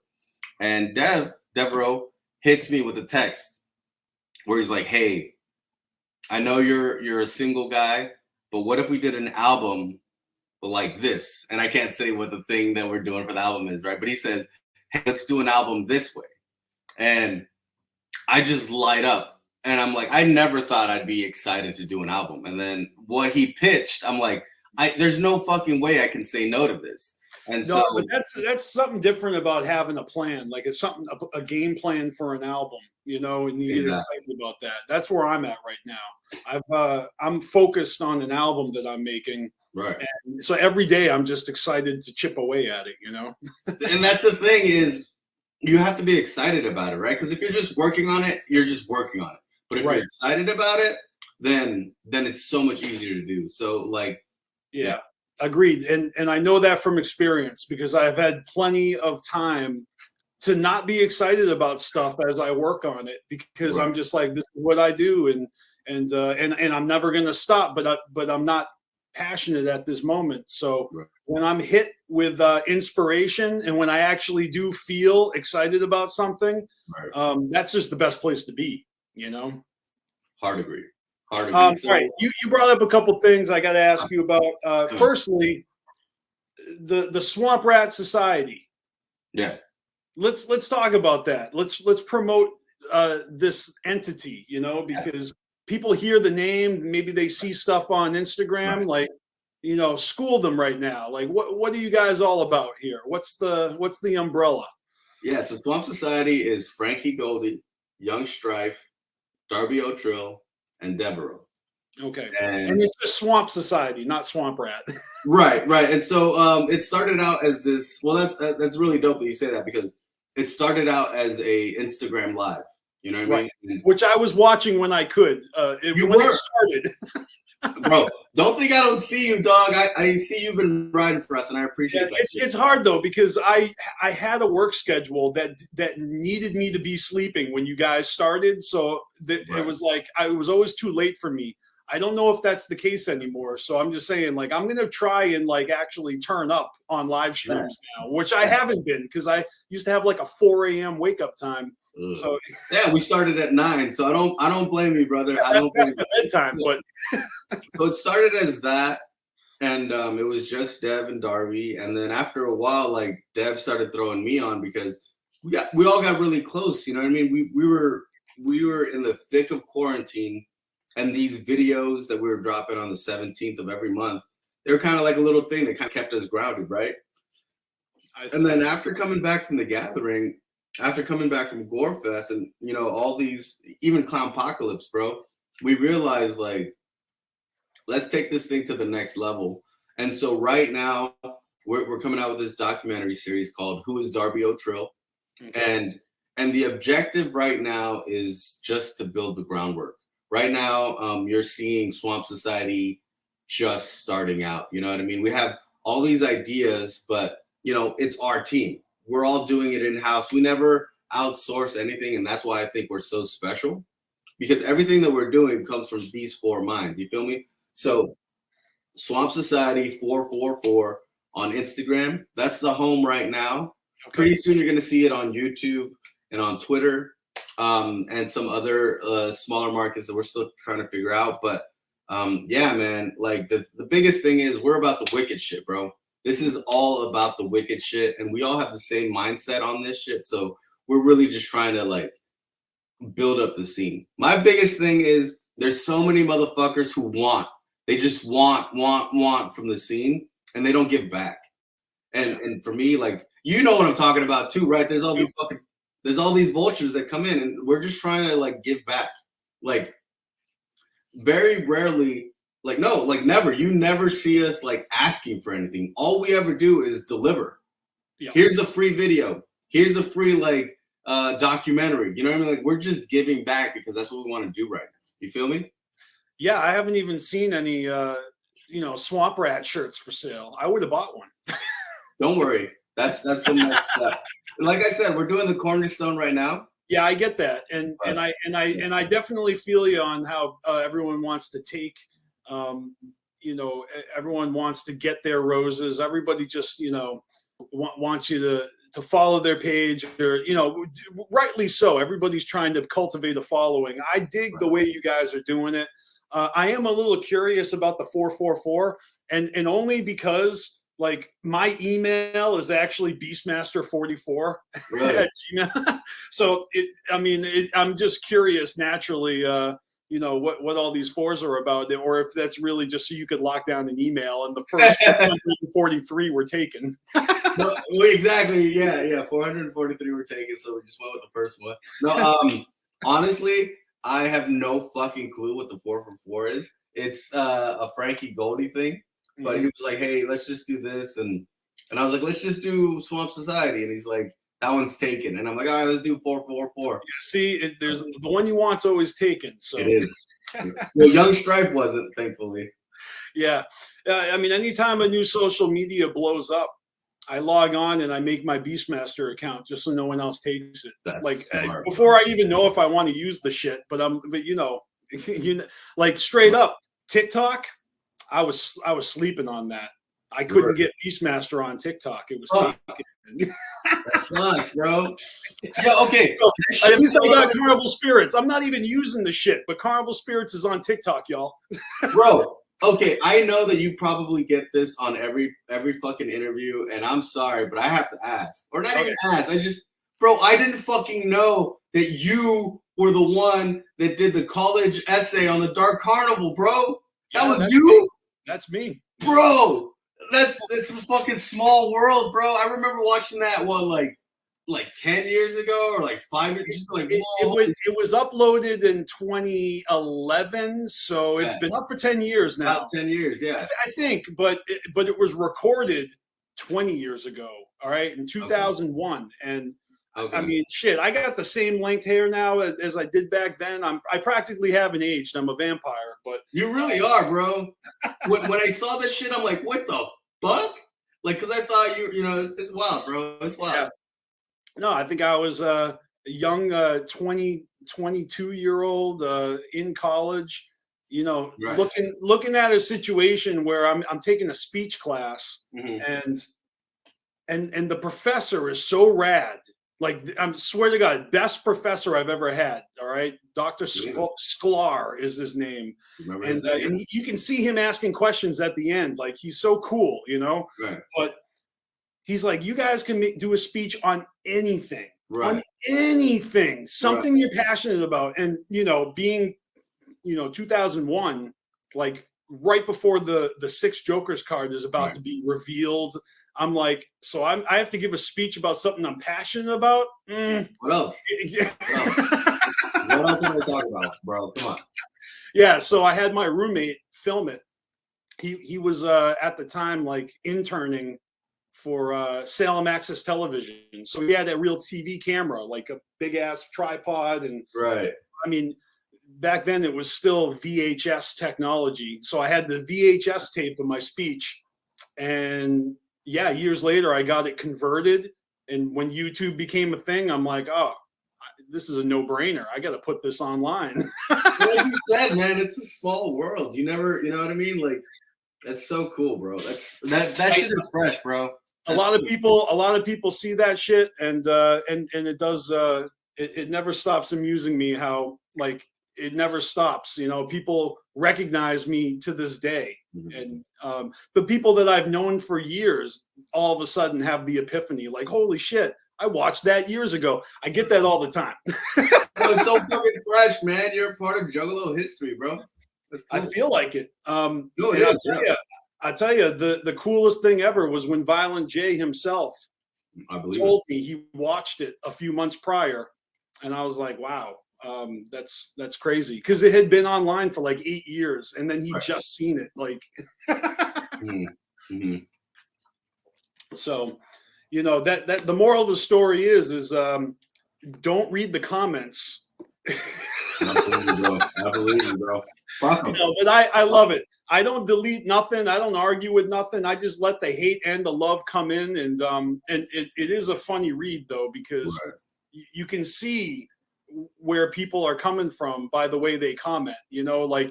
Like there was a couple of years where I was getting a lot of comments like, oh, if this kid did this nowadays, he would get shot. Like, because there was all this like school shooting shit happening. Right.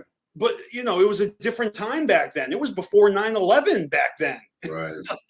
Exactly. And so much fucking changed, you know what I mean? Off of just like that. Yeah. You know what I mean? Like the way that, we can get into it, but we don't have to. But yeah, well, we don't have enough time. But I tell you what, man. I know we don't have enough time, bro. I was talking for like 7 hours now, dog. I know.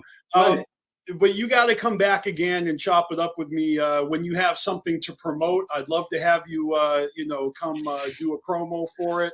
Anytime. You have the open Swamp Society is dropping some shirts on Monday, so that's all right. That's what's up. Monday, Swamp Society, 444. 444, bro. I got this new single coming out with produced by Devereaux, bro. It's gonna solidify what I've been trying to tell people for months now. You know what I mean? Good. I love Devereaux's beats. His work on Yum Yum Bedlam is outstanding. His work with Ouija Mac is outstanding. And he's such a good guy. I love seeing him up on like Team MUJ's streams. And I mean, and shout out to Scotty Balls, who actually got him and Darby up on Carnival Spirits a couple weeks ago. Yeah, that was dope. On my show without me. I saw that. Yeah, I did see that. But yeah, man, it's cool.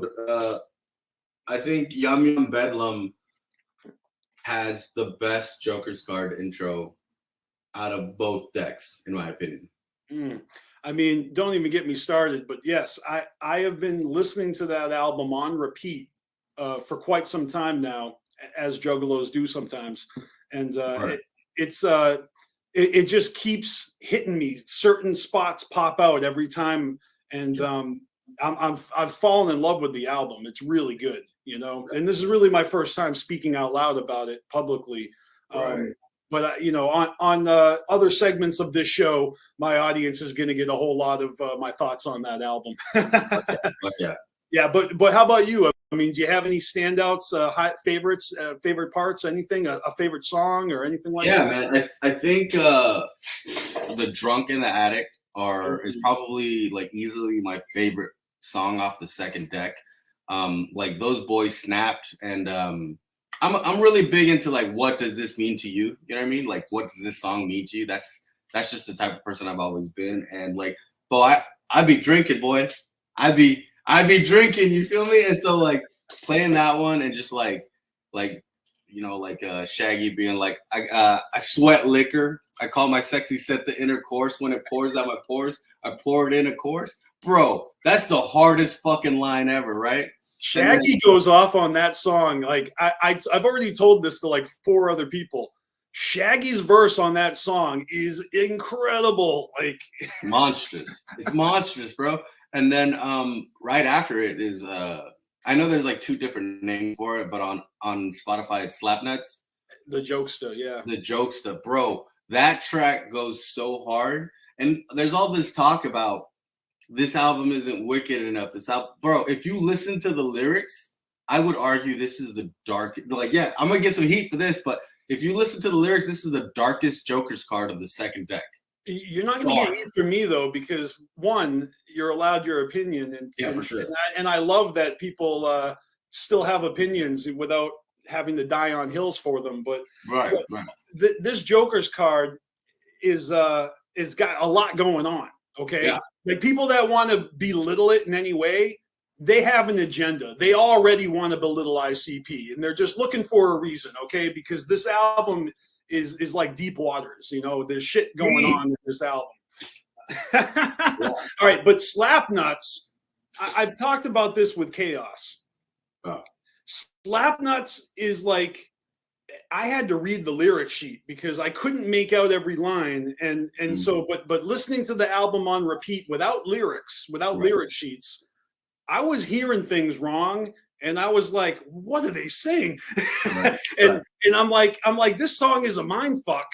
And I'm like, if anyone who doesn't know, like, if they ask me, like, hey, TJ, ICP still puts out music, like, what do they sound like now? I would play them Slapnuts. Yeah. That song is like, it's like the best fucking Kuma fucking slaughtered it. Oh, so good. So good.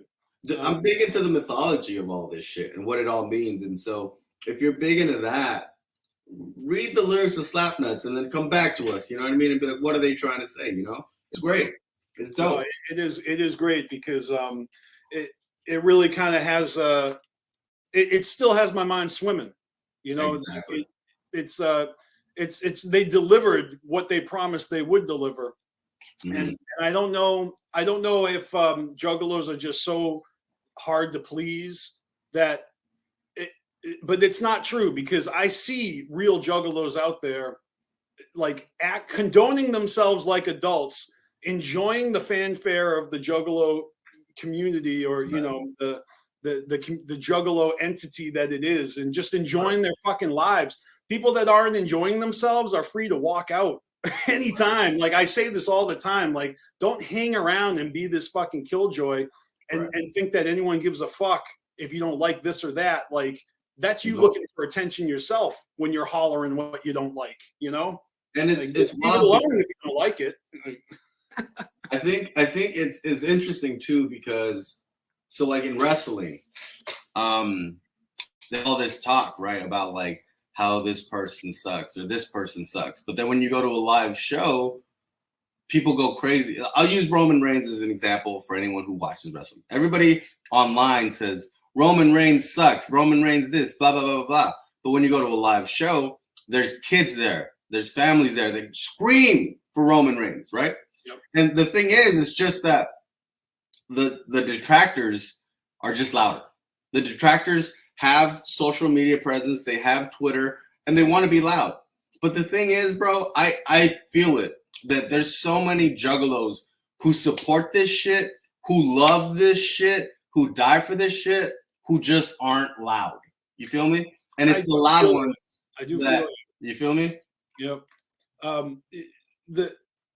The want to be loud, though, I think some juggalos just like, maybe they don't want to just fall in line.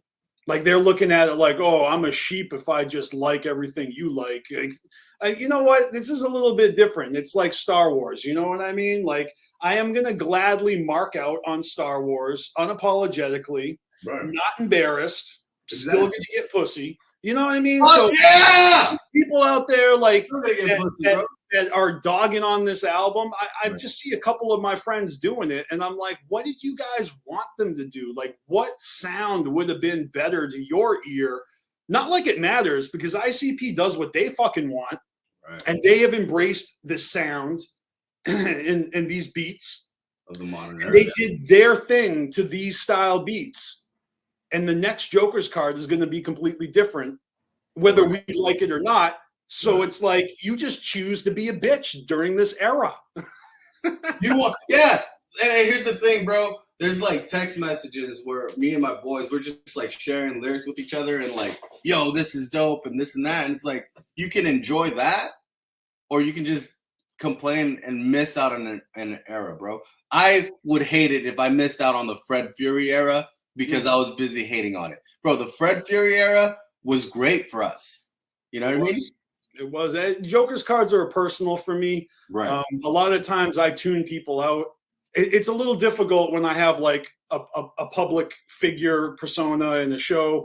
And I'm also trying to, cultivate my own following. Right. And at the same time, like I have these needs from my own mental health to kind of stay the fuck away from all the peanut gallery, because I need my creative space, So like ICP Joker's cards, that's my therapy. And I'm thoroughly enjoying it. It's a personal connection between me and the music. It's no one else's business. But as far as the community goes, I'm fucking super proud to promote it, to rep it, to listen to it. Like I'm enjoying the fuck out of it. So if anyone else isn't enjoying themselves right now, my condolences. You're missing out. You have the right to be, a prickly pear about everything. Like, right. And sometimes that's necessary. Sometimes you need to tell people how you feel. But the years that ICP work on their albums, and we're all like, where is it? Where is it? Like, we want it. Like we all deserve like an album on Clockwork. We're so entitled. Yeah. Well, and that's what I said when I was on the Hours of Chaos podcast, that you did. It got me a little bit of heat. Some people were like, yo, fuck this guy after I said this, but it's like, you remember on Forgotten Freshness, I think it's Hey Vato, that sketch that like begins with Shaggy being like, what's your name? And he's like, Richie, bitchy. You know what I'm talking about, right? Well, I do. I remember when you said that on Chaos's show. I laughed at that because it's so true. We're dealing with a bunch of fucking bitches, bro. It's like, what happened to us? We used to come from nothing, and anytime like a Joker's card would come out, we'd be like, blessed. Like, holy shit. And now we're like, this isn't what I wanted because it doesn't sound like Ray Malenko. Get the fuck out of here, bitchy. Go home, bitchy. You feel me? You feel me? That's why you're smiling. There's so much going on in the history of Psychopathic that anyone coming into it now, like, it's going to take you 3-4 years to thoroughly comb through all of that and catch up. Right. Figure it out. So I don't care about a newbie's opinion, but also the OGs that are just like, oh, well, the first deck is all I care about. Everything after Hell's Pit, blah, blah. You sound like... You just sound like get off my lawn. Like that's exactly it, bro. That's exactly what they're saying, bro. We don't got time for that, man. And here's the thing, BeastMasteR, bro, is like, you've heard my music. You've heard my boys and the music that we make. We're about the future, bro.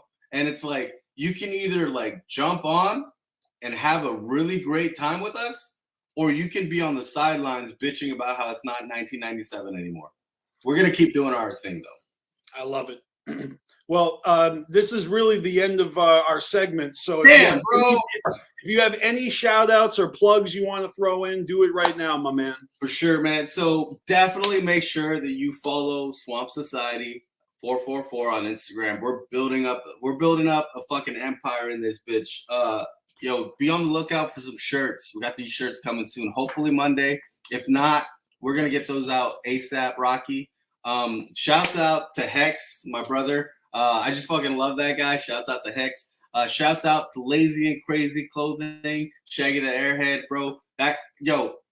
Seriously, man, this last week when I was on the Say It to My Face tour, if it wasn't for Shaggy the Airhead, I wouldn't have had a lot of the opportunities that I had. Shouts out to Ouija Mac for showing me love while I was on the Say It to My Face tour. Shouts out to all the hot moms out there. Shouts out to the ugly moms. Shouts out to juggalette bitches, like hot juggalette bitches and ugly juggalette bitches. I'm on Instagram. I'm on Twitter. Fucking DM me some feet pics. Like, if you're hot, I want in. I'm a fucking scumbag. Shouts out to juggalos. Don't send me feet pics. Listen to my music. Shouts out to this new single I got coming out. Shouts out to fucking, did I say moms already? Shouts out to moms. Don't forget the moms. You can't forget the moms. Yo, shouts out to Yum Yum Bedlam for being one of the sickest Joker cards. Shouts out Pretty Ugly 2 by Ouija Mac. Just came out yesterday. Bump that shit. It's fire. It's fire. That's all. Shouts out to, like, seriously, One by One, my Swap Society brothers, fucking Frankie Goldie, my fucking shooter. Shouts out to Devereaux, the fucking mastermind of all this shit, the dev hands. Shouts out to my brother Darby O'Trill, bro. I fucking love you, dog. I think that's all I got. Awesome. So this is Young Strife. I'm going to put links to your social media in the description of this video, everywhere that it lives, on Facebook and YouTube, and probably not Twitch, because I think those videos delete after a couple of days. But but yeah, so really, you are welcome back. I'm going to be live every Saturday afternoon. If you ever want to jump on and heckle the crowd. Oh, we got beef, brother. You and I got beef. Don't worry. I'm going to get to you next time, brother. I got you. All right, cool. So look forward to that. And yeah, Young Strife, everybody. Have a great day, and I'll talk to you soon, brother. Woo woo. All right. See you.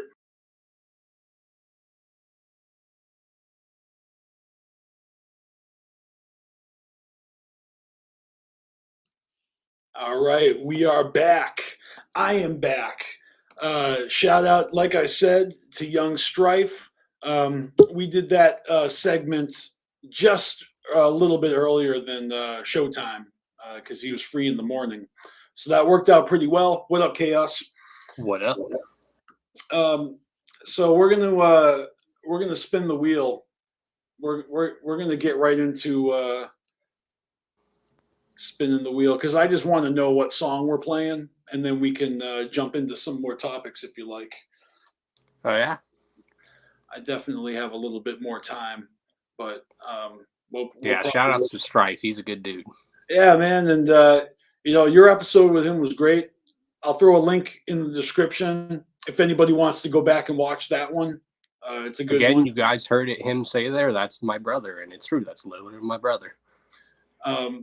Yeah, good people, and I enjoyed his music videos. Like I was saying, you go through and like there's a visual style going on there. That's pretty dope. It's it keeps your interest, and but yeah, with the fisheye lenses, you know what I mean. I like that effect.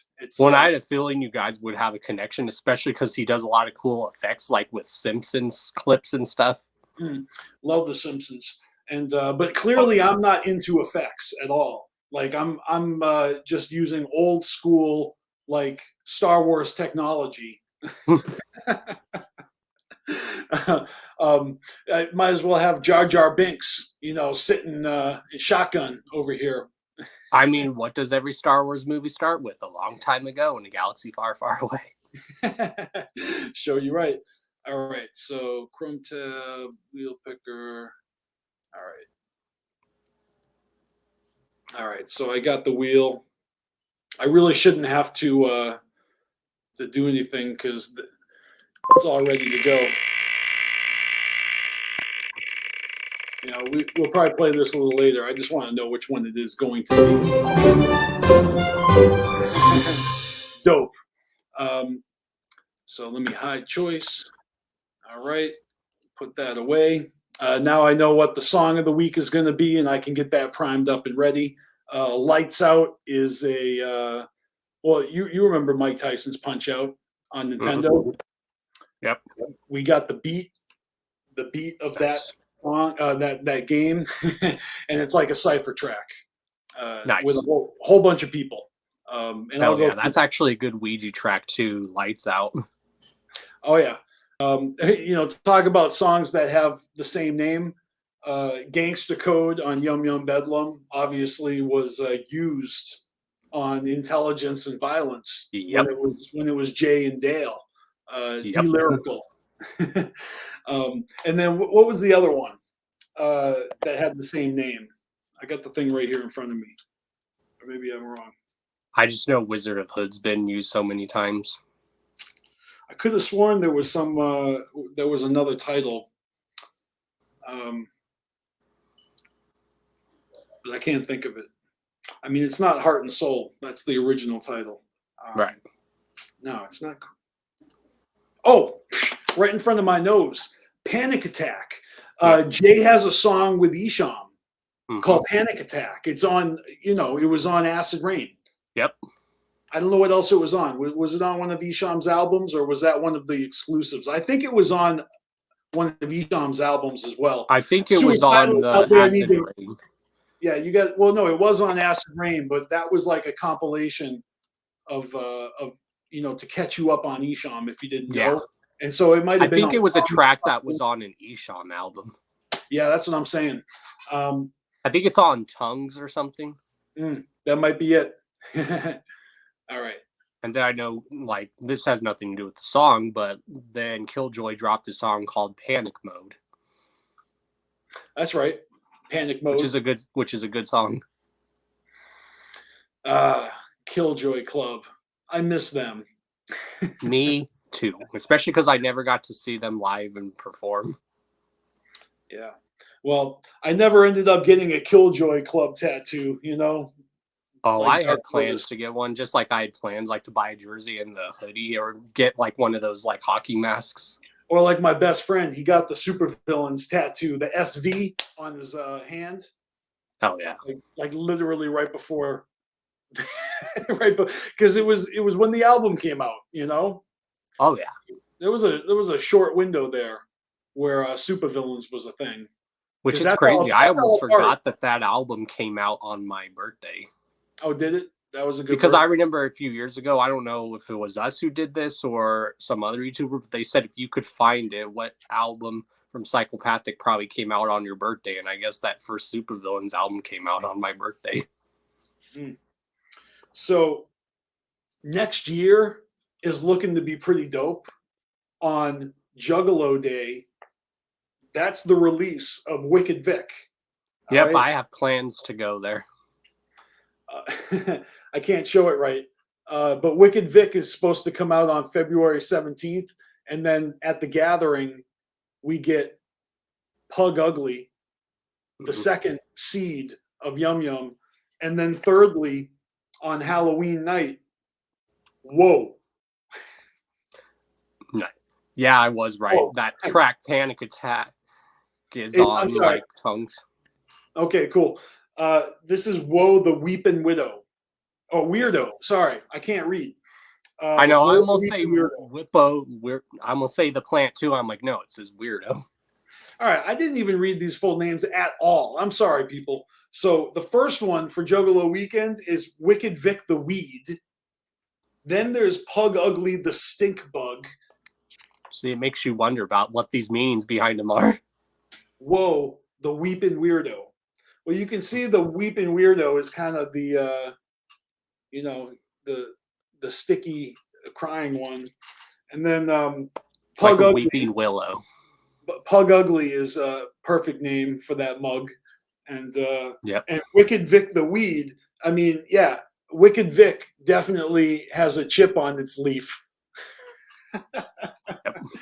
I'm just saying, I'm looking forward to these like 3 mini albums, right? That's how he described them, like these either short LPs or these long EPs. They're like halfway albums, Yeah, which I can see them eventually, once they all come out, they could do what they did with the Fred Fury for the Patreon, where they make a like Yum Yum box set. Considering how this was all supposed to go down this year, right? Like by this time this year, we were already supposed to have all of those EPs. So the whole thing has been like planned from the beginning, and it really just like the dates got pushed back to Halloween. So I'm going under the assumption that these dates are going to be real dates, and we're not going to have to wait longer for these albums, because I feel like it's probably been taken care of. It's been so long, you know. Yeah, and people are just like wondering what the meanings are. Like people said with Flip the Rat, you didn't get a meaning behind him. I'm like, actually, you did. If you listen to the intro to Fearless Fury, they said his pet rat Flip feeds on your fear.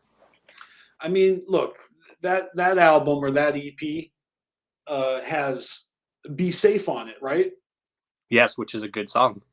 Enough said. You know, I mean, come on, that's the fucking anthem right there. That's been like the closer sometimes for a lot of shows.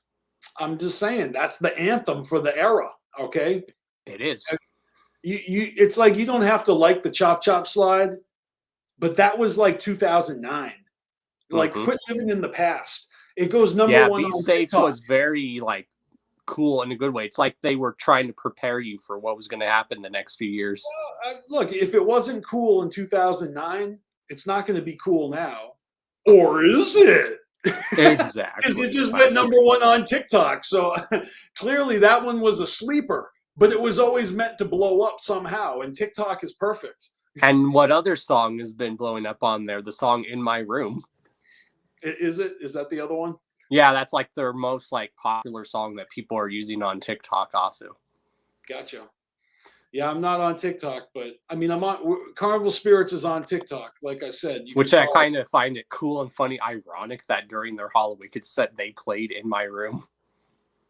I like it when they do that song, though. Me too.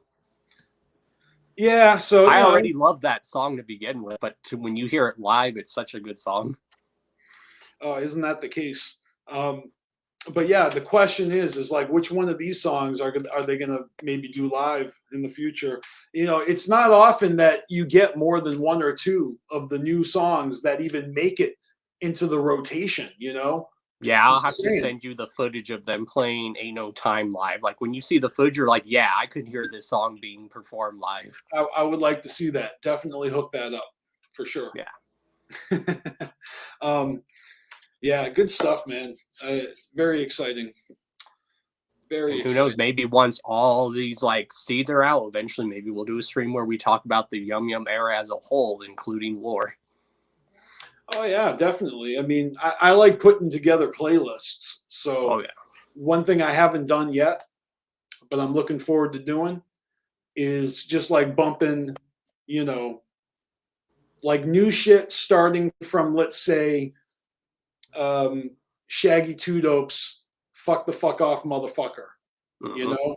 So you get that, then you get like maybe the Gloomy Sunday EP and the Brother EP, right? And then get all of Fearless Fred Fury, Flip the Rat included, okay? Yep. And I mean, there's more. I mean, you know, like I'll throw this on there, Walking Home, you know?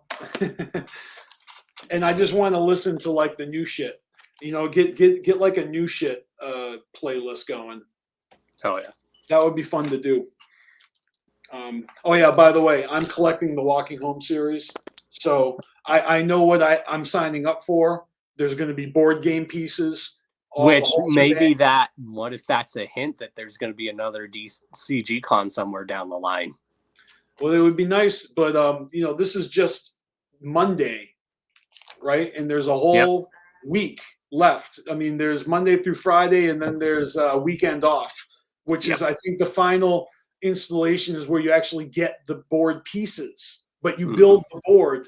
You know, starts off with the backpack and the beanie. I'm just saying, I didn't do this at the gathering. I know a lot of people had the ability to grab this at the gathering, and I did not. But I eventually decided to make the investment. So I'll be walking home with Jay and following the journey and reading along with the comic book and participating in all that fucking shenanigans. Which is cool because they have a little bit of like the comic book, like in the Yum Yum thing. Yeah. Yep. They got a little promo for it. Yeah. In fact, we haven't really looked at the ad book, have we? It's a very good ad book. Let me just take a look at this. Where is it? Where's the ad book? I know you don't know the answer. That's not it. That's not it. Did I lose it? I think I lost it. It's somewhere in the ship, okay? But there's a lot of cargo bays. Exactly. No, but how did I lose that? What the? That's ridiculous. Ugh. Well, you know, I tell you, it's probably just a sign. Not a good idea to do right now, so I'm not going to worry about it. But yeah, did you see I got a copy of Jay Bazaar's Undead? Hell yeah, I'm definitely gonna have to get a copy of that. Yeah, I didn't really show you guys, but it actually came with a magnet. And oh, dude, this is dope. That would look dope on the shirt. There's probably shirts available, but I got a free magnet. Looks like some dead canvas type artwork. Yeah, man, it's definitely Jay Bazaar zombified, and there's brains. So, well, it's the cover of the EP. Oh yeah, good shit. But yeah, I got to remember to get all the clips for today's episode. We're gonna put them down below. We're going to include Jay Bazaar's link for that EP. We're going to include MC Snacks and his new music video. oh yeah. I'll include Young Strife's social media links, YouTube, Instagram. Because that's one thing we're good at doing is like promoting our guests. Like I see other people who have their guests on their show and they don't put their social links in the description. I think out of all 43 episodes of the BeastMasteR show, there was only one time that I forgot to put my guests' links in the description. Oh, I've done it a few times too, but then I eventually go and then I add it on there. I did too. When it was brought to my attention. I'm just saying, the one time I forgot to do it, I actually get called out on it, and I'm like, oh shit, that was an oversight. But I was very glad. If you go back, you will not find one that doesn't have a link now, I think. Okay, maybe there's one, but that's because there's no link to find. Not everyone has a link. You got to find your link. That's right. My homie's missing link. What do you want? What do you want from me? It's missing. Good shit. Yeah, man. So I'm going to pull up the song of the week, and maybe we'll play that because it's almost 5:30. 5 hours and 30 minutes that I've been streaming. I've been keeping track. And so I want to keep the show under 6 hours. I'm not really prepared with any other visuals or anything. So and I also invited all those guys to come jump on. I didn't know if they were all going to show up at the same time or not. It would have been nice if it was scattered so that we could have. But that was actually really fun to have a big panel like that. So oh yeah. I enjoy the fuck out of doing these shows. I hope you guys enjoy watching them. Everybody. Well, you can expect that from my show too, because I'm officially on the road to my 200th episode. Oh hell yeah, 200 episodes. So that I'm going to make big on that. I will probably need some help on. Oh shit! CPN says it's on site, and everybody is telling. Yeah, see, where was the chat when we were talking? I'm always forgetting that shit. Flip the Rat is a phenomenal EP. Agreed. Yes, it is. Splish Splash is cool while taking a shower. Yes, it is. With a bath bomb. Yes, tap tap for a piece of ass. That little in my room reference there. I know that Miss Jinx's favorite is Hell's Pit. I know this. Hey, it's a good album. Laura's straight up dope. Yeah, I'm a fan of the EP. I'm a fan of the sideshow releases. That's why I said I think lore really does lure you into the actual Yum Yum album. So it's good to listen to them both together. Hey, when Jay's rapping over beats that aren't Mikey Clark, sometimes it takes the ear and an adjusting period. Yep, like I said, a lot of artists have that producers have that unique producing flow. Like I was using for an example, back then, you could tell if something was a Mikey Clark beat, or you could tell if something was produced by Dr. Dre just by that sound. Well, think about it this way. Like, not everybody enjoys the same type of singing voice, right? Like a raspy singer, like Johnny Cash, or something like that, right? Or look at like singers like what, Joe Elliott from Def Leppard. Like, he's got a very distinct singing voice, not like anyone else, and you either like it or you don't. It's like There's other people that have that unique voice. Like in my opinion, Ozzy is one of those people that has a unique voice. Yeah, well, I think they've been quoted saying that shit. That like that Ozzy and Joe Elliott, like they're indistinguishable. Like, I mean, you just know it's them when you hear them. And I just really enjoy their voices. And yeah, I mean, what's my fucking point? Is I really enjoy the uniqueness, even the flawed parts, because sometimes ICP singing off tune. So sometimes they hit that hook a little off tune, like it's almost like on purpose. Like they got a fucking typo and they call a song by the wrong name. At this point, after all these years, I feel like they're doing that shit on purpose. Probably. Every single typo on every fucking album, like every fucking time. I feel they're like not sorry if they tricked you. Oh, slap nuts again.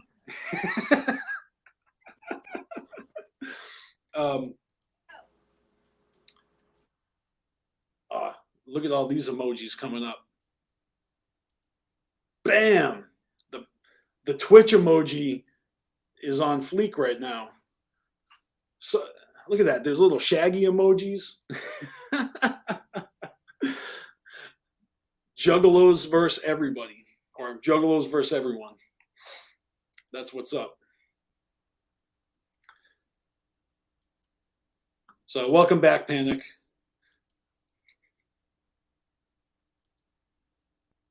I don't know if your mic is working or you're just not talking. Oh, your mic's not working. I can't hear you.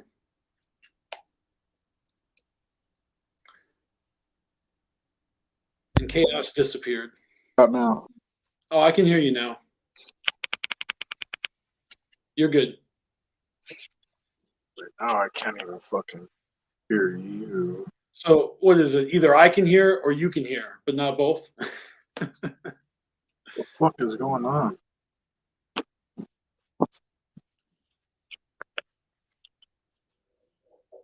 Yo, my name is Bogus. Whoops. All right. I have to come back. I can hear you now, though. Okay, bye. All right, Chaos, are you still here? I'm going to put these emojis back on the screen. I just lined up the song of the day, so I'll be able to play that. If these fools don't come back in a second, we'll just do that. And yeah, this has been a really fun stream. Thanks to everybody who swing through. And I'm dead serious about starting a midweek second show. What's up? Maybe not work. No, you're good. Oh, okay. All right, I'm gonna hide Chaos. Yeah, man, I'm just I'm feeling good right now. Show went well. It's good to be back. Feel like I was a little rusty, but okay. Chaos, you're back. Yes. But you guys kind of helped me normalize everything. It's a lot more fun with when it's y'all to chop it up with. So thank you for that, and I thank everyone for tuning in, watching. If you guys are watching on Facebook, if you're in my BeastMasteR group on Facebook, that's what's up. Expect to see a lot more from me in that group. I plan on dumping a lot of artwork and a lot of throwbacks and videos in my BeastMasteR Facebook group. And I might even fuck around and start using my Twitter. Do it. I don't know. Not making any promises. I hear you. Twitter's not really my thing. But what I did do And actually, let me see if I can show you. No, that's not it. Let me see if I can show you something. All right. Well, I've got this. Chaos, you've seen this.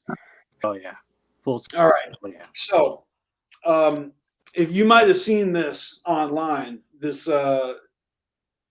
seal, this logo I made, it says, "Where in the world is Torlave James?" And I kind of photoshopped one of those "Where in the world is Carmen Sandiego" images online, added some emojis, and I threw this up there because I've been on a road trip traveling the country, and then I decided to make a game out of it, and so yeah, that's what it ended up looking like. I mean, the game is you guys guess where I am, and I tell you you're wrong. Some funny answers I got. Well, that's because I was asking for wrong answers only, so I was getting funny answers or funny guesses. Because we've been getting bombarded with questions asking where you're at. Yeah, I mean, I asked for wrong answers only, so let me see if I can pull up a good example of where you guys told me I was. Yeah, we do need our own emojis for Twitch. I do agree. 13's young low. All right, I got one comment that says Uganda with your mama. Now this one I actually got twice. Ash, Nevada. Scotty said that on Facebook, but somebody else said it on Instagram. That's funny. Where? Ash, Nevada, like in Bang Pow Boom, the big tent in the middle of nowhere. Oh. Where they lure all the pieces of shit to blow them up in one big nuclear explosion. It's funny because there really is a town called Ash, Nevada. Yeah, perfect place for that kind of mushroom cloud. Take them all out in one big fucking Megaton. Yep. Yeah. But no, I'm not in Ash, Nevada. Dead Camp says on the corner of Fort and Junction. It felt weird though because we was at the Fago store. That was Miss Jinx. Jay Bazaar, he just put a question mark and emoji like you don't know, but I'm pretty sure he knows. So he was just playing dumb. I got Steven Spencer here. That's Ripa, my homie who helped me produce Dear Joe and Joey. He says Viking Islands. David Moss, Norwegian City. Stephanie, I don't think I can even pronounce this, but Steph says Lossaheimer. It must be like some, Norse mythology or somewhere in Norway that I can't even say it. God damn it.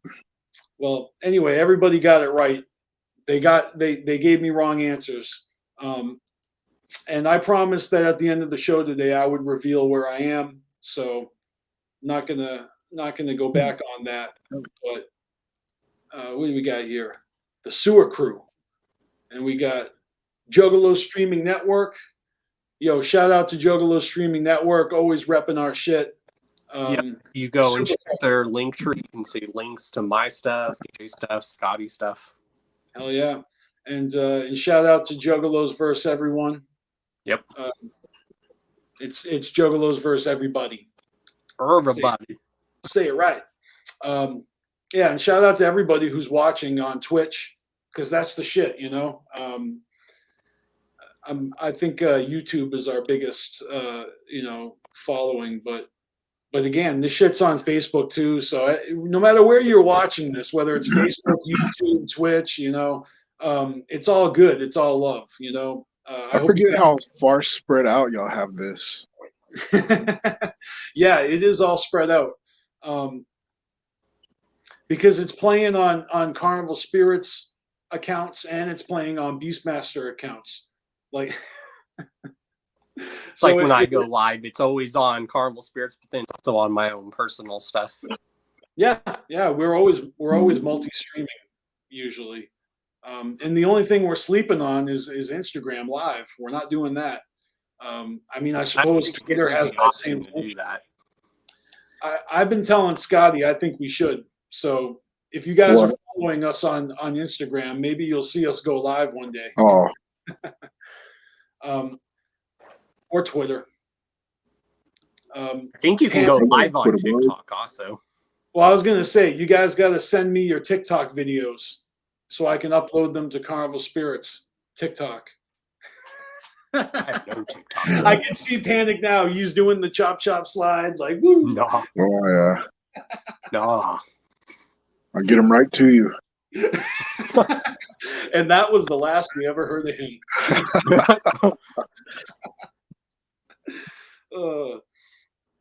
All right. Well, let's get on with this. I guess it's time for me to reveal where I'm at, and you know, the big reveal is, and I'll tell you this, I'm still going to make a game out of it. I'm not going to make it that easy on you, but I spent my birthday a couple of weeks ago in Montana with my sister and my niece, and it was a great time. Always good to see my family. I can't wait until the holidays to do it again, but I decided that I was also not going to come back after I left. And so I am currently somewhere in the continental United States, hence the where in the world is Torleif James gimmick. All right. And this is a real life gimmick here, because I am somewhere in the world. And I was actually going to give you guys hints and clues and show you images behind me, because I'm clearly using a green screen right now. So I was going to milk this out and see if anyone could figure it out, even though a lot of people already know. But so, you know, this is the only episode that y'all will ever not know. And I'm going to tell you where I am. And then, and after that, you know, maybe we'll play games later, because, you know, scavenger hunts. And like I said, I really do want to get a P.O. box so you guys can send me packages, you know, for the show. And I'll be doing that from where I'm at, which is, all right, here it is. If you look on the map and you type in the town or the city, you will find that there are 22 Portlands in America. And I am currently living in one of them.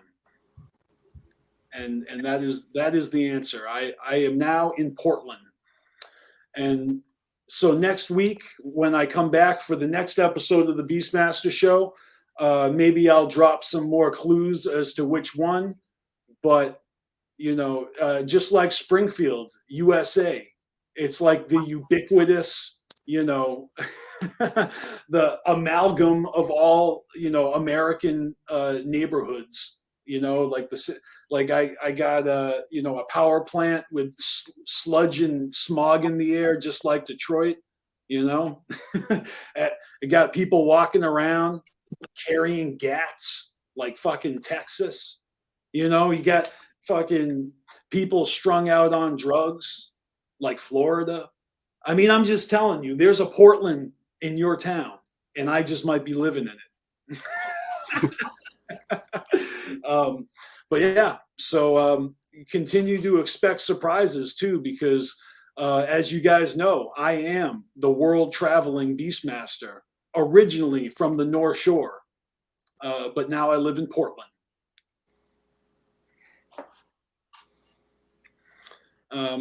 Shout out to Ivy Killa, always promoting strong, watching on Twitch. That's what's up. All right. Well, you guys ready for this song of the week or what? Yep. All right. I told y'all it's basically the instrumental, the beat to Mike Tyson's Punch Out. So that's the theme of the song. And this is like a cipher that features 1, 2, 3, 4, 5, 6, 7, 8. I think 8 fucking people.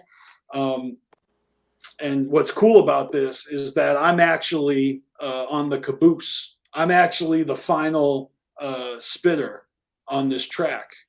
And I'm honored that like my verse was deemed good enough to be, you know, at the end of this thing. Like I think I got strong bars on this thing, but everybody brings it. It's a lot of fun, and you guys might chuckle at who's on it.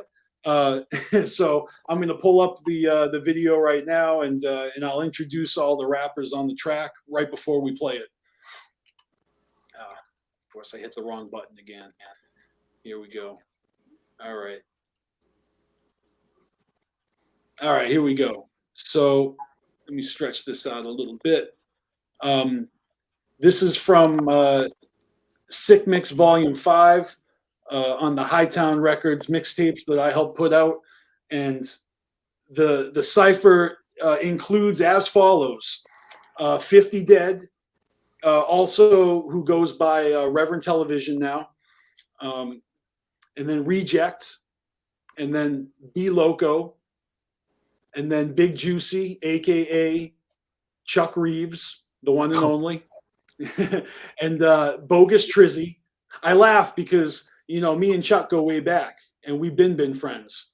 But you know, he unfriended me. So, but Bogus Trizzy from Rhode Island, and then the late great Twiz, my good friend, great verse by him, and then 6X. So 6X and B Loco are a group. They're Infinity, and Reject was the first rapper to get signed up to Hightown. And you know, but this isn't like a Hightown track. This is actually a track that's bringing together all the underground outfits that were a thing at the time. Because Bogus Trizzy had his own thing. His group was called Purgatory Bound, and they were doing the damn thing back then. And 50 Dead, well, that's Hip Hop Zombies, but back then it was just Underground Sound Records. And then of course Hightown Records was Infinity and Reject and myself and Twiz, who I believe was unaffiliated at the time, but he did eventually join Hightown. Like MC Snack said, even he almost joined Hightown. There was a huge roster at one point, but this was like all the labels represented. So there was, you know, Underground Sound Records with 50 Dead. You had Purgatory Bound, and I forget if he had a label name, but you had Bogus Trizzy, and then you had Hightown all together, and Big Juicy was also, I think, independent at the time, even though he did sign to Underground Sound Records for a hot minute. So anyways, without further ado, here is the cipher, Lights Out.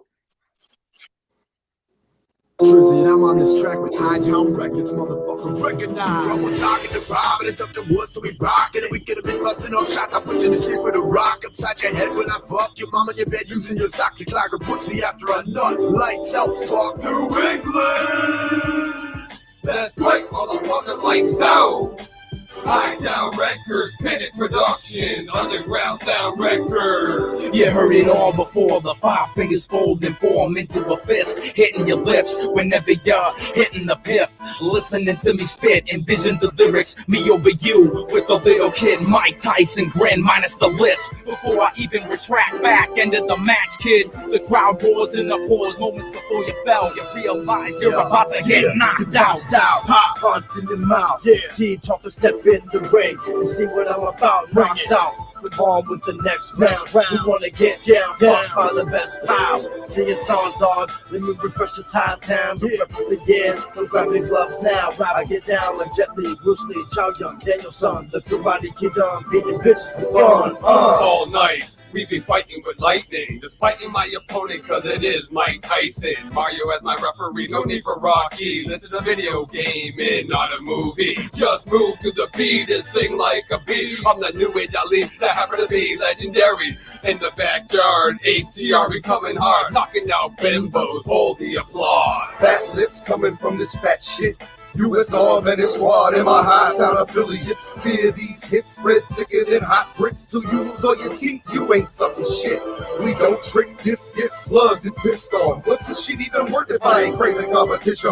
Blast your motherfuckers, I'm a king hippo. Offensive with my mouth, TKO in your mental. I'm so sick of you bitches watching my moves and then snitching. It's getting me kind of vicious. I may lay you off in your kitchen, put my foot on your chest, reaching up in your cupboard, shuffling around the mess. I find a can of beans and bust you in your face. Deep spread around the place like broken dishes. This is another warning, don't make it be my wishes. Cause I'm addicted to making you feel like shit. I'm telling you it's so natural, kid. They go with the dickhead kid, the wicked kid. My fist like for the verse. I hate to bring the pain to your motherfucking brain when I smash your head with my motherfucking cane. It's all in the game, and the worms pushing buttons. He's the one to blame. To his far from sane. Have your mouth on the floor, wiping up the blood stains. Get ready and say your grace. I dismember your face when I break it in. Got no time to waste. Speaking with my late breath. I spoke with Doug, you never good. My teeth and guts, nothing you up. Your body swelling as I shred it up.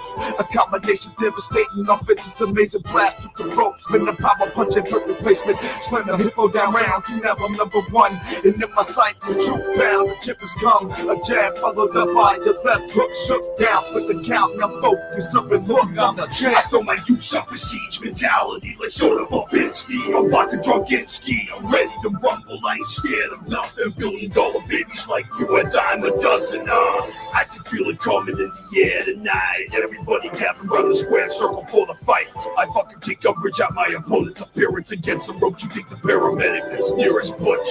That's right, motherfuckers. Hot Town. Production. Underground sound record. Sick mix, That's right, motherfucker. Lights out. Lights out. That's right, motherfucker. Lights out. Lights out. Yo, I didn't remember until just now, but Bogus Trizzy's label was called Panic Productions. That's good. So that's kind of funny. I completely forgot about that. Panic Productions. Yeah. But I like that song a lot. I think like the majority of those verses were recorded in my studio. I think maybe even Bogus Trizzy was the only one who didn't record his verse in my studio. So all those dudes were in my spare room laying down those vocals for this cipher that we made. And then Bogus Trizzy had his own studio. He had his own recording equipment. He was the only person I ever saw out there who had his own cordless microphone, like back in 2007, 2008. That was pretty sweet.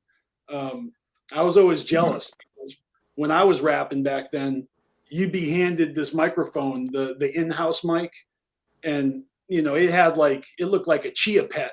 There's like mold growing on it, like fuck. I mean, that might have been where COVID came from. Underground microphones.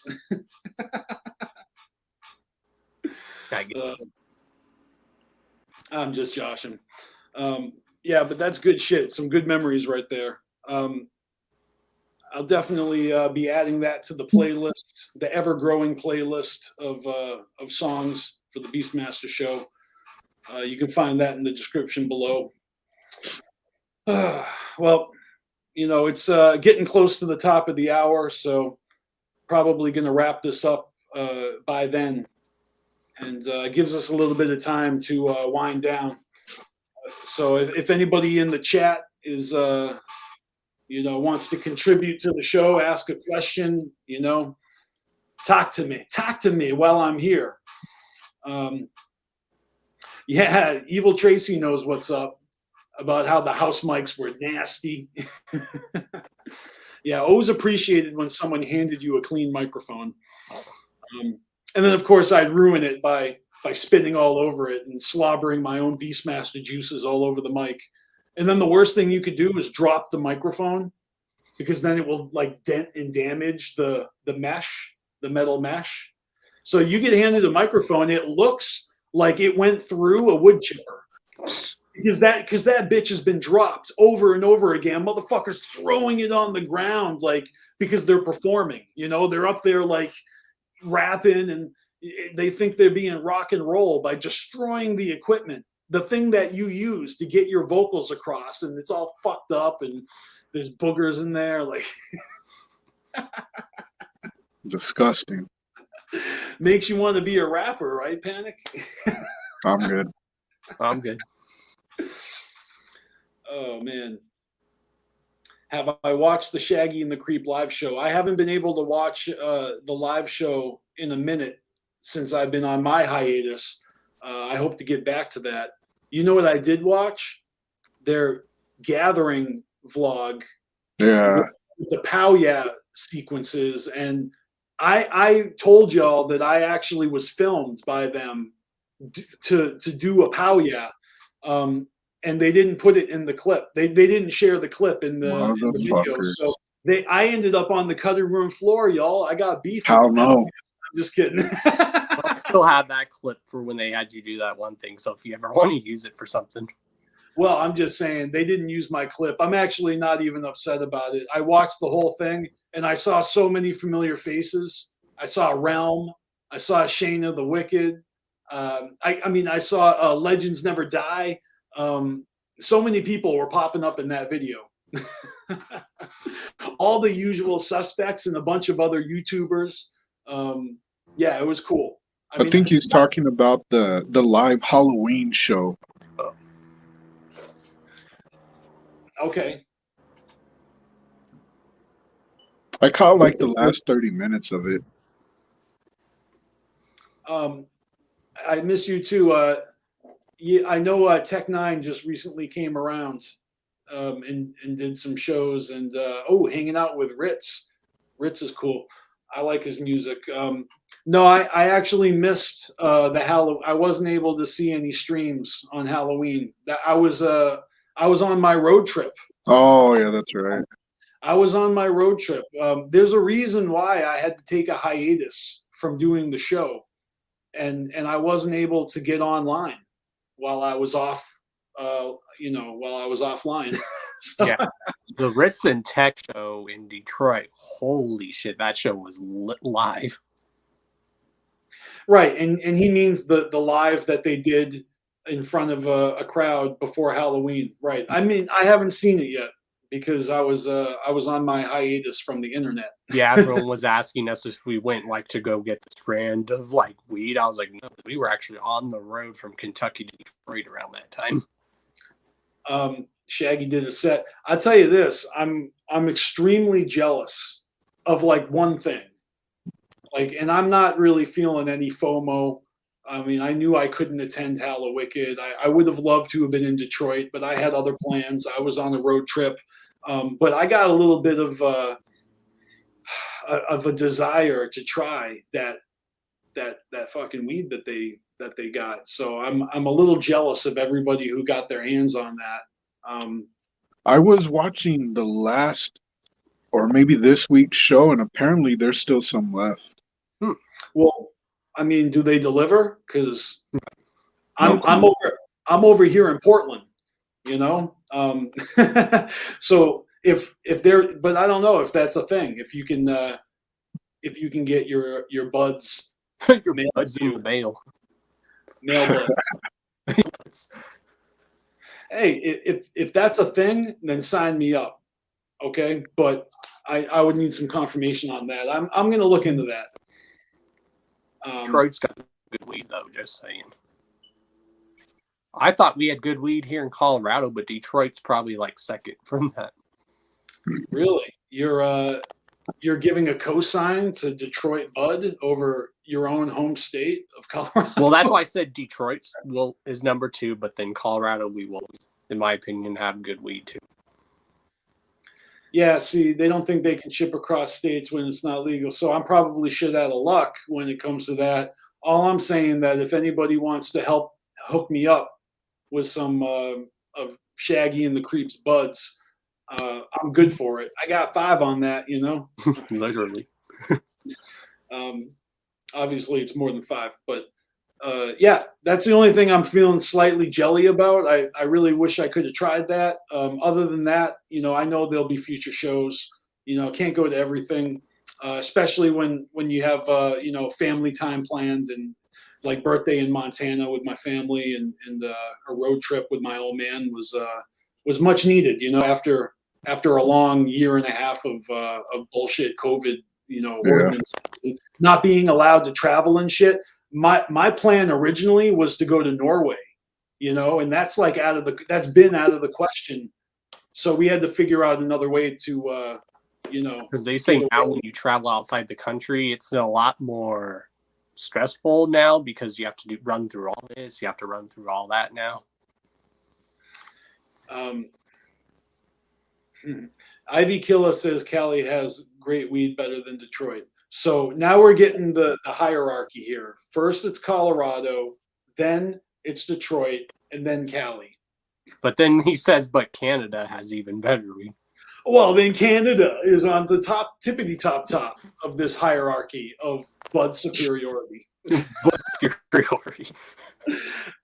And yeah, look at Ninja with a pencil over here co-signing. He knows what's up. I see you. Ninja with the pencil. Send me some shit in the mail.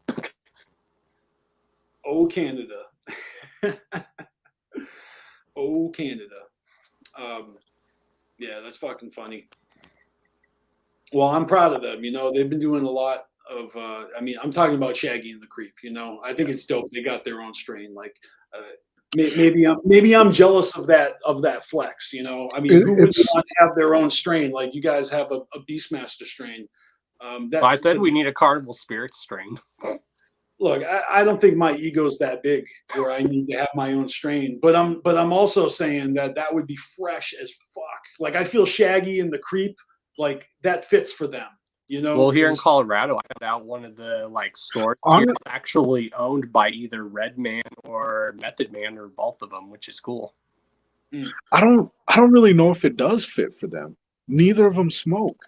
Well, when I said it out loud, I was like, I can back that up, Panic, because it's good for them because the majority of their audience are stoners and they're selling it to us. Yeah, that's true. That's where it is a good fit.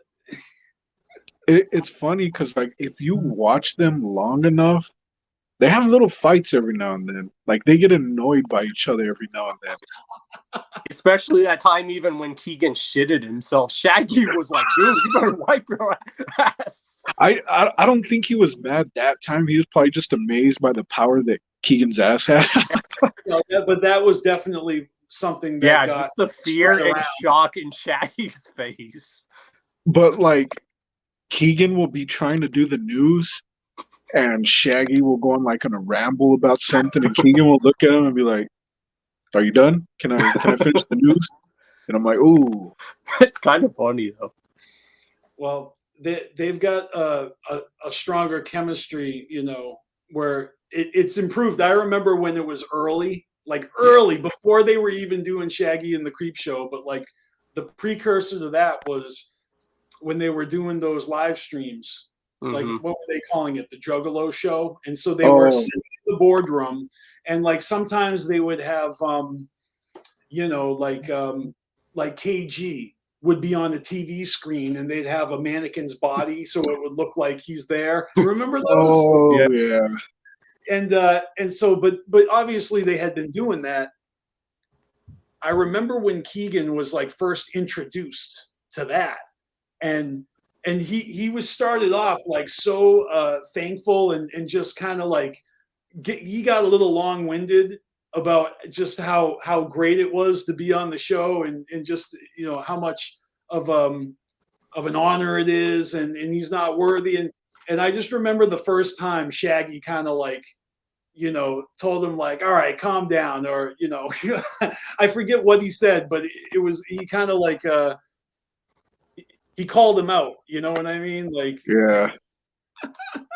I can't remember. Man, we get it. I can't remember exactly what he said, but it was funny because I was like, yeah, when these guys are live streaming, they're on the fly reacting to each other. They're playing off each other, Yeah. So I think Keegan is just super blessed, to be taken into the fold.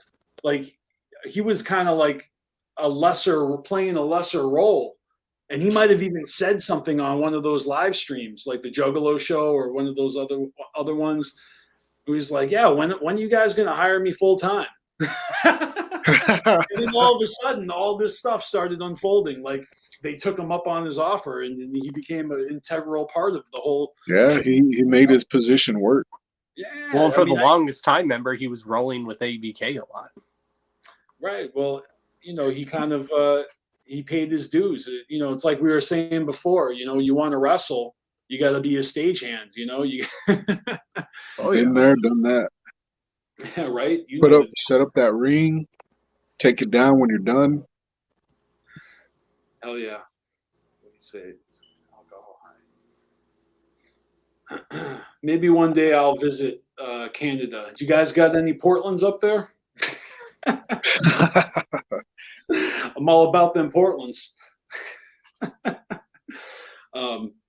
But yo, it's almost the top of the hour, so I'm going to say goodbye. We're going to end this like right at the top of the hour. I think that would be fresh to have that. So thanks, guys. I'll let you know if I'm doing a midweek stream. You guys will all find out when you see a flyer. And anybody who's a regular on the show is welcome to join me. So maybe on an evening stream there'll be a different panel, because different people are available at different times of the day, different days of the week, and I might tap into a time slot that works better for some people. We'll see what happens. But all right, that is that.